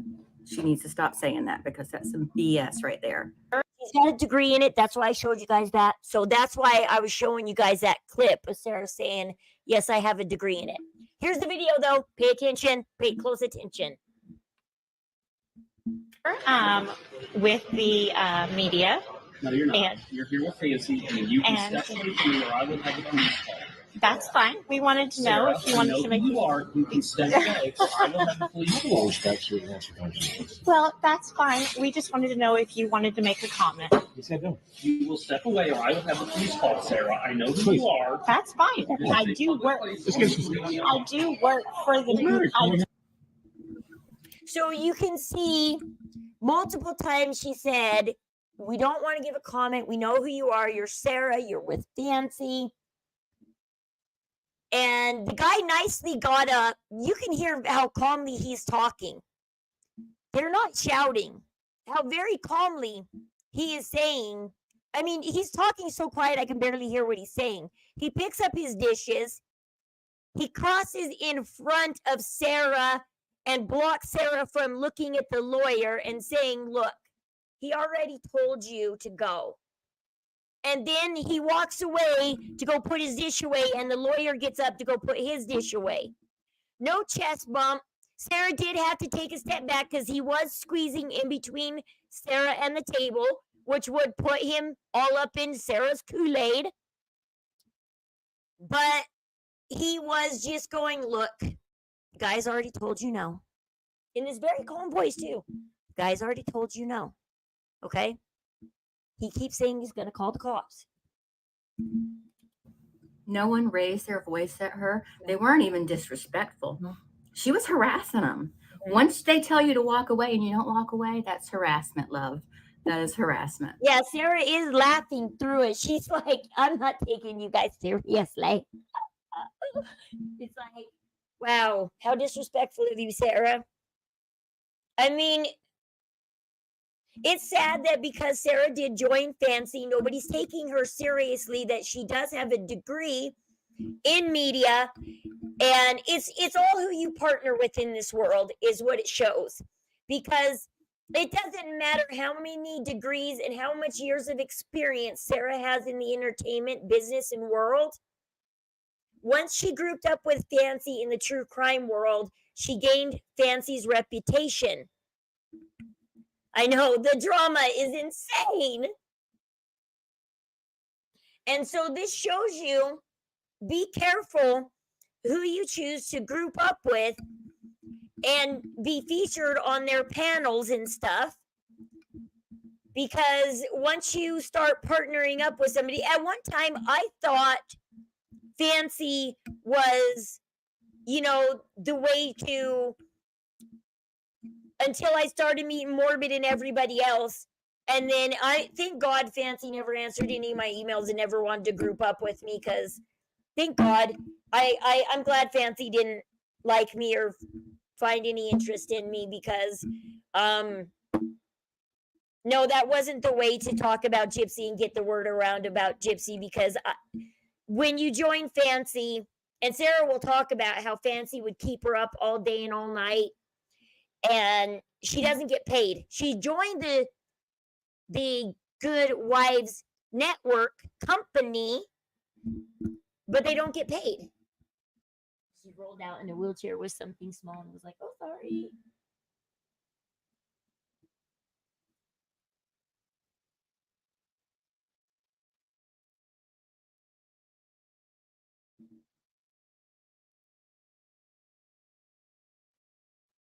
Huh. So she made them think that the first time they approached them, Fancy was looking to get them on something. Yeah, see, and that's the problem, is because that's what we're gonna get into later, actually, Sarah, is what happens is when Sarah describes the interaction like she says he got in front of me as if to chest bump me. Sarah describes it, her literal words are as if to chest bump me. She didn't say chest bump. Fancy took those words chest bump and ran with them. And Fancy's like, "Oh my gosh, if we show this video and the way Sarah steps back, it could look like a chest bump, right, guys?" I bet Fancy was looking at the video going, "Well, Sarah does step back as soon as he steps up to her. So it could look like a chest bump." It was a chest bump. And if it's like the mob mentality, if Fancy says it enough to you and you watch the video and she says it enough to you, mob mentality, you'll start seeing it too if you kiss Fancy's butt and agree with it. Like Dawn is saying, all of Fancy's butt lickers will see a chest bump. All people that want to see the truth will not see a chest bump.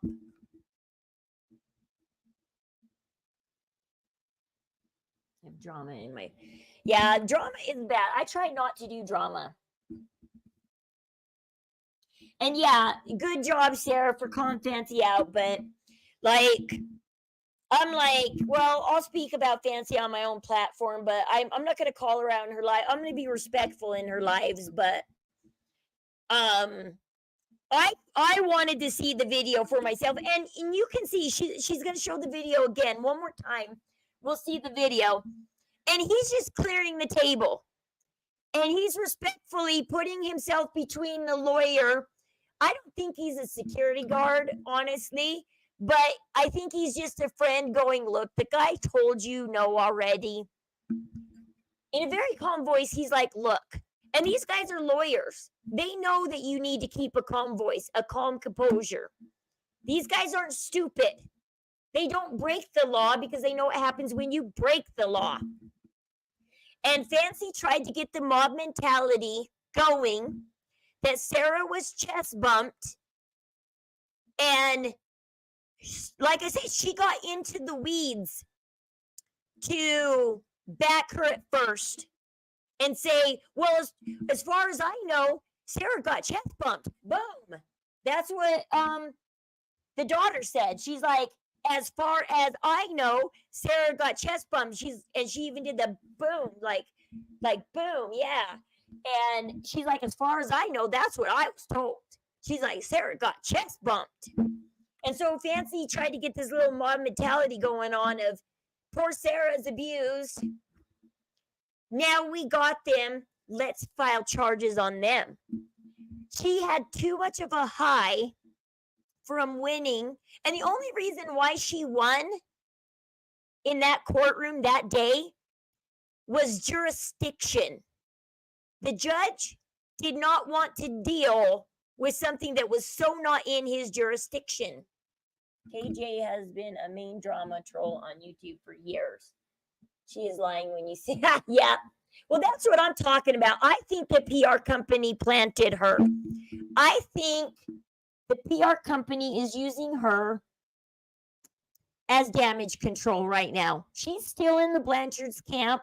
She's still for Gypsy. She's yapped too much about this PR company and how they're changing things for Gypsy, which told me, you're damage control. You're damage control. Because I watched her on Morbid's Live. She didn't tell us anything new. She refused to talk bad about Christy and the family. She's damage control. She's out here to control the narrative. She's trying to play as if she traded camps and she's going to give you the other camp secrets, but she's not giving us the other camp secrets. She's keeping her lips zipped. And she's answering all of our questions about the trust fund, about the $3 million, about this and that. She's now controlling the narrative. And she lied on Tasha K's podcast saying, yeah, she got dismissed due to jurisdiction, Fancy. So I wouldn't be gloating too much that you won because of jurisdiction. Because that doesn't mean that it wasn't a valid lawsuit. It just means not in that jurisdiction was it valid. Okay, I saw a couple of her videos and figured it was wacky world news. Yeah, and see that on my channel, I'm just about truth, not drama. I don't spread lies for clout. If I don't ever become famous and it's just because I sit here and yap about the truth, then so be it. But I'm not going to do what like Nina's doing and put up 4 videos a day that Ken is gay or bi just so I can be in every newspaper and get 30,000 followers in one day. Who wouldn't love 30,000 followers? But what are you willing to do to get those followers is the question. If you're willing to cross a moral and ethical line to get it, then you are no longer a credible source. Not a plant. She wants people to believe she's in the know. I think the PR company was like, everybody will believe KJ. She's been in this community for who in the true crime. When I first came into this true crime circle, KJ is one of the first names. Without a crystal ball is one of the first names you hear floating around. She's well known here. Everybody knows her here. And like I said, I think she would have jumped on Morbid's panel even if he never gave her that email invite. I think she was planning on going on Morbid's panel because the PR company told her to. Because I think people are realizing Morbid is rising in the shadows. Like Morbid's channel isn't well known yet, but it's up and rising in the shadows. And soon Morbid's going to become a bigger streamer. He's on the rise in the shadows right now. His panel, the word about his open panel is getting around. And he is, I've been with Morbid since he started Gypsy. I think I found out about Morbid like 1 or 2 episodes he was into it. Like I came into Morbid's very early on. And I watched him go from having this open panel with a few people here and there to now he has crowded panels and people constantly subbing up to him. He's become a bigger streamer, getting more subs and everything than he was 3-4 months ago when he first started. I watched him go from hard people here and there stepping up on the panel to his panel's constantly crowded. It is the popular place to gather now. He's on the rise and it's because of how Morbid handles things. He doesn't hate anybody. He doesn't let anybody fight or hate each other on his panel. He tries to calm things down and get people, and he does it all in a very humorous, funny way. Because Morbid is one of those likable kind of guys that has that good sense of humor that attracts people because he knows how to handle people, but he does it in a very humorous, fun way to where you don't get offended, or unless you're fancy and you yell at him. He is a very patient man. He is very good at handling his panels. I saw him handle that one guy that came up on his panel that was saying that Gypsy killing, unaliving her mother was part of the natural thing because Dee Dee broke natural laws. And when you break the natural laws, and that guy, he was literally, I mean, Morbid jokes about Starlight needing to take a break and go on the toilet.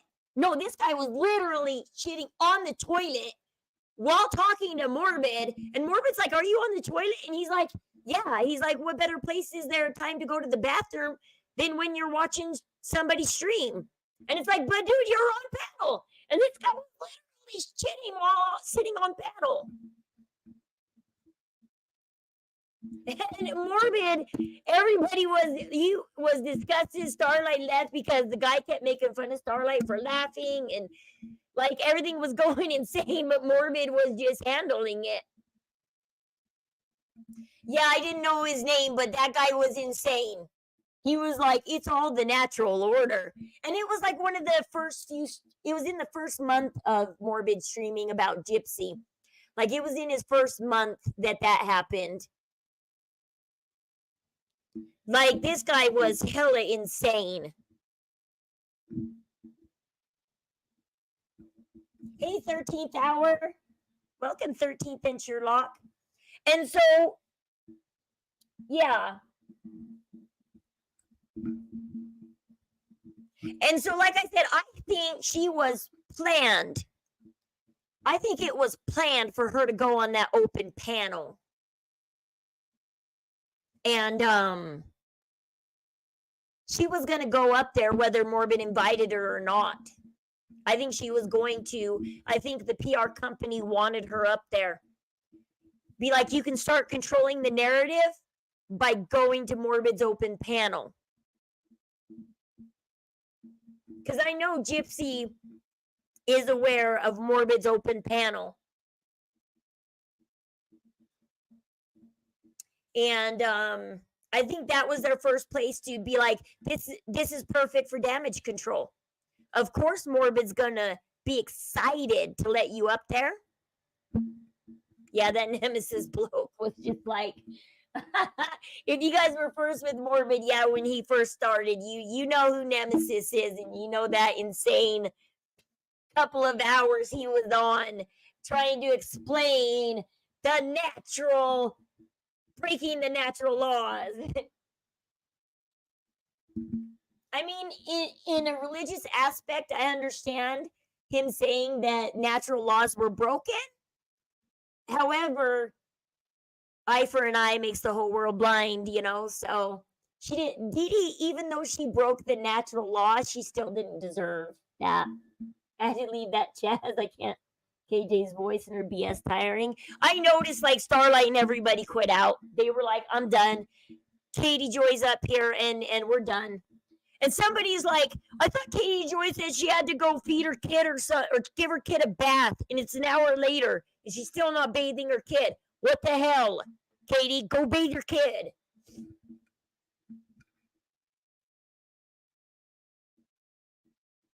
Morbid stream. Yeah, I heard when you came in and Morbid's like, "Hi, Buddhistia."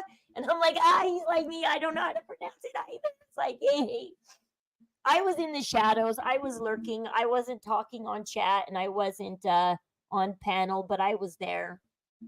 I woke up and Katie Joy had already stepped on panel. I think I came in maybe 10 minutes into Katie Joy being on panel. I don't think I was asleep too long. I think I came in pretty early on. I think I saw most of it. I know I was there before Buddhistia. I was there before them. I was there before Starlight stepped off panel and everything. I was there while Starlight was still trying to question Katie Joy. And it was just like,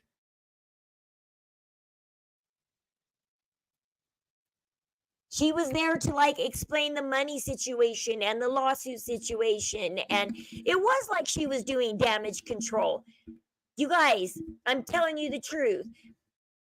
Gypsy is not worth any money. She's broke, guys. She's broke. Well, you know what? I don't believe Gypsy's broke, because if Gypsy was broke, she wouldn't have ditched $6,000. If she was broke, she would have told Ryan, yeah, we need to get that $6,000. Oh, I'm sorry. You haven't slept well?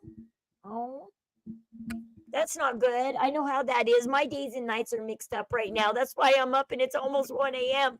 and I'm still streaming and I'm not tired because life is insane.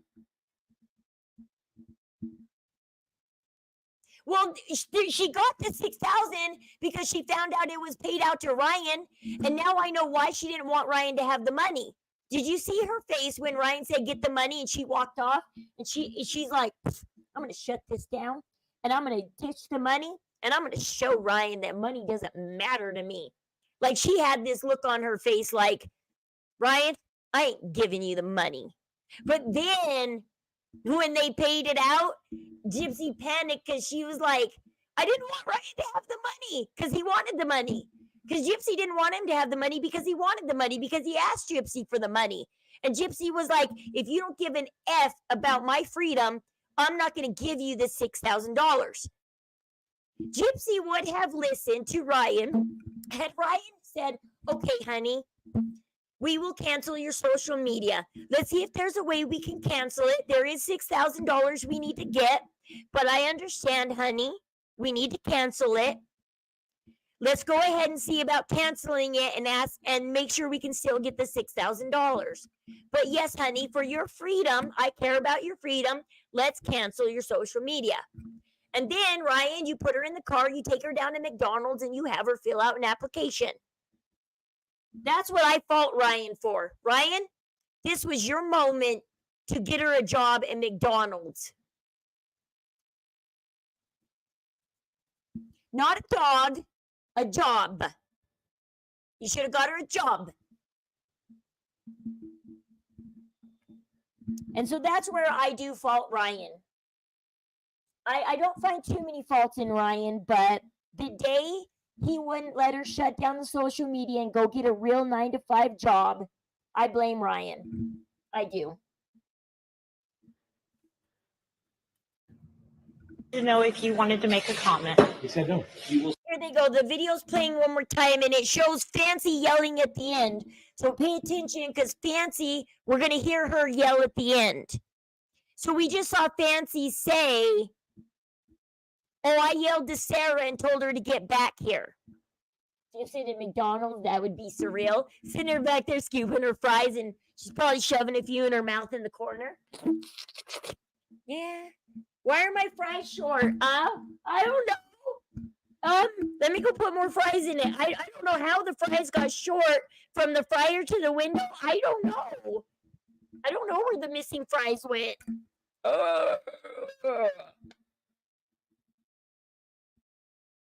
So, okay, watch this very closely and let's listen to see what Fancy yells in the background.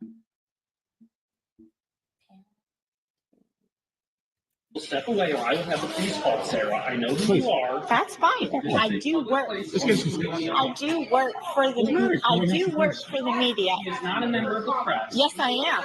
Yes, I am a member of the press. Please call. Did y'all hear Fancy? Yeah, so you hear Fancy in the background start yelling, we're staying at this hotel too. She didn't say, Sarah, get back here. Sarah, stop. They don't want you. No, where's the Sarah? Stop. Sarah, please come back. Sarah. They don't want to talk to you. Just Sarah, come back. Where is all that? No, there's Fancy yelling in the background going, we're staying here too, guys. We're here. This is our hotel too. Fancy's big mouth, and she is a member of the press. You know, and later in this video, you'll see she says that she called over for her to come back to the table, and no, she didn't do that. No, she didn't. She's full of it. Right. You know, exactly. It does not matter what happened. And this is where I really started losing my respect for Fancy. People were complaining about Fancy. I, like Sir Morbid, tried to stick up for Fancy. This Sarah incident is what started getting me to lose respect for Fancy and see her in a different light. Like, I was like Sir Morbid and was like, come on, you guys. It's Fancy. Fancy's still the one who busted out all the, you know, the videos and the all this and all that. And Fancy pioneered a lot of this. Yes, she did pioneer a lot of this, but that doesn't make her a saint because she pioneered all this. Okay? Fancy will forever be known as the true crime person in the true crime community that pioneered a lot of this. But that, like I said, it doesn't make you a saint. You know, she can identify as anything and you have to accept it. Morbid does. Like I said, that guy put that MC Nemesis put everybody on edge. That MC Nemesis guy drove everybody insane except for Morbid. And that's what comes with, and that's what I try and tell people in my community why I started streaming. The way Morbid acts, that Morbid wasn't born that way. That comes from a lifetime of learning. Morbid is, I think, just a couple years older than me. And this is what comes with life and all this wisdom and everything comes with learning, making the mistakes, learning, watching other people make the mistakes. This is what life and experiences do to you. And so Morbid, because Morbid will tell you, and me and Morbid have talked about this. Morbid used to not be like this. Morbid used to care about every comment, every rude person that said something rude to him. And he would care about it too. But now, Morbid's grown that thick skin. He's lived. He's learned. He's been in this community for 9 years. He has learned how to just be like, because like he said, he has another profile that he was meaner on. He used to be meaner on a different profile, not his Sir Morbid one, but he has another one. And this is what comes with age. As long as you mature when you make mistakes, you're supposed to grow up. And Gypsy, this is a lesson to you. You're supposed to grow up when you make mistakes, Gypsy. You're supposed to learn. You're supposed to grow from them. It's not like you're supposed to go through life and never make mistakes. What matters is, do you take accountability and do you grow from it? Do you change? Do you become a better person?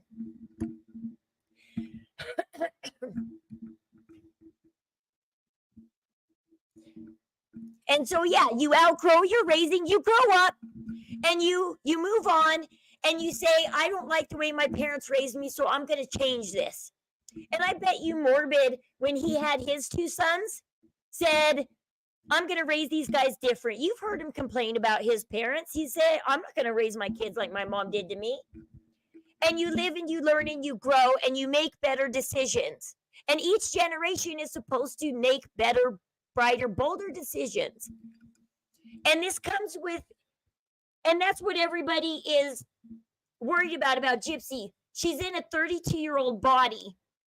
And by your 30s, you should have some wisdom. You should start having some wisdom in life. In your 20s, you make a lot of mistakes. But in your 30s, you should be able to start seeing hindsight. With your 30s comes some wisdom and some hindsight. In your 40s, you grow some major wisdom. And every life mistake in your 40s hits harder than any other life mistake. Because by the time you're 40, you should know better. You should know so much better. Why are you still making mistakes in your 40s? I don't know. It's being worked on. I would have it ready to go on every platform. Recommendations popped up as suggested videos, and I sent Starlight. And you know what? It doesn't matter if those allegations are true from like 10 years ago. Morbid is not the same person he was 10 years ago. So I would be like, well, I wouldn't fault somebody if they grew from, if Morbid said, yes, I made that mistake and here's how I handled it, then I would be like, why are you guys making fun of him and faulting him? Did he? But see, the thing is Gypsy's trying to play that same game. Well, I paid my time. But Gypsy, you didn't grow up. You refused counseling. You refused help in prison. You refused this, you refused that. You didn't do this, you didn't do that. Gypsy, you haven't taken full accountability yet. Because full accountability also means true remorse for what you did to Nick. And you do not, and true remorse, you're treating Ryan like Nick now. In that interview the other day, her pregnancy interview with Good Morning America, what did she say? How does Ryan feel? Well, Ryan's now on his own journey, and I'm on my pregnancy journey. I don't have time to worry about Ryan while I'm on a pregnancy journey.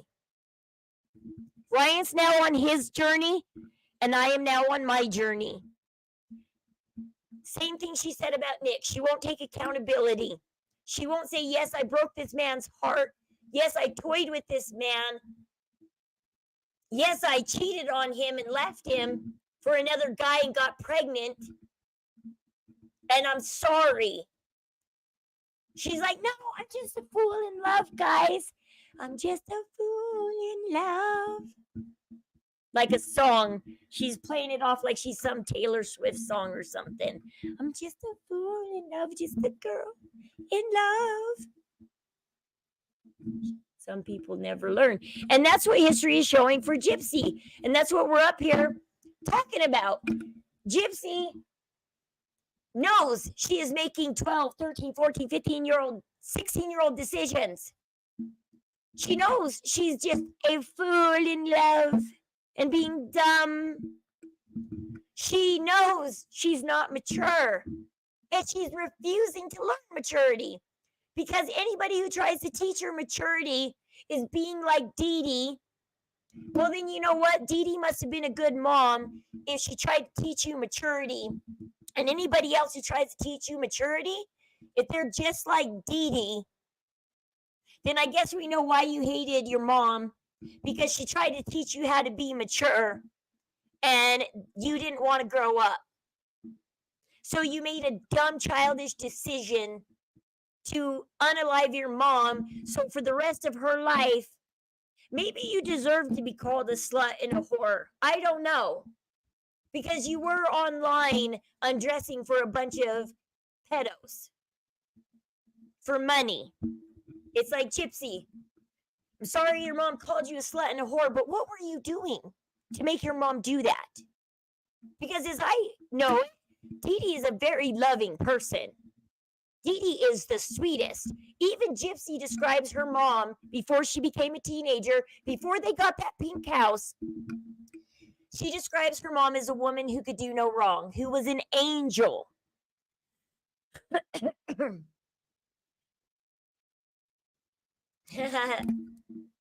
Sorry, no, it's fine. She's a coward, yep. There are kids on YouTube if you want to know. Okay. But yeah.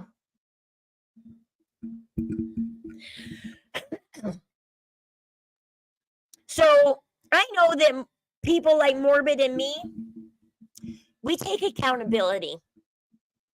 And like right now, I can't tell my story fully because my case is open, but I have come to terms that once my case closes, in order to tell my story, I do have to take accountability for what I did do. And it is going to be a little embarrassing to take accountability. Some people might put me down for what I did do. But I am sorry and I will never make that mistake again. But in order to tell my story, I have to take full accountability, and it's going to hurt.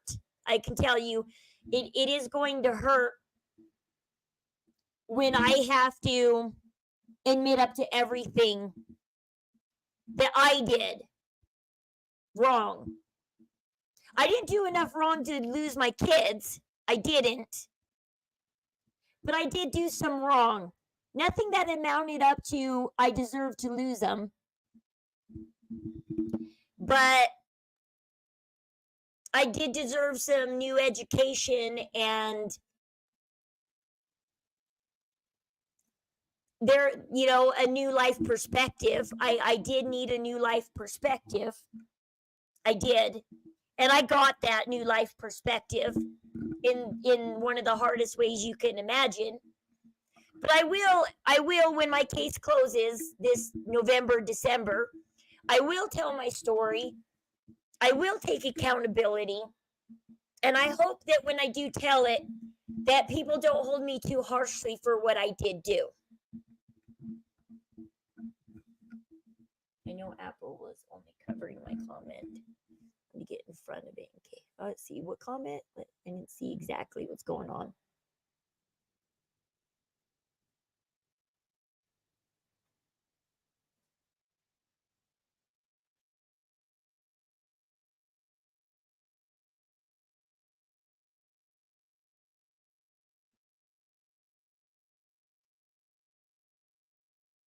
Insanity makes insanity is people. That's a popular saying, and it's true.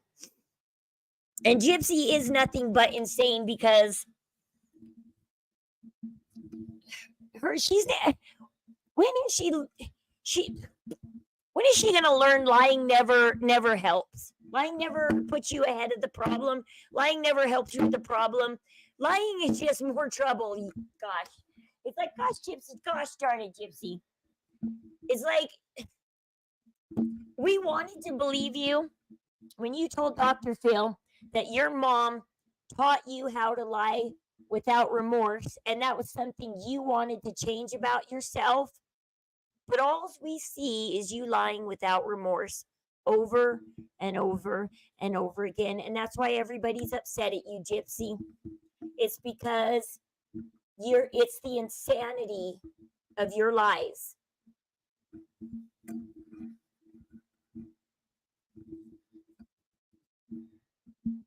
Kudos to you for your account. Thank you, Susie. It is hard to take accountability because I did let things become a real big mess in my house. I didn't understand how big of a mess things were until my lawyers started showing me pictures. And I sat there and I cried and I said, I didn't know things had gotten this bad. And when I told my counselor about it, I told her, I honestly didn't know things were that bad until you lay pictures in front of somebody. When you are busy every day running your ass off, you don't realize the big mess you're making. And then somebody walks in and takes pictures and yells at you and later shows you the pictures. You don't understand what you did until somebody literally lays out pictures and pinpoints every little bad thing in those pictures. And then it paints a really big, bad picture. Yeah, you own your mistakes and have grown. I do. I try to. Me and my husband, we're trying even more now to be more religious, to live our life with more integrity, to do better. Currently going through some crazy things at home. Yeah, it's hard, Susie. And it's just, I didn't realize things. And I told my counselor straight up, I said, I didn't realize things were that bad until we were sitting in the courthouse with our lawyers and they had a binder of the pictures that the cops took. And they flipped through every picture. And when you get an aerial view picture of every room in your house, and you're standing there looking at it, it takes on a different perspective than when you're living in the house trying to clean it up. When you're trying to clean it up and you feel like you're making progress, you feel like you're doing fine until somebody comes in and rips you out of your home and takes pictures and yells at you and tells you everything you're doing is wrong. And it's just, it's hard. But for me to tell my story,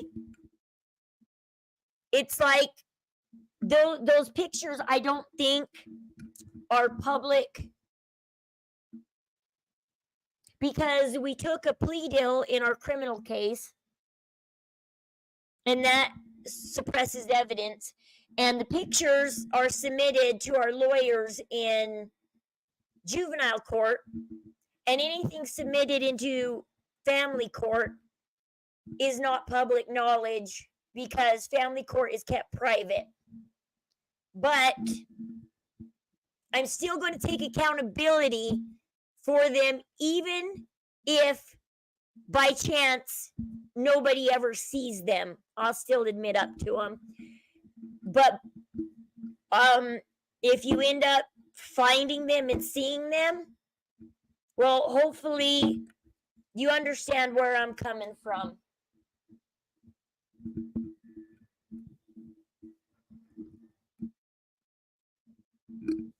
And so I know heavily what I've had to take so much accountability in my life. I lied about being pregnant with my first son when I was 17. I got held for that. It's like Gypsy doesn't know. This is what upsets me about Gypsy, is because she has no idea. Like, when people try to straighten her out and try to get her to take accountability and get her to change, she just points the finger at him, calls abuse, says they're being like Dee Dee, and runs away and keeps herself in the victim mentality. Family court, if minors are involved, the records. Yeah. And that's why you can't get any of the records, because like the only records you can get is you can get the plea deal that was taken in criminal court. That is public knowledge. The plea deal that me and my husband took in criminal court, that is public knowledge. The original charges are public knowledge. The newspaper article is public knowledge. And the plea deal we took is public knowledge.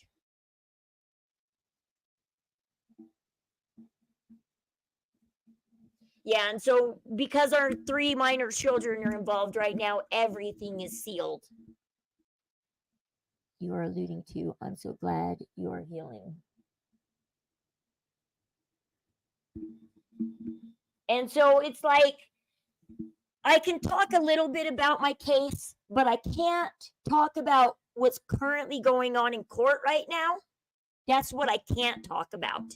We are in open juvenile court, family court, which is sealed.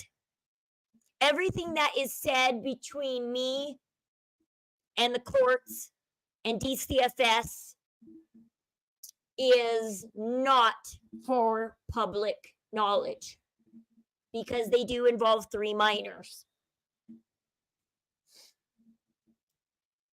But I can talk about what got us to court. I can talk about my story, but I can't talk about the hell that is court. Yeah, I'll speak on it this winter when the case closes, and I'm free to talk about the judgment that was made and why the judgment was made. Because and then the next moves me and my husband are going to make to get the kids back. I can't talk on that yet, but I will when the case closes. Because the sad part is we know what the verdict already is. The verdict's been set from the beginning. Yeah. Anyways, let's keep watching Fancy and talk about Fancy's problem. We'll get some. I'm going to talk about not really exactly my problem. When I start talking about Micah Miller, it's going to be like I'm helping out Micah Miller and all them guys because I know the position they're in. And so when I start talking about Micah Miller, that's my way to give back and help the community, is when I start doing Micah Miller and everybody else's cases that are similar to Micah Miller's, is because I want this unjust system taken care of. And so I will be not exactly sharing my story, but through Micah Miller and everybody, I'm going to be like advocating for people like me. And why she was over here, whether my judgment call was good or bad, Doesn't whether matter. she was arguing, she was. Okay, look, she was. And I've talked to her about it. Right. Who is that buttlicker Fancy's talking to, totally sucking up to her? Like, I can't believe people still lick this woman's ass. I really can't. And I'm sorry to be crude, but that's what they're doing. They're licking her ass. They're like, oh, they love it. Yeah. So this is where Fancy is basically saying she's not responsible for any of this behavior. Why she was over here, whether my judgment call was good or bad, Doesn't whether matter. she was arguing, she was. Okay, look, she was. This is like Fancy. What Sarah said might have been on her, but you called her down to the dining room. And then we just heard you yell in the background that she is from the press and that you guys are staying in that hotel. And then the camera was shut off, so we didn't finish hearing what else you yelled. But you were being belligerent yourself too, Fancy. You were backing up Sarah's belligerency with your own. And I've talked to her about it. Right. I even said, what I told you to do was I told you to walk over there, ask a simple question. Yeah, exactly. As long as it's not, because you can dig up Morbid's past, everybody. You can try and dig up Morbid's past and everything. Good for you, whatever. Have fun digging up his past. But yeah, it's not affecting anybody today, because I guarantee you Morbid lived and learned from it, or he wouldn't be the guy he is today with the wisdom he has today. Because I can tell you that Morbid has done a lot of living and learning, and he has a lot of wisdom. Unless you're like Gypsy, she won't choose it. No, and Gypsy, that's the problem. She won't change. Oops, I got pregnant. I'm just going to make everybody deal with it now. Rod, you said not to. I got pregnant that night. That's how much I love you, Daddy. I mean, can you imagine the disrespect? When I found out that just before the episode aired, I had heard about that. And then I saw it for myself. The amount of disrespect you have to have for your dad. He told you, I know you're obsessed with babies. Please don't do it. And you didn't care that you were living with your dad, that you're on probation. You wanted what you wanted. You couldn't spend $5 on a box of condoms at a convenience store. And respect your dad. And respect yourself. And respect that you're on probation. You just couldn't. I don't get what her probation officer and stuff is doing. She shouldn't. I heard Gypsy say the other day, well, I'm allowed 1 to 4 nights at Ken's house. You shouldn't even be allowed 1 night at Ken's house. Not even one night, Gypsy. This probation officer. What are you doing? Laxing the law for a schmurder? This is why everybody's calling you and mad at you. Because you're a probation officer. You're supposed to uphold the law. And you're supposed to make Gypsy uphold the law. She has a curfew. She has rules. She's supposed to be making changes in counseling. And if those changes aren't being made, then you need to find her a new counselor or something.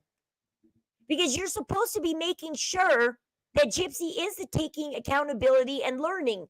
At this time that probation isn't for the fun of it. The reason why they let her out on probation is because if they just let her out in 10 years, she would just be free. And she would not be, the law would have no concerns with her. However, if they let her out on probation, they have 18 months where they control her life and make sure that she has changed and make sure that she is doing what she's supposed to be doing so that when she is off probation and she's a legal, regular adult out in the world, that she is not going to break the law again. And they are doing a bad job of what probation is really meant for. Probation isn't fun and games. Yes, my kids are 30 minutes away in Salt Lake City. If I want to go see my kids, I got to go talk to I got to at least text my probation officer first. Or when I go to PO, when I go to probation once a month, or when he visits my house once a month, if I know ahead of a time that I need to go do something, I got to tell him. I have a 7 o'clock curfew right now. I can't be out of my house after 7 o'clock.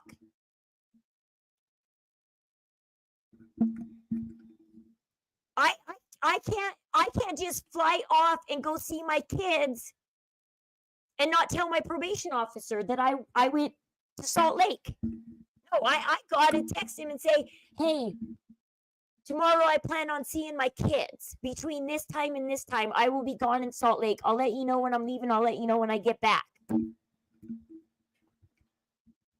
I have to tell him every time. He said every time I leave, not our county, our city.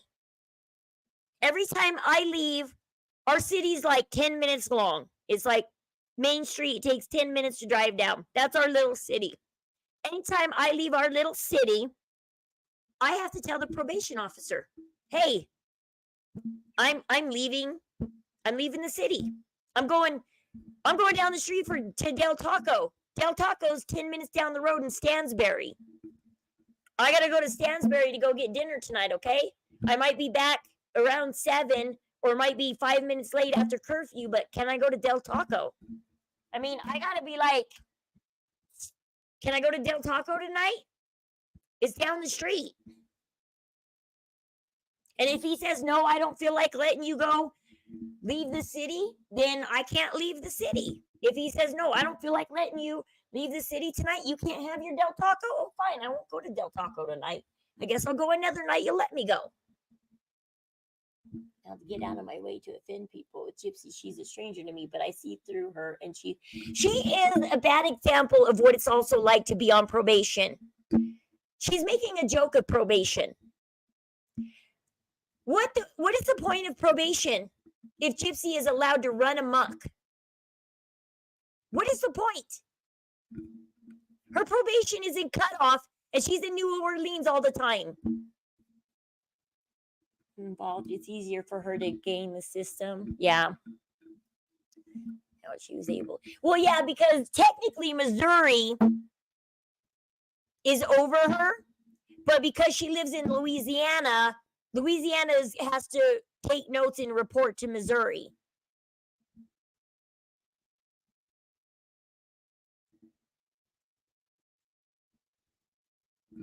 But she shouldn't be able to leave cutoff without permission. And her permission depends on her behavior. Like right now, my probation officer wouldn't hesitate to let me go to Salt Lake to see my kids. He knows I'm a good mother. He knows I'm a good person. I once forgot to tell him I was in Salt Lake. And I had to tell him the next day after I got back, and he didn't get upset at me. But that's because I've earned his trust. My probation officer knows me well. I've earned trust. If I forget to tell him I was in Salt Lake, he'd forgive me. But I try not to forget to tell him when I'm leaving my town. But once again, and even though I'm in a trusted position, I still have a 7 o'clock curfew, which is odd. Like I should have at least a 9 o'clock curfew because I'm trusted. But you have to earn this trusted position to where, and I don't think Gypsy's earned that trusted position. I don't think Gypsy's done anything to earn probation's trust to allow her to do whatever she wants.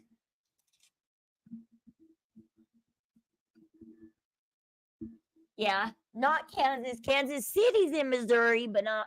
I have an uncle who lives in Liberty, just outside Kansas City, Missouri. But this is my third time in life being on probation, and I just don't get.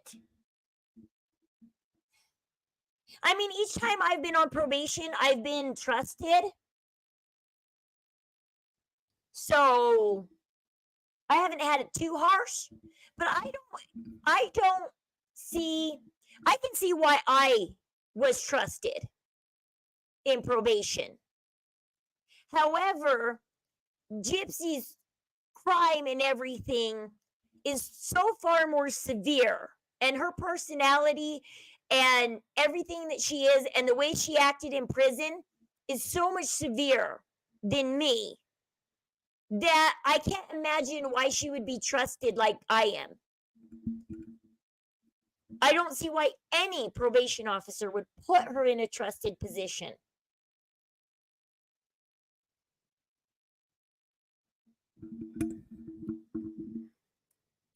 Get a simple answer. When you didn't get that answer, I yelled out at you to come back over to me, and you didn't. You stood there and continued to argue with them. Oh, Fancy, talk to her about it like a mama. I told you to come back over here and you didn't. Well, I guess marriage, I think that's why she married Ryan. He sent that pink little envelope that said, "Hi from Louisiana." And he, on the phone, he had that sexy, hot Louisiana accent. Sorry, I can't do the accent.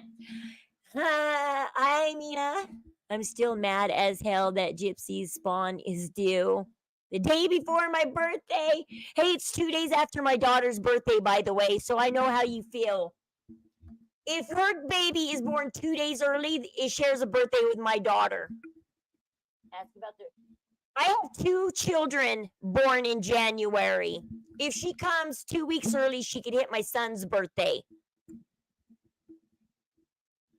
Yeah, it's like her due date is actually November, December-ish, or not at all. This is either Ryan's baby or she's faking it. It's like Ryan or maybe baby. But it ain't Ken's baby. Ken, sorry. You ain't swimming that well. On the 23rd. So, you and Fancy, both your birthdays are on January 23rd. Nice. Yeah, you're 3 days after my daughter. My daughter's the 20th. And so, yeah, her spawn can also be born on my daughter's birthday. Probably not my son's because his is the 8th. It's early in January. But I got a sister who's born on the 2nd. And I got a niece on the 10th. and another niece. I got like 2 nieces, 2 children, and a sister in January. I got like 5 family members in January. Fancy not. So that's interesting that you have Fancy's birthday. Fancy's and Fancy Miss Sally, huh? Interesting. That's cool.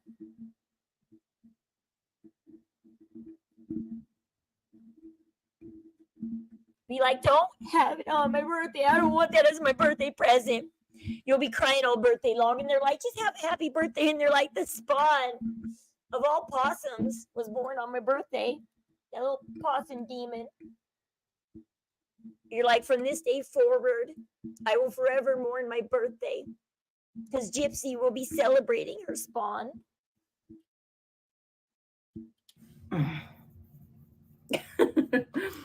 She's ridiculous. She's like, she's not responsible for this at all. Yeah, no, I didn't do anything.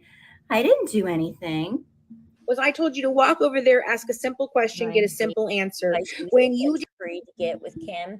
Well, yeah, she had to hurry up because, like I said, what I found out was Mia invited Gypsy to the Jazz Fest.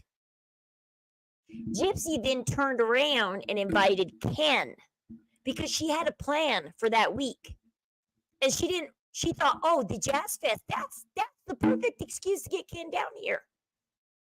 She's like, she's like, I'm gonna rub my ass on him all night long and get him hot and ready for me. Ruin our birthdays for us, Gyps. Don't ruin Fancy and Mina's birthday or my daughter's. You're gonna hit somebody's birthday in there. Definitely Ryan's baby does. But yeah, she had an agenda. The way she was rubbing up on Ken the whole, and Lifetime was there to film it. Like, here, Lifetime, come film me trap Ken into a baby. Because they did take that group picture with Lifetime. Lifetime was there to film the festival.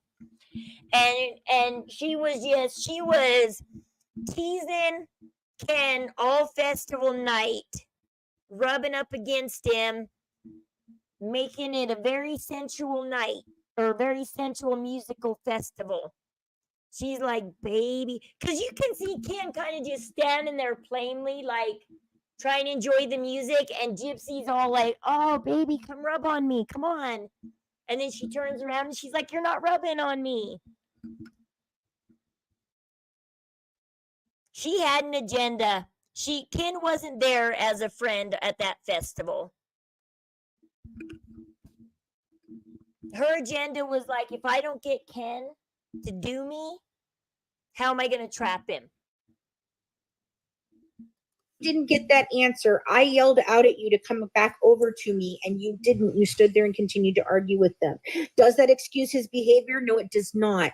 But he didn't do anything wrong. She's like, it doesn't excuse his behavior. There was nothing wrong with his behavior. I mean, he did squeeze past Sarah in the table, and that was getting awfully close to Sarah. But you saw how he took a step like every 2-3 seconds. Like, he didn't just barge in between Sarah and the table and the lawyer. He very slowly slid in between Sarah and the table. He didn't do it fast. He didn't do it scary. He very slowly slid in. He very, very calmly, slowly said, Sarah, he told you he doesn't want you to go. And basically, he was the first one to get up from the table and clear his dishes and be like, Sarah, we don't want to talk to you. And then the lawyer got up and followed him because he's like, this chick ain't leaving us alone. I'm calling the cops. I'm done. Ryan was to get back to LA, and Ken is to their season on Lifetime. How does she get men to fall for her BS? She's not the prize pig. They're just a pig with some money. Well, see, Ken, that's what me and Fancy and everybody, when I first met Fancy the first time on Morbid's Live, The first time I was on Morbid's Live, Fancy showed up, and Morbid said, "I want to show you guys this." And they were asking Ken, "What is your dreams?" And he said, "To own my own restaurant." And both me and Fancy chimed up at the same time and said, "Ah, that's why he's with Gypsy." Case solved. Case over. Done. Done deal. Done deal. Guys, done. We solved the mystery. He wants part of that $3 million for his restaurant. He thinks he's going to get it, but he didn't realize it's in a trust fund. She can't touch it. And now she's pregnant and he's trapped. Compared to him, and it was hella threatening and intimidating.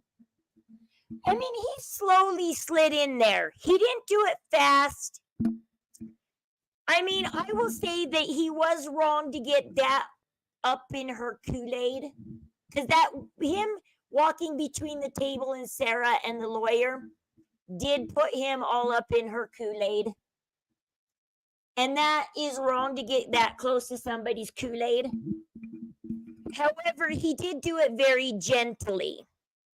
Because if you watch, let's see, he did it very gentle-like.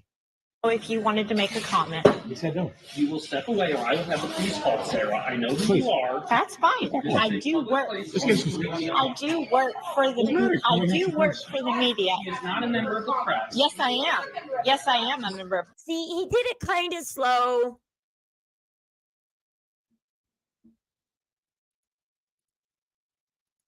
But, I mean, he did get very, very close to her.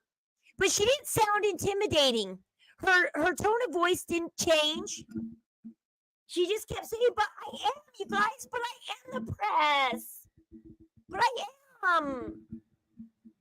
To ask for Cliff Notes about the video on screen because I'm clueless. Who and what? Do we need to watch the video again? Or what?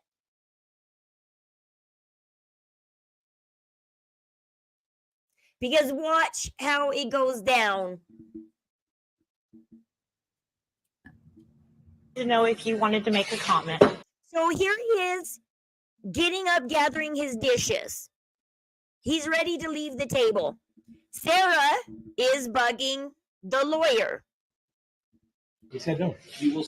And he's like, he said no. And he's once again reiterating, "You will step away or I will call the cops." Step away, or I will have the police called, Sarah. I know who you are. That's fine. I do work. And he says, "Please back away." And so he does put his body there like a, "Come on, back away." He does puff up his chest a little bit. You see how he goes like this. He's like, "Come on, Sarah." So he kind of walks in between Sarah and the table. And then he's like, "Come on, Sarah, back up a little bit." So he is using his body in a way to be like, to back up his words. "Come on, back up." He's very slowly going, "Come on, Sarah, you need to back off." Well, there's either, some people are saying he's a security guard. I don't believe that. Because first of all, a security guard wouldn't be sitting down chatting and having breakfast with you. They're hired to guard you. They're standing up at all times. Okay, let's rewind. He said, "Excuse me," right? Step away, or I will have the police called, Sarah. I know who you are. That's fine. I do work. I do work for the. I do work for the media. I heard him say, "Please, come on, back away. Give him some space." Love. That is harassment. To know if you wanted to make a comment. He said no. You will step away, or I will have the police called, Sarah. I know who you are. That's fine. I do work. I do work for the. I heard him say, "Please." He's saying really nicely. He's like, "Please, back away. Give him some space." I do work for the media. But the guy in the blue shirt is the prosecutor. I believe it is the prosecutor. I believe that Fancy should have never doxed him, but she did. And that made Chillicothe freak out and go, we can't make our prosecutor look like a bully. And so they're lying and saying that it was a security guard, and it's not. It's not a security guard. When you hire a security guard, they don't sit down and have a meal with you. Beef between the Sarah and okay, so there's beef between okay, so the first guy you see sitting Guys, there right there is the lawyer for Gypsy. He's the one that got Gypsy the plea deal 9 years ago. Or no, 7 years ago. This is Mike Stanfield. He is Gypsy's lawyer. He has stayed with the Blanchard family through the years. The Blanchard family made him popular. He is a famous lawyer now. He swung Gypsy the wonderful, great deal she got, only 10 years in prison with parole. So this is lovely Mike Stanfield having breakfast for some reason at a hotel with the prosecutor for some reason, because they both live in Chillicothe. So I have no idea why they're at a hotel in Chillicothe when don't they live in Chillicothe? She is Try-O-B Christie is doing Gypsy's lawyer too. Probably, because why would any lawyer, not even OJ's lawyer, stuck this close to him? I think, well, somebody said something about, didn't Katie Joy say there's been a lot of infidelity on Christie's part there's been a lot of infidelity in the marriage? I mean, you got Mike Stanfield, who's taking Gypsy on almost like a daughter. Because why? Maybe Christy is doing him too. Allegedly, you guys allegedly. And then Ken, because, well, you see the wonderful relationship that that Christy has with Parker. How can you have that good of a relationship with somebody's dog if this is the first time you're meeting them? The dog so gave away that Christy has been with Ken.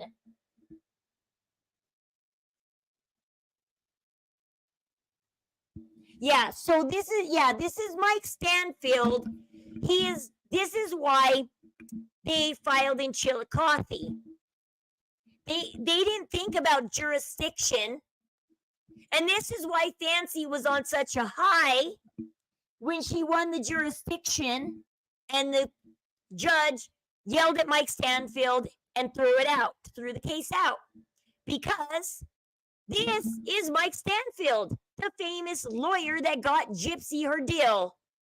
And Fancy was so enthralled with winning against Mike Stanfield that she wanted to punish him so harshly, she talked Sarah into pressing charges against them.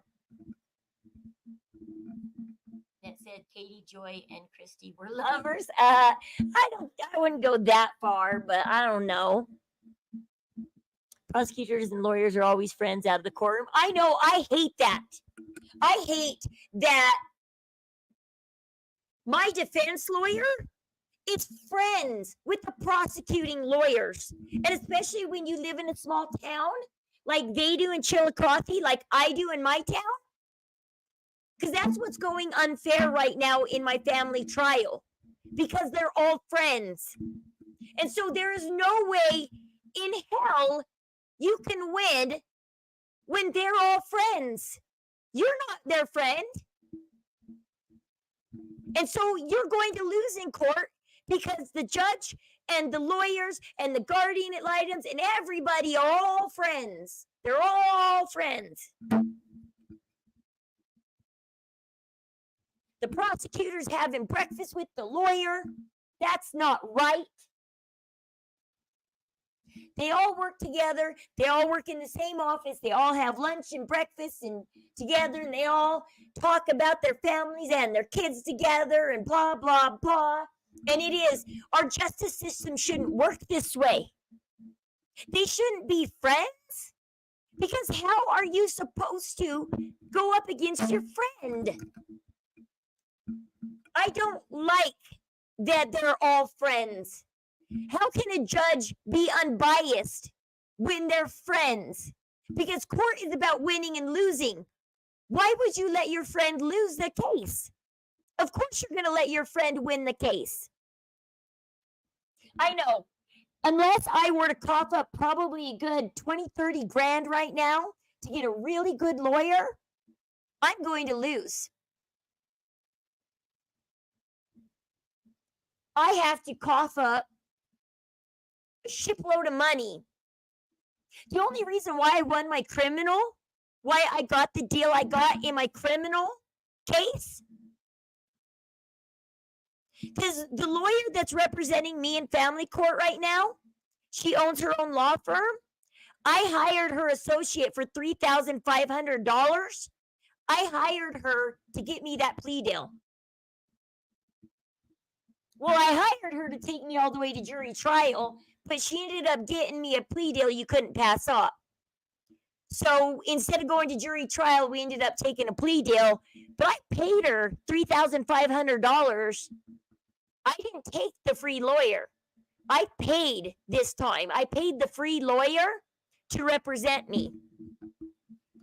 I paid her, and that's how because if I had went with a free lawyer, I guarantee you my life would be sucking right now. But I coughed up $3,500 and got myself a good plea deal because I was able to cough up some money.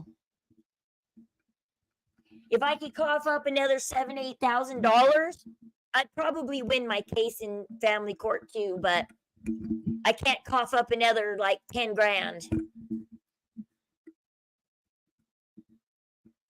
Because my lawyer, because she is my free lawyer in family court, she gave me a discount of $3,500. I was supposed to pay $7,000 for them to represent me in criminal court. But because my lawyer said, I like you, Rose, I really do, and I don't want to see you lose your kids, she's like, I'll give you a discount. I'll only have you pay half the fee. And so she gave me, I hired her associate for half the fee. Public pretenders work under the prosecutor. They do. It's stupid unless you pay them, which I paid them and they got me a good deal. There was no deal on the table. And then I got my lawyer and I paid her. I walked in there with cash. We pulled my husband's 401k. We spent it all on lawyers' fees to win the criminal case because we didn't want to go to prison. And so we pulled my husband's 401k and saved our asses. And now we don't have a 401k, but we're not in prison. So yay! Because we paid them to keep us out of prison.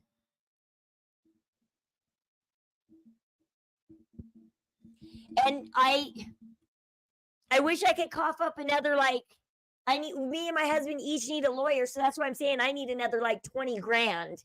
I need like 20 grand to, because I got to pay for 2 lawyers. I need another like 20 grand to win my case. Because if I shelled out money, I guarantee you my lawyers wouldn't be quitting right now and giving up and just letting the verdict be what it's going to be. Because we all know what the verdict's going to be. I bet they'd fight a lot harder if I coughed up some money. I am here with the media. No, you're not. And You're here with So see, she approaches and he immediately is like, no, I'm not believing you. They watch fancy streams. They know who Sarah is. It's just So that's the first half of the video we're missing. We've been rewinding the video, but we missed the part where Sarah approaches because she chopped up the video because there's this beginning part where Sarah approaches. good morning, guys. I am here with the media. See, Mike Stanfield hears her out, even though he knows it's BS. Mike Stanfield hears her out. And then he calmly says, no, you're not. And You're here with it's just I find it so humorous. And so you can see the other guy his plate's right there. He's seated at the table. There's his plate. He's done with breakfast. He's seated. Okay.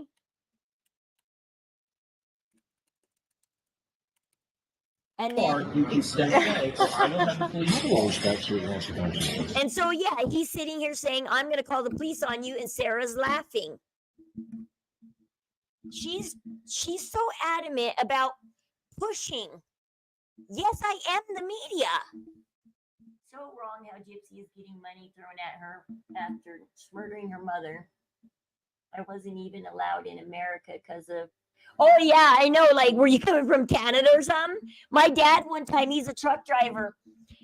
He had to go to Canada, and Canada let him in.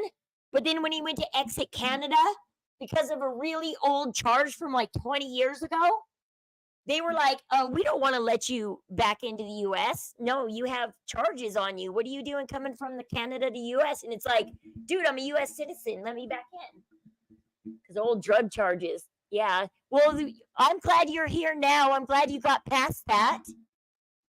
But yeah, if you have drug charges, you might have problems migrating to another country. Lawyers don't like to be ambushed. You have to call their office and ask for an interview. Well, nobody likes to be ambushed, especially at breakfast. He's sitting there on his phone. Court's in 10 minutes. Whatever him and the prosecutor are talking about, they're talking about. Instead of talking about it in the courtroom, they're talking about it at breakfast in the hotel. Well, that's fine. We just wanted to know if you wanted to make a comment. He said no. You will step away, or I will have the police call, Sarah. See, this is where Sarah should have said, okay, I'm sorry, and stepped away. She finished her saying and said, we wanted to know if you wanted to make a comment. For the second or third time, they said, no. This is where you say, okay, I'm sorry, and you walk away. You were wondering, and they said no. Okay, wondering's over. I know who you are. That's fine. I do work. I do work for the. See how she backs up slowly? It wasn't a quick backup.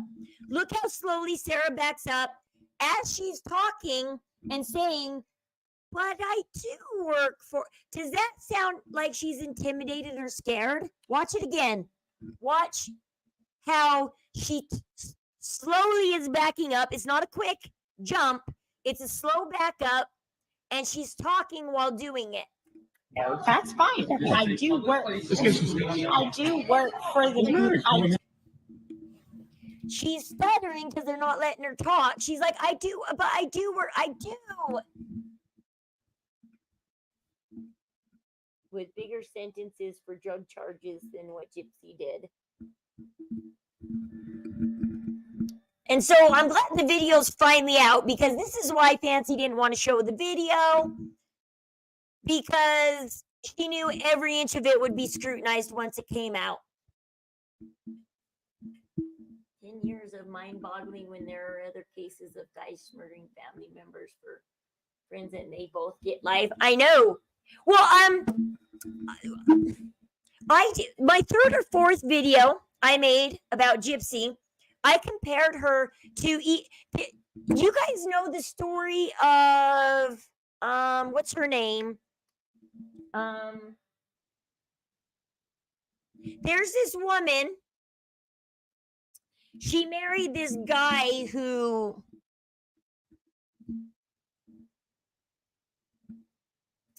is in Florida. This case is in Florida. You guys might know it as I'm describing it. She marries this guy, and she decides she wants to have him murdered. And she tells her friend, do you know somebody that I can pay to murder him? Because she wants to get the life insurance policy on him. Because she's like money hungry, and I think she married him because she thought he was rich and had money, but he's like this, like, I don't know, Italian mobster kind of guy. I don't know. He has an interesting last name. I'm trying to remember their name. Anyways, so the guy has a conscience and morals and ethics. And instead of going and finding a hitman, he goes to the police and he says, I have this friend that wants me to find a hitman for her. And so the police say, okay, you're going to take this detective and he's going to play as the hitman. Tell her you found the hitman, bring the money to this place this time, and we'll record it. So he does that. She brings the money. She's in the car with the hitman, who's the police, but the hitman. And she tells the hitman, okay, they say, do it this Wednesday. I'm going to go to the gym at 6 a.m. and then I'm going to go for a jog and do it while I'm gone. He's like, okay, I'll pew him twice in the head. I'll make it look like a break-in, blah, blah, blah. I'm professional. And can you give me some of the money? She pays him. Wednesday, she goes for a jog, or she goes to the gym. She goes for a jog. She gets a phone call from the police. Hey, your husband's been murdered. There was a break-in. Somebody saw a black man running from your house. And but that was the cop who acted like the schmurder. And so she gets to her house and there's police cars and there's police tape and there's everything up. And they're like, somebody broke in and they pew-pewed your husband twice in the head. And she's all crying and freaking out. And this is all on film. You can go watch the film. She's crying. She's freaking out. And the police take her down. She's like, I want to go see my husband. They're like, no, we can't let you go in your house. We can't let you go in your house right now. We need to take you down to the station. We need to talk to you. And she's like, no, I need to go in my house. I need to see my husband, blah, blah, blah. And they're like, no, can we take you down to the station? And they say, okay. So they take her down to the station and they decide to get her story first. And she's like, well, I was out at the gym. I was out for a jog. Oh my gosh, can't believe this happened, blah, blah, blah. And then they get done playing with her. They get tired of her and they get tired of playing games. And they say, you know what? They say, guess what? Your husband, he wants a divorce. He's standing outside that door. He knows you wanted him killed. He's done with you. He wants a divorce, by the way. He's done, okay? And she's like, what? It's like, yeah, we know you tried to hire a hitman. It wasn't a hitman that you hired. It was a police undercover cop you hired. We know it. We know. And so they stopped playing her games. And she tried to lie and make an excuse. But anyways, point being, she got life. Her husband's alive. Nothing happened. She didn't hire a real hitman. She accidentally hired an undercover cop. Nothing happened to her husband. She never even got in contact with a real hitman because her friend contacted the police instead of. And she's serving life just for even setting up the murder of her husband. And I talk about it in a video I did, I think back in February or March when I started covering Gypsy.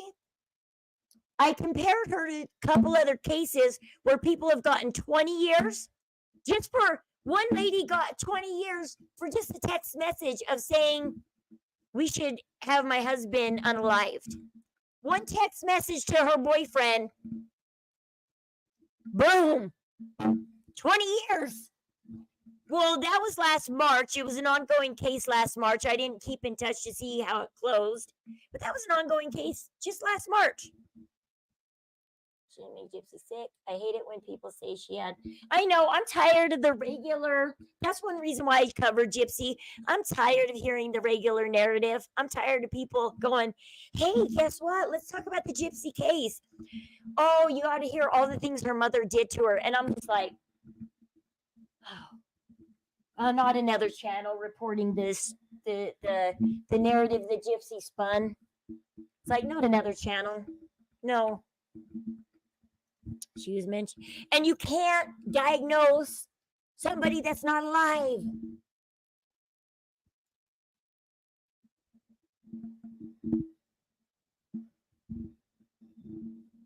And so, yeah, there's plenty of cases where there was just one where the girlfriend, the dad survived.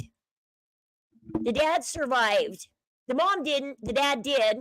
The boyfriend did it under the girlfriend's command. And the dad survived to tell the cops that, well, the daughter was part of it. Look at the chips Jix is advocating for. Yeah, the ones that did the same crime as her. Same boyfriend. And theirs aren't the only cases. Gypsy isn't a unique case. She isn't a unique case. She's just the first one to not get life and to become famous and people to feel sorry for.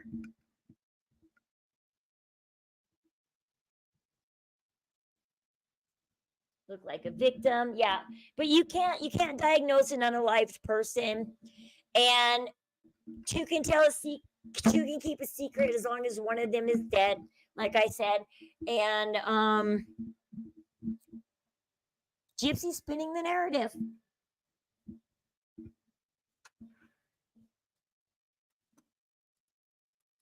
Like, just because Fancy decided you're a reporter doesn't make you a reporter. It takes a lot more than that. There are reporters that work hard on their career, and we can't judge whether Sarah's a reporter or not because we haven't seen her entertainment channel. Maybe I ought to go look and see where Sarah's entertainment channel is, because we can't decide if she's really a reporter or not until we see this channel that she was talking about that Fancy ruined, that at one time she had 10,000 followers when she was doing entertainment before she did cross over to true crime. And for this bitch to say she's a reporter, that's ridiculous. This is the problem. Like, I don't know if public opinion is a good thing or a bad thing. Because sometimes, I wonder if letting public opinion into the court, like right now, in my court case, the public isn't allowed to be part of anything that deals in children under the age of 18. So the public can't be part of my court case. But sometimes I wonder if the public was in the gallery and they got it, me and my husband actually got to tell the full true story to them, if things would be going a different way if public opinion was part of court. Because sometimes I wonder if public opinion being part of court, because what would have happened if there would have been enough public opinion? Because like, what's that one chick says, we watch Out of Context? Out of Context is like, why didn't you guys try and get Nick off back then? Why didn't you guys fight for this back then for Nick? And it's like, we didn't have not until COVID did YouTube and TikTok take over for the news. Everybody still watched TV and relied on the news and stuff until COVID. And then YouTube and everything kicked off in COVID. And people started recognizing streamers as a way to get your news instead of listening to Fox and CNN and those networks that are controlled. But then too much public opinion was in Gypsy's favor because of her neighbors and everything, that and it was also because they wouldn't listen to the police, because the police knew this was all fraud. And they dropped the fraud charges and just went with the second-degree murder charges. They dropped the fraud on Gypsy. They're like, nope, this girl's abused. We're not going to even... They didn't even look at the fact that Gypsy was almost 17 years old when they moved into that pink house. And so pretty much the whole time they were scamming in that pink house, she was an adult. She was an adult for 90% of the time they were in that pink house. She was an adult. She wasn't a child being abused. She was an adult. But the courts didn't look at it that way back then. 9 years ago, they didn't look at Gypsy and say, you've been an adult for 90% of the time you lived in that pink house? So it's like, I can understand if Gypsy was 5, 6, 7, 8 years old, but she was an adult for 90% of the time.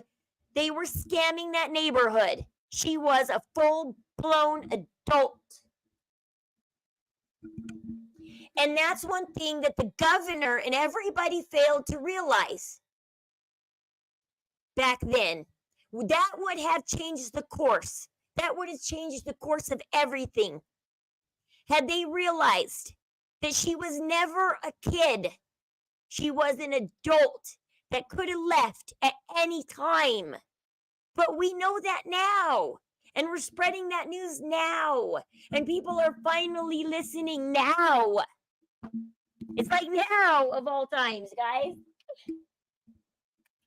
And she was harassing them. She absolutely was harassing them. If someone tells you to go away and you don't go away and you continue doing what you were doing. That's how I got my trespassing charges. I didn't know when my mother-in-law said, Rose, you need to leave my house, that the second I said no and stayed, I was breaking the law. I was now a trespasser. Turns out you learn the hard way that when people say go away, you're breaking the law if you stay.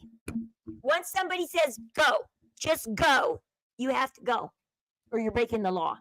And even though they told you to stop doing it, that is harassment. It is. That is harassment. To the letter of the law, it is harassment. Legally, if somebody says leave, you have to leave. She was harassing them. Haven't you ever seen reporters? Do you know what reporters, normal reporters do? People for years have been getting down on paparazzi. They think paparazzi is what killed Princess Diana and everything. People, yeah, for some reason, reporters get away. Famous people smack their cameras and break them and stuff, and the famous people do get in trouble. But just because reporters, there are some rude reporters out there, doesn't mean you're legally. But they have badges that say we literally work for Fox News. Look at people saying she was a child. The second daughter, and I was on school council when I was Gypsy's age. Schmurder. Yeah, she knew. When they moved into that pink house, she was 17.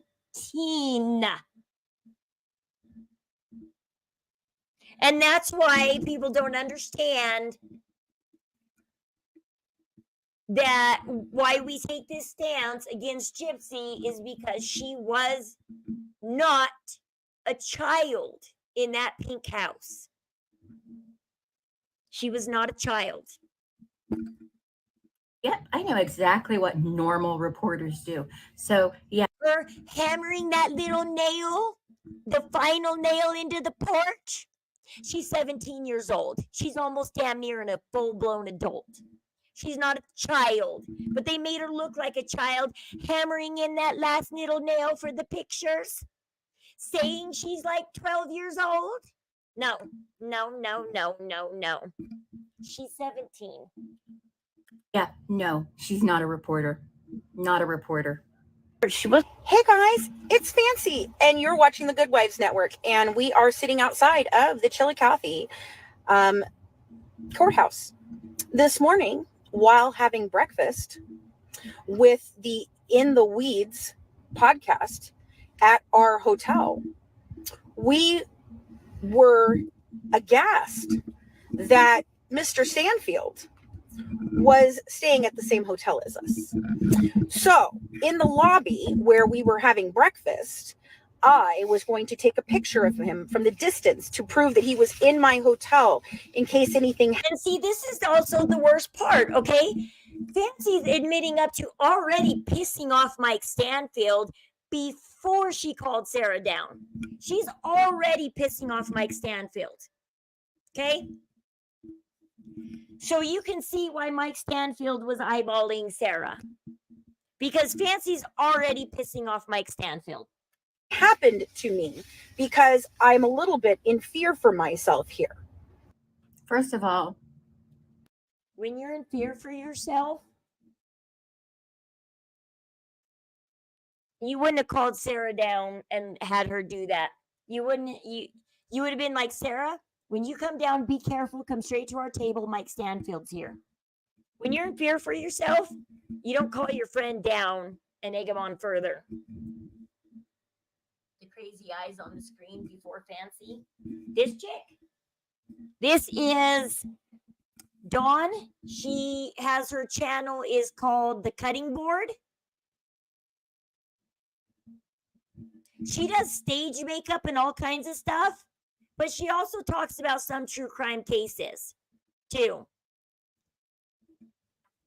She acts like an expert in a lot of things too, but yeah, she's called The Cutting Board. Her name is Dawn. She does like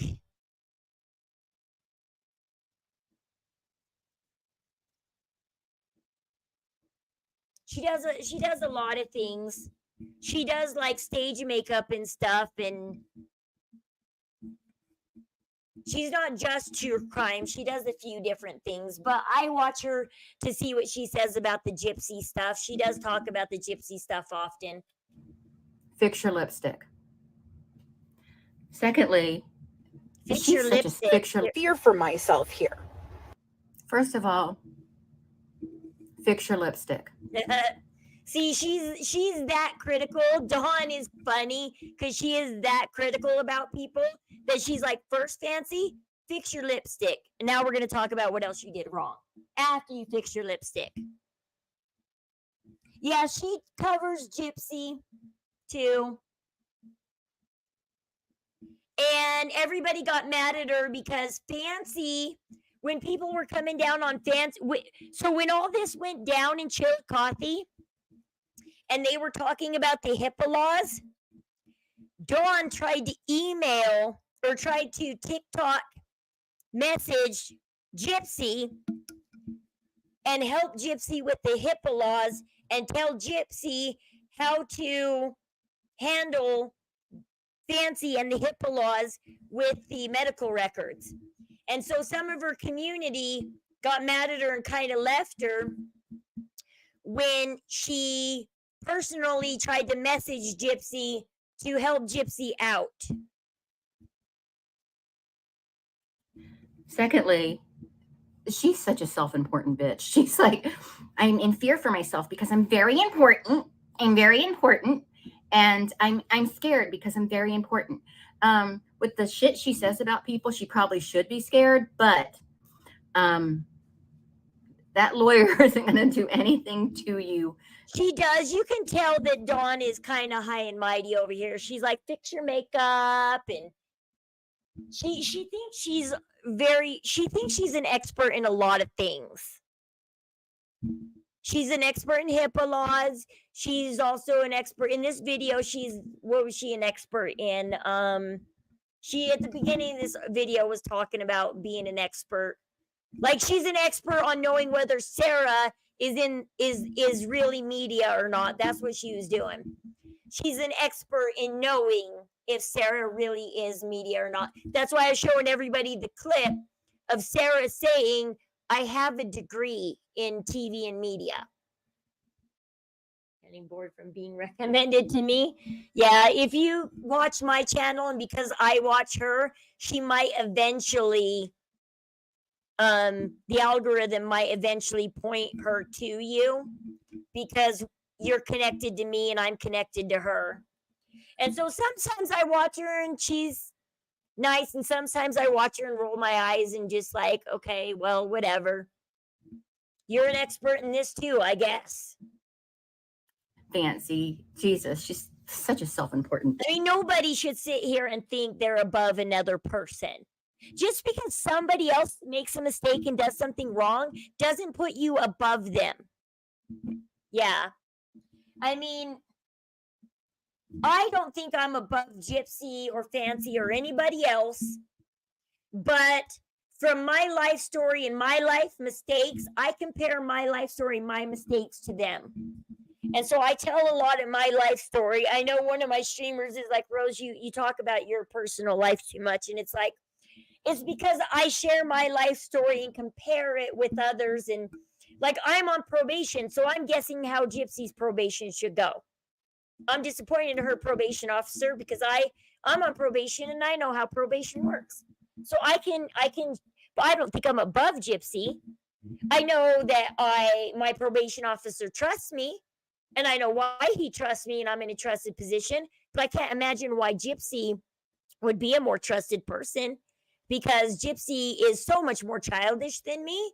My probation officer knows I'm very grown up, and he's seen me take accountability for my mistakes. And but she puts herself above people, and it is sad, because just because somebody makes a mistake, it doesn't make them beneath you.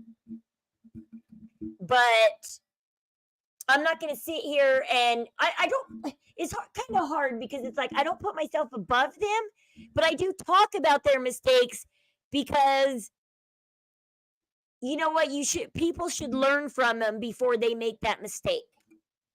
And that's what, like, Gypsy story's all about is, okay, fine, Gypsy, if you don't want to be an advocate and help people out, well, I'll share your story for you, Gypsy, and I'll tell people what not to do that you're doing. I'll advocate for you, Gypsy. Just sit back, make your stupid mistakes, Gypsy, and I'll point them out for everybody and tell people why they shouldn't do this. It's like, I'll advocate for you, no problem. Bitch, I do not feel safe. And when Sarah, like I said, just because I don't agree with Fancy and everything, I'm not going to sit here and start calling her a bitch and stuff. I'm not going to start calling Fancy names. I don't agree. I've lost a little bit of respect for Fancy because of what she did to Sarah and Chillicothe. I do. And I don't agree with a lot of the things they did. However, you know, everybody's talking about the story. I'm going to talk about the story, but I'm not going to start calling her names and putting myself above her. Sarah came down, she walked over as a member of the media. She interviewed me. She interviewed Into the Weeds podcast. And then she went over to grab a comment and ask Mike if he wanted to make a comment. His associate then stood up and proceeded to yell in Sarah's face and chest bump her. So you, I didn't see the chest bump. The camera would have gotten bumped. I didn't see no bump. you all saw the same thing I did at the beginning of this video. There was no. I mean, he did have to kind of slide in there tightly, and he did go, "Come on, Sarah." He's like, "Come on." You know, all he did was go, "Come on." And so that's where she's talking about like to chest bump, because he's like, "Come on, Sarah. Come on." But it's just a gesture that people make when they're animated. Come on. You know, when you're like, "Come on." It's just a gesture that you make when you're animated. I don't think he meant to literally chest bump and threaten her. It's just a gesture that people make when they're emphasizing. They're using their body to emphasize their meaning. So he's like, "Come on, Sarah." You know, it's like we've told you 5 times already to go. So it's like, "Come on." So he's just emphasizing with his body. Once again, I'm going to tell you to go. Yelling. There was no chest bumping. There was no pushing. There was no shoving. She is completely full of shit. But you can see that the camera was a little far away, and she was backing up when he did that. Come on. And you can see that he did not make contact with her body, because the camera caught the gesture. I could see he was making this gesture. She is a liar. And I'm sorry, Sarah is a liar too. Liars. One lies and the other one backs it up. He wanted to make a comment. I don't know if Sarah's exactly a liar, or, like I said, mob mentality, Fancy amped it up. Because Sarah's right now about to tell you, like to chest bump me. Because she's trying to describe this gesture. What is this gesture? How do you describe this gesture? Like to chest bump. Okay, I can see how Sarah would say this is like you're gonna chest bump. How do you describe this gesture? How do you describe it? Okay, I think she tried to describe it the best way she could, and feeling like it might be a chest bump was the best way she could describe. He gestured to me to go. I'm listening. I'm turning the heels on a pair of socks I'm knitting. Oh, nice. It's getting a break from my comments. Oh, well, cool. You can make socks nice. You'll have to show us pictures. His associate then stood up and proceeded to yell in Sarah's face and chest bump her and push her and made her feel very, very unsafe. Then they threatened to call the police on us and told us that they did call they threatened the police from the beginning, fiancé. The police on us.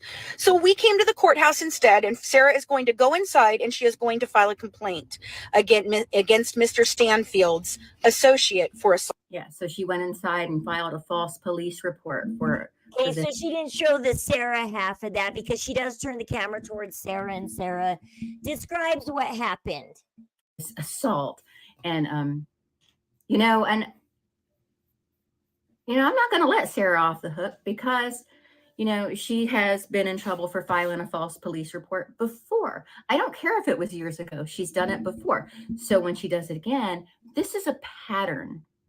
Yeah, that's not good if it's your second time of filing a false police report. That's bad.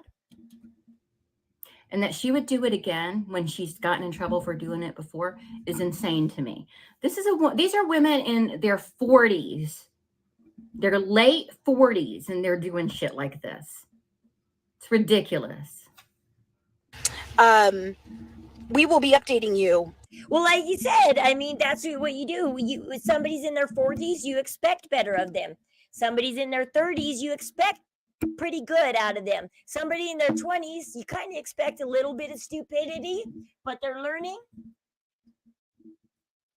And every decade has their amount of wisdom you learn. 20s, you think you have the wisdom of a 60-year-old, but you don't. But people in their 20s, they like to think they have life figured out, and that's why they make a ton of mistakes, because they think they have life figured out. And that's why your 20s, you're just stupid through them. And then when you hit your 30s and you finally get a little bit of hindsight, you think, damn, was I dumb?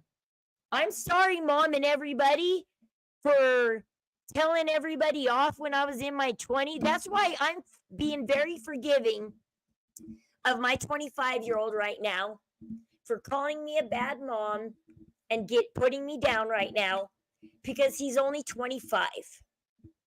And 25-year-olds think they have the world figured out. They think they know how the world goes round. They think they know. And so I'm being very, very loving and forgiving of my 25-year-old right now. For every time he backstabs me right now, I just forgive him. It hurts, but I forgive him. As this breaks, I cannot believe the audacity that these people have. I am just in shock. Oh, the audacity of people. But my 60-something-year-old mother who's backstabbing me, I expect better of her. People wanting to eat their breakfast in peace when they know that they're going to have to look at your mug in the courtroom. I am just in shock. Sarah, do you want to say anything, sweetheart? Oh, here we go. Sarah, sweetheart, you have anything to say? Because I care. I'm a very caring person. She's like, I just told your story, so now you got to back me up, Sarah. Sarah, it's time to back me up or I'm going to look like a liar. See what Fancy just did to Sarah? She told, my oldest is 25 too. She already owns her own house. Oh, cool. Well, congrats. My 25-year-old is married. He owns his own house too.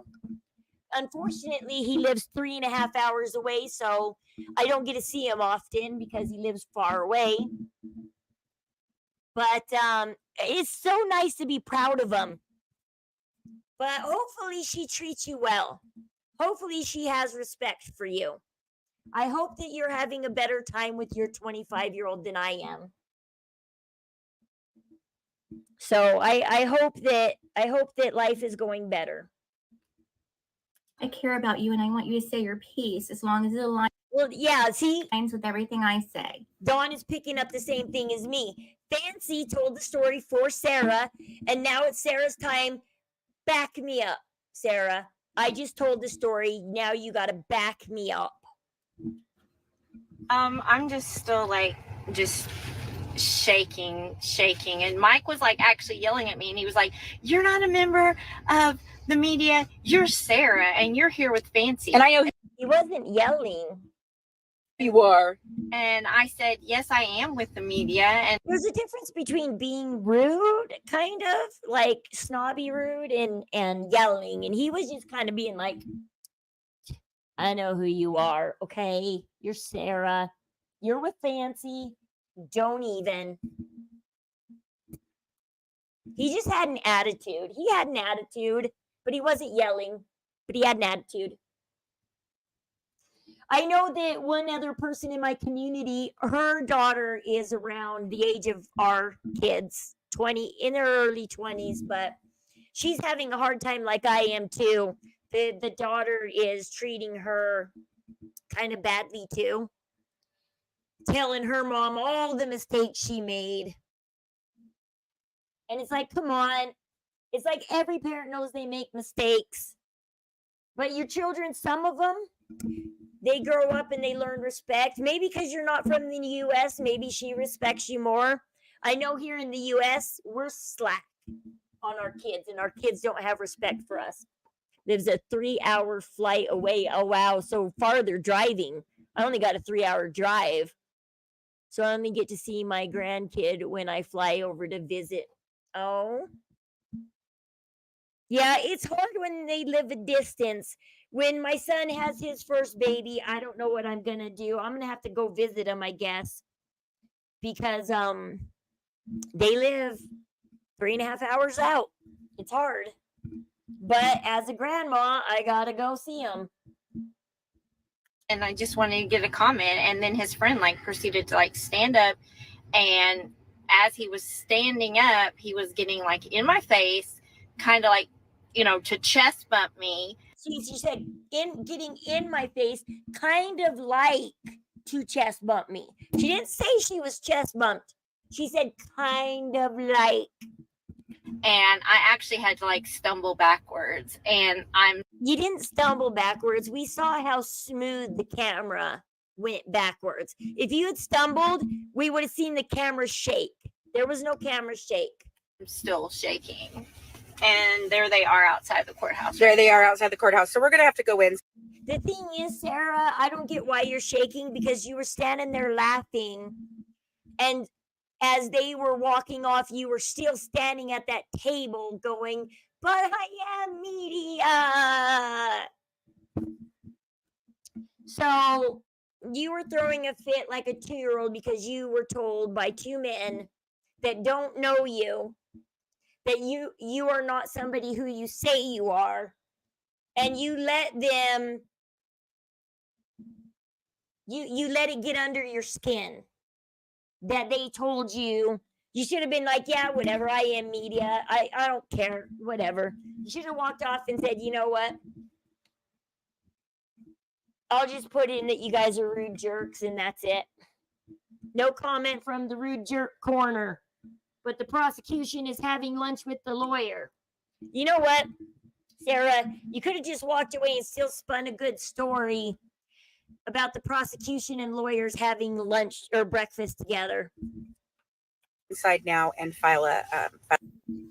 Again, nobody was yelling. Nobody was chest bumping. Just the delusion. Is this delusion? I mean, are they aware that? I'll be back in a second. I gotta go grab my med. Hold on. It's been a minute.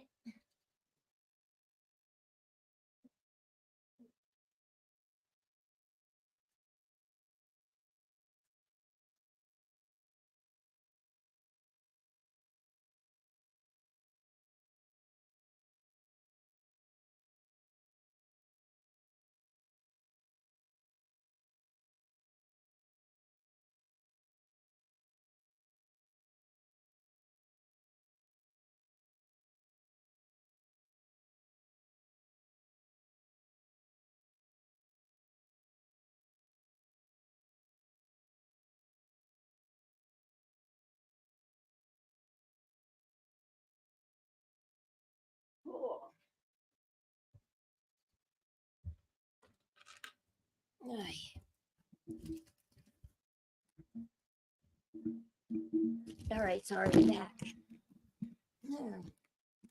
Let's listen to it for a minute while I see. They're lying, or is this delusion?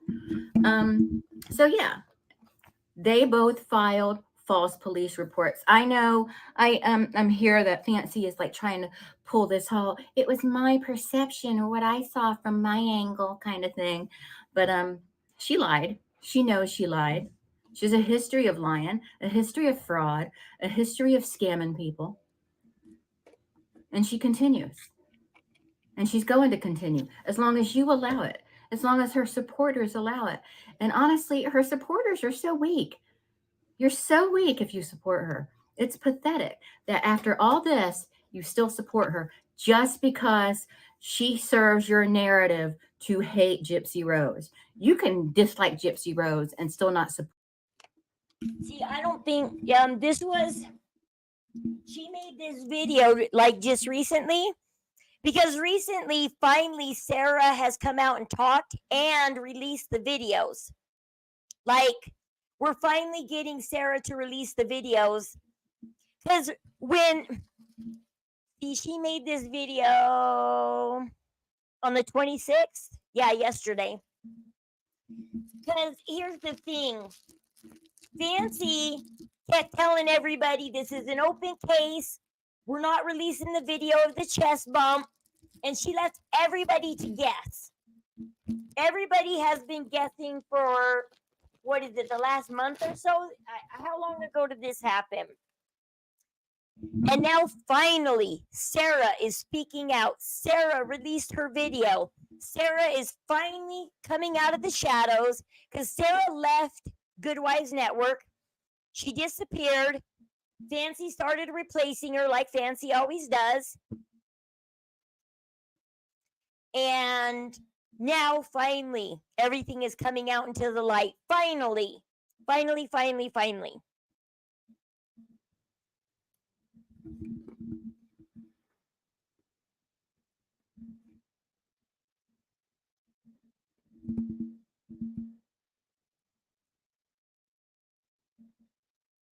Because even through all the Gypsy drama, nobody's forgotten this Chillicothe mess. Support this But see, I don't think that Dawn should get to tell you what kind of Fancy fan you are and whether you get to support Fancy or not. Like I said, I will always have respect for Fancy for pioneering the Gypsy corner of true crime. Her and Natasha Cooper and everything pioneered this corner of the Gypsy world. But yeah, Fancy's time is starting to kind of be over because she has nothing new to release. There's nothing new for Fancy to talk about. Everybody knows everything that Fancy has shared, has brought to light. The evidence is now spread everywhere for everybody to see. Does Fancy deserve to lose her channel? No. Does Fancy need to learn some lessons? Yes. Is she learning them? No. Some of these people that cover Gypsy are kind of no different than Gypsy in a way. And it's sad.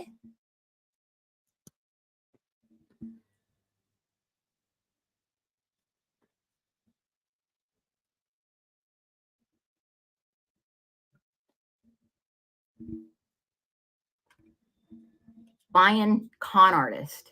It's ridiculous. And Sarah's just as bad. These are criminals. I don't care if they've had crimes way in the past. They're criminals. This is criminal behavior. And filing a false police report, it's bad. It's evil. It's taken time away from true crimes. I hope nobody was getting unalived while they were filing their cute little false police report. It's ridiculous. It's absolutely ridiculous. These two women. It's crazy. And, you know, I tried, you know, people like say they feel sorry for Sarah and everything. And I get it, you know, I understand, but I don't, because, you know, she's in her 40s. She should know how to stand up for herself by now. And another reason. I wouldn't say that exactly. Just because you're in your 40s, you may have learned a lot of life lessons. You may be able to take accountability, but standing up for yourself takes a lot of confidence sometimes. And some of us lack confidence. I can tell you I have a hard time standing up for myself. And when I do, I just do nothing but get myself in trouble. Because when I stand up for myself, people call me a bully and they call me mean. And so, how are you supposed to stand up for yourself? Because it's a lose-lose situation. If you stand up for yourself, you're a bully, you're mean. If you don't stand up for yourself, then people push you around. Like, you're in a lose-lose situation. There are some people that somehow know how to stand up for themselves, no matter what, or whatever, and nobody ever calls them a bully. Nobody ever calls my husband a bully. But if I stand up for myself, oh, I'm a big bully. If I stand up for the truth, oh, I'm a big bully. The reason I know she's not a reporter is because a reporter would have never been shaken up by that little nothing burger of a interaction. That was a nothing burger interaction. Nothing happened. They didn't yell. They didn't even get heated. I couldn't have toasted a slice of bread with the heat they were putting on her. It was ridiculous. It was ridiculous that they went and filed a police report over this. It's crazy. It's crazy. This two ridiculous people. Absolutely ridiculous. And you know, they need to pay for their crime. And so maybe tomorrow, this is a long video. If you want, we can go over the Sarah Speaks video. Same, I was abused so bad as a child, they just lay there and take it. Yeah. People don't understand freeze happens way more than fight or flight. Freeze happens because you said no and they didn't take your no. You stood up for yourself and they didn't care and they abused you anyways. And so, yeah, you just take it. You lay there and you take it. You sit there and you take it. You stand there and you take it.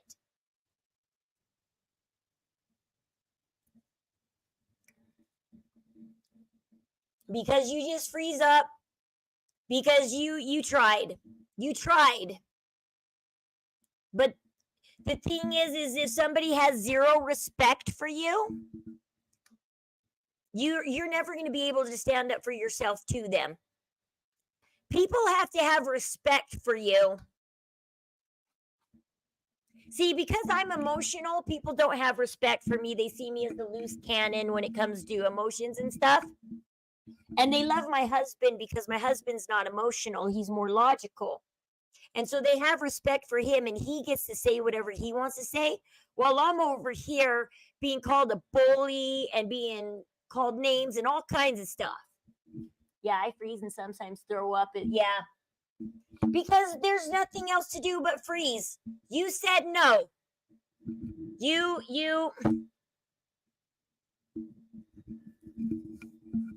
There's nothing else to do but freeze. And just freeze. Until maybe you can either do fight or flight. I'm very sorry, Mina. I am so sorry.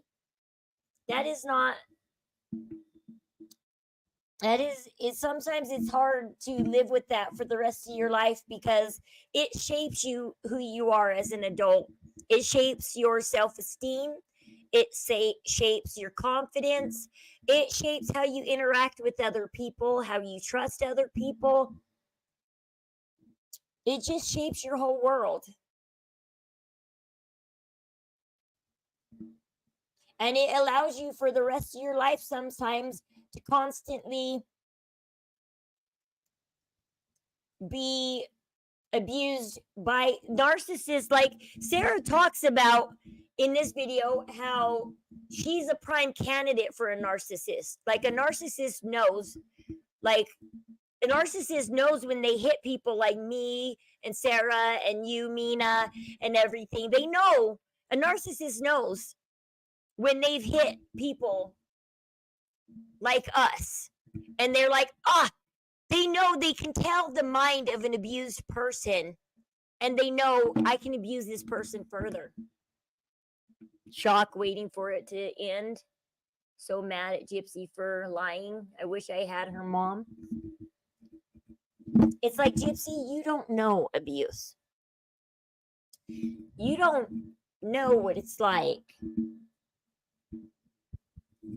to have a mother that you can't call your best friend because she constantly puts you down in everything. I always hated growing up when people would come up to me and say, Rose, you have the best mom. I love your mom. Your mom is so great. And I would sit there in my mind and think, if only you knew. If only you knew. I got fired once from my job when I was 17 because I was crying.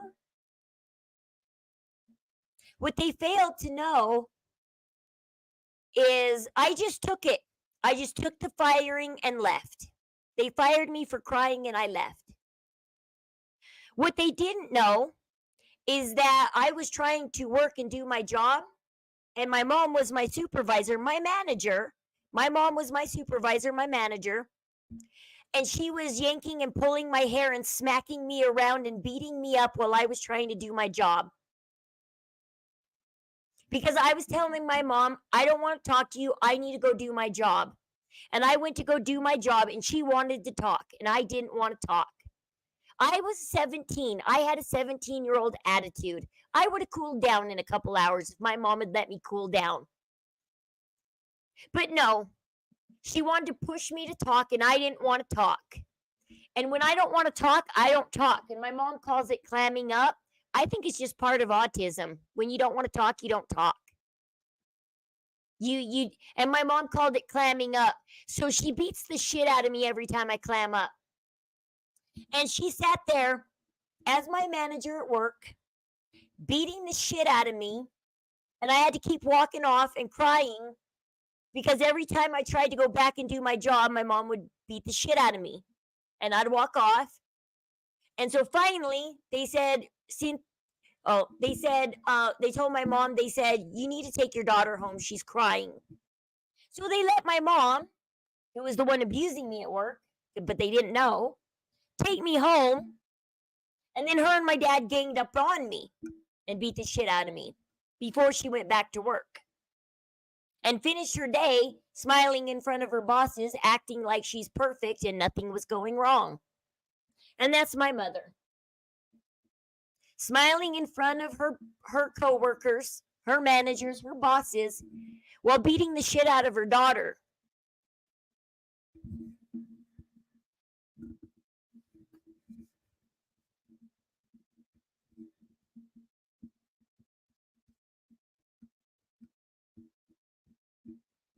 Who is in Sir Morbid channel. I wish her mom died even half. I wish her mom did even half the things my parents and step did to me. Then she'd know abuse. Yeah, she doesn't know abuse. We never touch my kids. We never hit my kids. Yeah, this is my channel. Talk with Rose. This is not Sir Morbid's channel. But yeah, Gypsy has no idea what it's like to be abused by your parents. Her mom treated her like a princess. She was a princess. My mom, I remember when I was 9 years old. No, I was 10 years old. 10 years old. I dressed as a princess that Halloween. And I came home and I fell asleep on the couch with my makeup and everything still on. And my mom came over to the couch to put me in bed. And as she was wiping the makeup off my face, she whispered in my ear, Rose, you got to be a princess tonight because it's Halloween. But if you act like a princess, she's like, you don't get to act like a princess every day of your life. And I swore that when I had my own daughter, I would never, ever let my daughter hear me say a cruel word to her, and she would always be a princess and beautiful to me, and I would never ever say stuff like that to my daughter. I would never tell my daughter she's not a princess. I mean, there's a borderline where you treat your daughter like a princess, but you also give her rules too, though. She has to have rules. She has to follow everybody else's rules. But yeah, I've been on Morbid's panel before.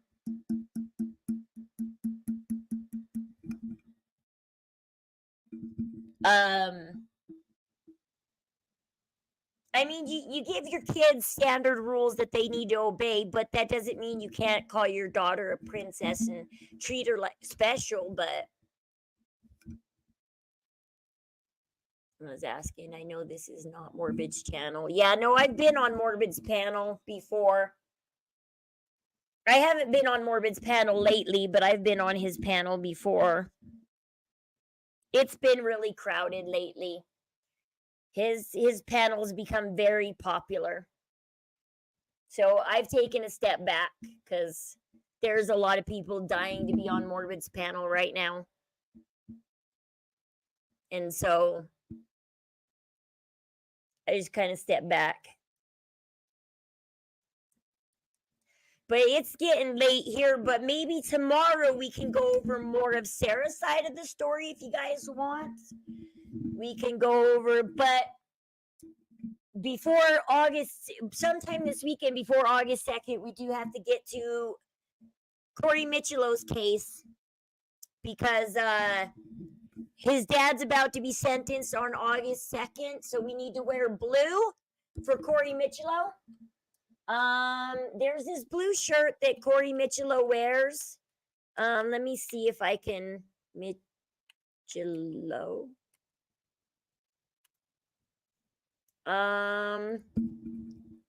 There's this image of Corey Michelo that Toddy One Skip says everybody should put as their profile picture for this weekend for July 31st, August 1st, and August 2nd to show your support for Corey Michelo. Let me find the picture. Where is it? To show. And we're going to talk about all kinds of cases, not just Corey Michelo's, but all kinds of cases where DCFS just fails our children. Morbid Stream, Christine, wasn't that an interesting show? Ms. Now there are too many entitled brats in our kids. I know. That's the problem. Our kids don't know hard work. They don't want to work anymore. Our kids, they just want everything handed to them. They cry about having a 9-to-5 job at Starbucks. It's just too hard serving everybody coffee. It's just too hard having a job. They don't know the joys of getting a career, earning a job,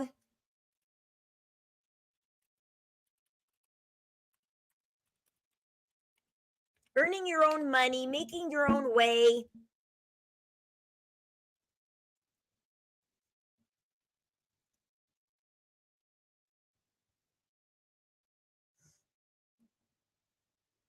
Where is that? It's like when I want to find the picture, it's not here. I showed my husband the picture the other day. It was here on Google. Let's see. Am I spelling his name right? I hope I'm make his is a weird spelling name. It's like Italian or something. I think his mother's Italian. I think he has his mother's last name. In loving memory of our Corey Michelo. There's a certain picture that Toddy Skip wants everybody to. Toddy is going to the sentencing of Corey's father.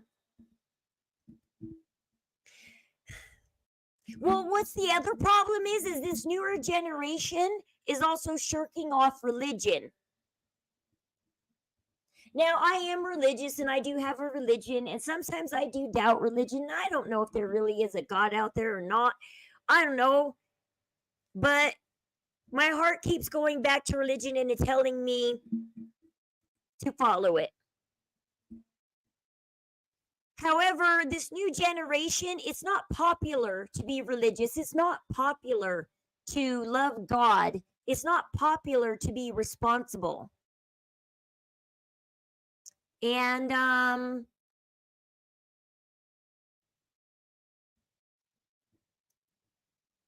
that's another thing that this new generation is doing is they're shirking. I could probably talk a lot about this, but I'll probably get canceled the second I start even saying stuff. Because there's one thing that just recently happened that pissed me off, that's showing the problems with our newest generation. Social media, you actually had to go outside your house and make friends. One of the reasons CPS got called on my kids is because they were outside knocking on the neighbors' doors trying to go play with friends, and they were scootering up and down the street. They got caught. CPS got called on them for going outside and trying to play outside instead of being home on the internet. And so you can't send your kids outside anymore. You can't. You get CPS called on you if you do. My lawyer tried to reason with the judge and be like, the kid was only 3 houses down. They live on a cul-de-sac. The kid was still on the cul-de-sac. Daddy always gave me a hard time over going to church and bringing my kids up to church. They need it. It's hard because, like I said, sometimes I wonder about religion, but like I said, my heart tells me, I don't know if my heart tells me to follow it because it's true, or my heart tells me to follow it because at least the Bible and the 10 Commandments overall isn't a bad set of rules to live by. And our laws generally follow the 10 Commandments. Don't steal, don't kill, don't lie, don't cheat, don't do adultery. What in the 10 Commandments disobeys the laws? I mean, our laws are kind of built around the 10 Commandments. So what's wrong with being religious and following the 10 Commandments? Because if you follow the 10 Commandments, you're obeying our laws, therefore you live a good life. That was my childhood outside running. Exactly, that was everybody's childhood, but not anymore. Your kid goes out, they want isolation. They don't want people. I'm surprised they took my kids because I was homeschooling them, because wouldn't they want me to homeschool them? Because homeschooling is more isolation. I mean, wouldn't they want more isolation? Why do they want my kids associating?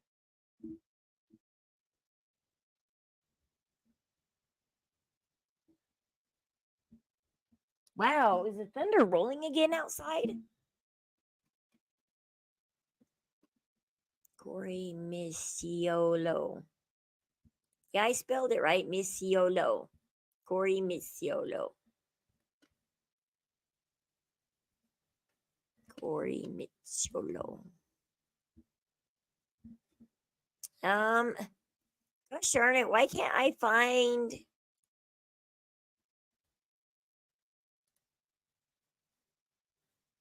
the picture I want to find?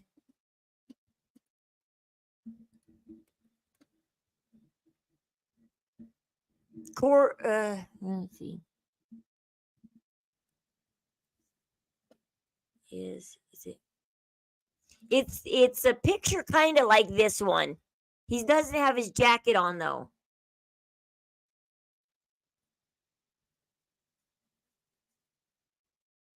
He was climbing on a log but without the jacket.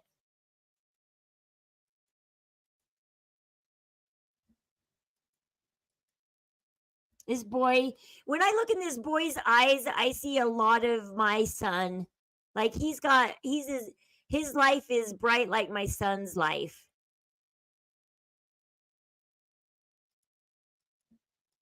I can't imagine you making your kid run on a treadmill until 6-year-old little body gives out. How does that happen? How the hey can you do that? Can you literally make somebody run so hard at 6 years old? 6-year-olds have so much energy. How can you expand so much energy out of a 6-year-old body that it gives up and he dies? Like, I don't get.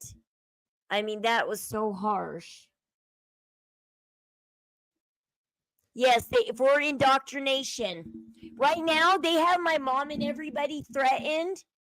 We will give you the kids, but you are not allowed to homeschool them. You cannot homeschool them, which is stupid because they're not legally allowed to tell my mom that she can't homeschool them. That's actually illegal of them to bully my mom into sticking them into school. Because in Utah, we have the right to homeschool and you can't stop that. But no, they tell my mom, we will not place the kids with you if you homeschool them.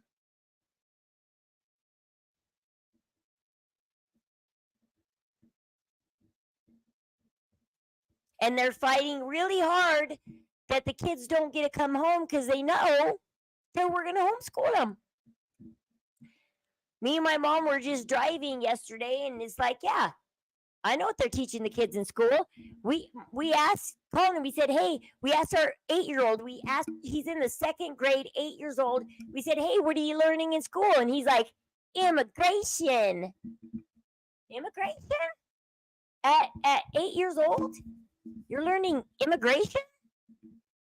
Okay. Good to know. Good to know.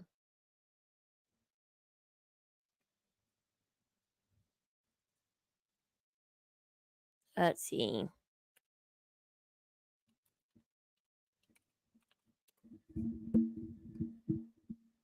Let me see if it'll come up. There's a picture that I can't find it now that I want it.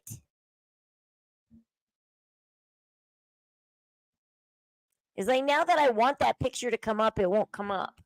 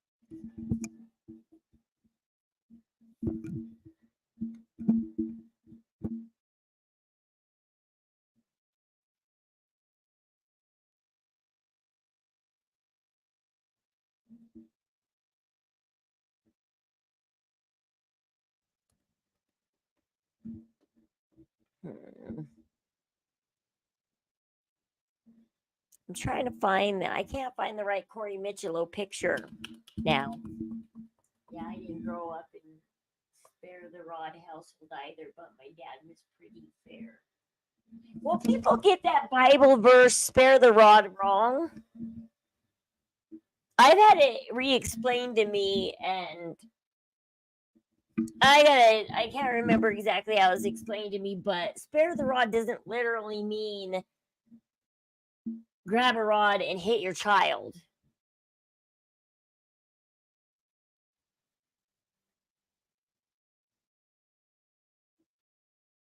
Like, people get that. People, unfortunately, when you read the Bible, I mean, the Bible is spoken a lot in parables and stuff, and you can't literally take it as it is described, because it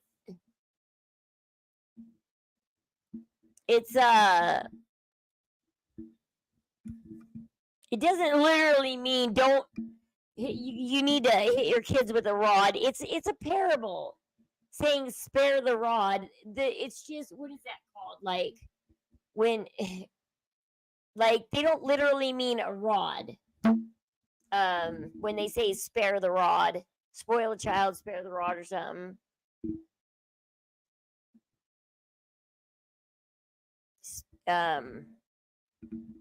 They don't literally mean like pick up a rod, a stick, a switch, something, beat your child.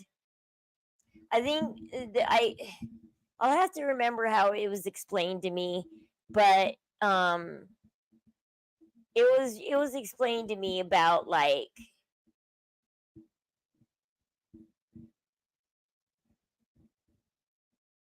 I don't know, because God often uses like weird language. He doesn't mean you to take him literal. My dad was a drunk. That's not good. Too much to drink, he would come home and rip us out of our. Oh, see, my husband's dad wasn't a drunk, but he did that. My husband would be dead asleep, and then he'd wake up with a punch to his gut, because his dad would get home from work and just want to take everything out. He wasn't a drunk. He was a very religious man, which is the sad part. Highly religious man, but very abusive. Beat us with anything nearby, because it's, yeah, some women do that. Their husbands beat them until they have a baby, and then they let the baby take all the pain. Because if they don't let the baby take the beatings, then they get the beatings. I'm sorry you had a mom like that. I would have stepped in the middle, and I would have been like, beat me, not the child. If you're going to beat anybody, you're going to beat me. And I would leave. I would have left that situation. I would have got out of it. I would have took my kids and run. I mean, I took my kids out of a relationship that wasn't even abusive yet, but my husband's brother once spanked my kid, and I got after him. I said, I don't spank my kid. You don't spank my kid. I said, nobody touches my kid. I said, there's other ways to punish besides physically touching a kid. I was like, I don't spank him. You don't spank him.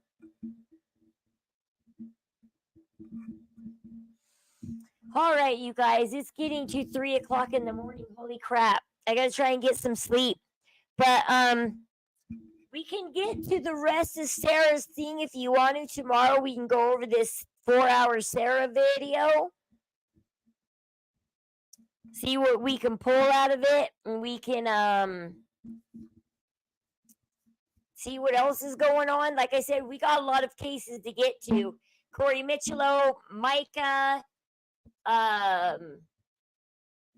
Micah's going to be a hard case to talk about, because that's talking about getting out of abusive relationships, and those are hard to get out of. And she left him to marry someone else to do to us. And because, I moved to live in. Oh no, I'm sorry. You're like, the streets was a better place. Oh wow. That is one hard life. See, yeah, Gypsy does not know. See, that's why you can look at a gypsy and look at her and say, you don't know what abuse is. You don't. You don't know what it's like to feel like the streets is a better option. And you walked away and you didn't unalive any one of those 3 people. And you didn't have your boyfriend do it. You walked away. At 14, you were more mature than Gypsy. At 14 years old, you were so much more mature. It was a hard decision, but you were more mature for what you did. And that's one reason why Gypsy's cases are always so triggering to all of us. To all of us who've been abused, to have lived an extremely hard life, so much so that leaving home is a better option than and not having any parents at all, to want to go out there and survive on your own so that you're no longer physically or mentally abused. Yep, I don't doubt why Gypsy pisses you off. You have every right to be like, Gypsy, I can't do you. I can't do you. I wouldn't be able to handle Gypsy either. And I have less abuse than you. I mean, I got abuse in my past, but I never had to walk out of my parents' home. I never had to live on the streets.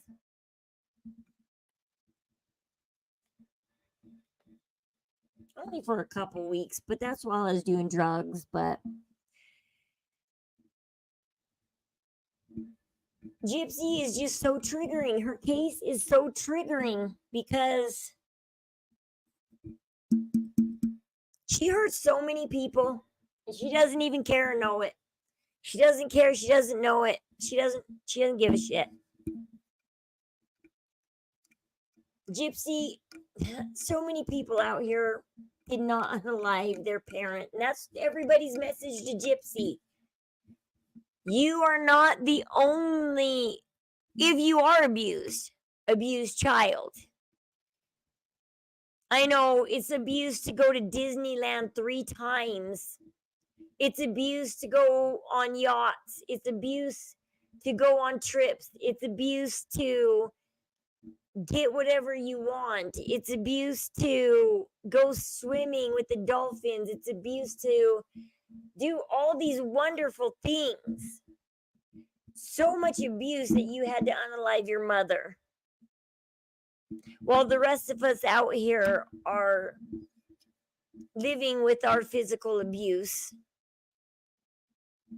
our real physical abuse, and our parents aren't unalived. And you're triggering, Gypsy, because when you talk about your abuse, well, you don't even talk about it. You don't even go into detail because you don't have any details. You're always vague and standoffish with people. And you're rude and you're mean and you bully. I wish I was never able to stand. I wish I was for myself, but at least my parents are still alive and we have talked it all out, and I hope I will always. Yeah, see, Gypsy robbed Dee Dee of A, telling her side of the story, and B, if Dee Dee did do wrong, she robbed Dee Dee of her taking accountability for what she did do. Dee Dee never got to take accountability and face the consequences for what she did, and she never got the chance to tell her side of the story. But remember, her side of the story would have damned Gypsy, so she couldn't tell it. Yeah, she laughs at all her triggers. She's like, I got triggers. Eee. Oh, shut up. It's like, oh, shut up. I'm done with you, Gypsy. It's like you don't even know what a trigger is, okay?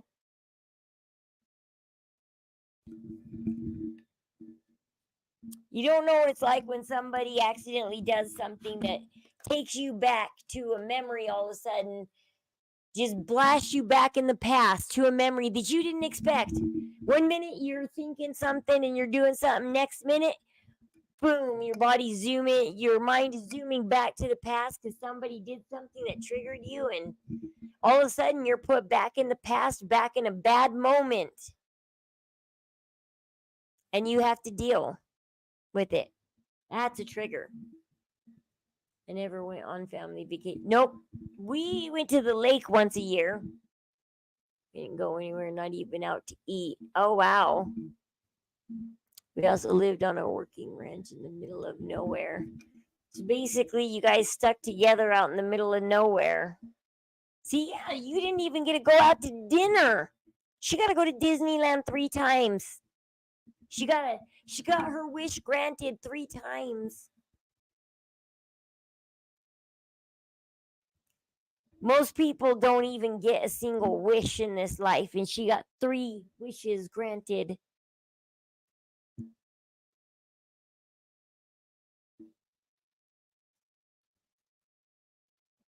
And that's why her case is so upsetting, and that's why us streamers do what we do.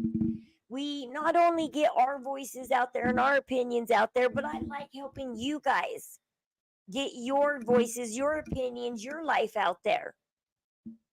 Telling people, yeah, this is why we do what we do. Because this community, Gypsy is faking being a survivor in this community.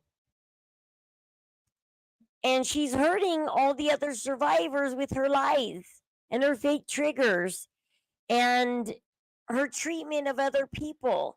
And we watch how she bullies and treats and threatens other people, and it's disgusting.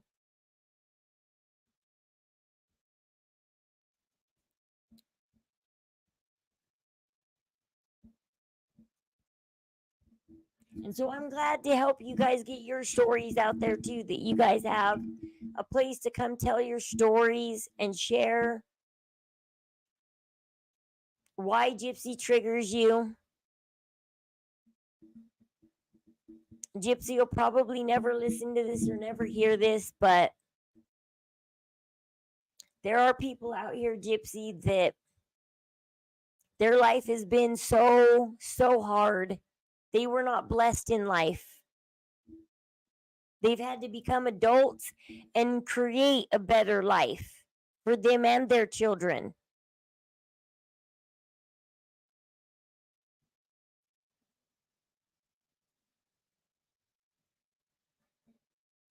Yep, because every time Gypsy says her life is abusive, it's like, all right, roll the pictures, bring out the photo albums, show me the abuse, because all I see is her winning races against other wheelchair people, and she has an unfair advantage. Her legs move. And it's like all I see through the years is so many fun, athletic, adventurous kinds of things going on. I wish I could take my kids to Disneyland just once. Just once. I wish just once. But it'll never happen. My daughter and everybody is prime age to take them to Disneyland right now. And I wish I could give it to them. I really do. I wish I could. But I can't. Studying Dee Dee's life from people that really knew her. And it's been really sad. Rabbit hole. Yeah, they talked about how, like, people in Louisiana, before Gypsy was 15, before they moved to Missouri, Dee Dee was just, and then even in Missouri, Dee Dee put on movies and all kinds of stuff, and she was just the best. She was just the kindest soul you've ever met. And I mean, look, Rod even fell for her for a little while and everything before he realized, I don't want to be a dad. I'm not done sowing my oats.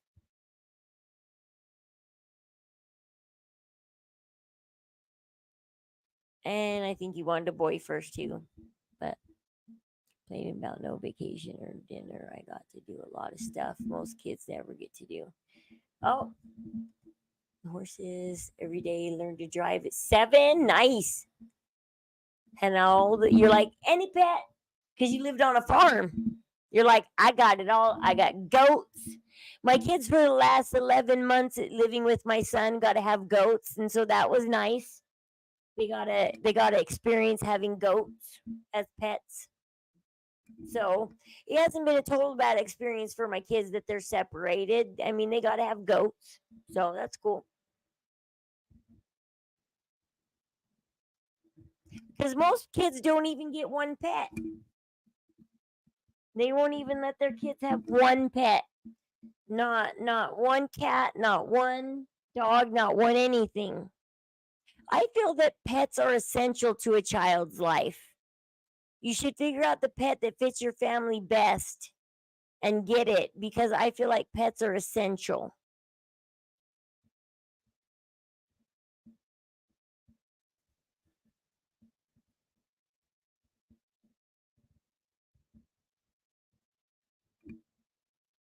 But I'm glad to get to know you guys a little bit more better tonight. That we got to know you guys and your lifestyle that you come from and where you're coming from and how this case affects you. And like I said, I mean, this Gypsy Rose case does affect me, but when we move on to the Corey Michelo case, that's going to affect me a lot more. And it sucks that I'm not really like I'm moving on to this case after it affects me. Sometimes we don't know to fight for something until it affects us. And then we know to fight for it once it affects our lives. Then we know. Hurts how many people got to have childhoods worth remembering. And Gypsy did too, but has shit all. She shit all over it to make a deal with the devil to only get 10 years. Don't worry. She danced with the devil. She made a deal. As everybody says, you know, she'll eventually get what she deserves. All we gotta do is just love one another and be kind to each other and try and help each other out. Don't hate. Feel sorry for somebody like Gypsy. Don't hate them. Feel sorrow for them. Feel sorrow that we know the life they're going to lead and it's not going to be a very good one. We know that she may lose Ken and that we don't know what's going to happen to the baby, and she's going to have a lot of things happening and going on.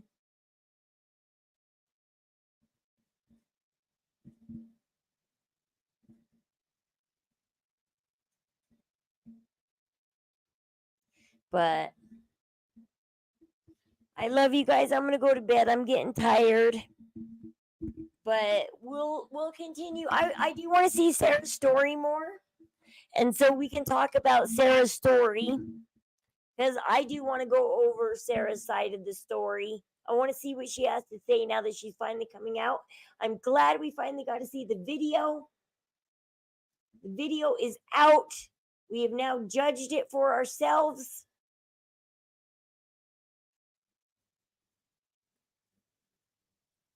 And maybe I'll even see you guys Morbid will probably be live tomorrow, and I'll see you guys on Morbid's live tomorrow.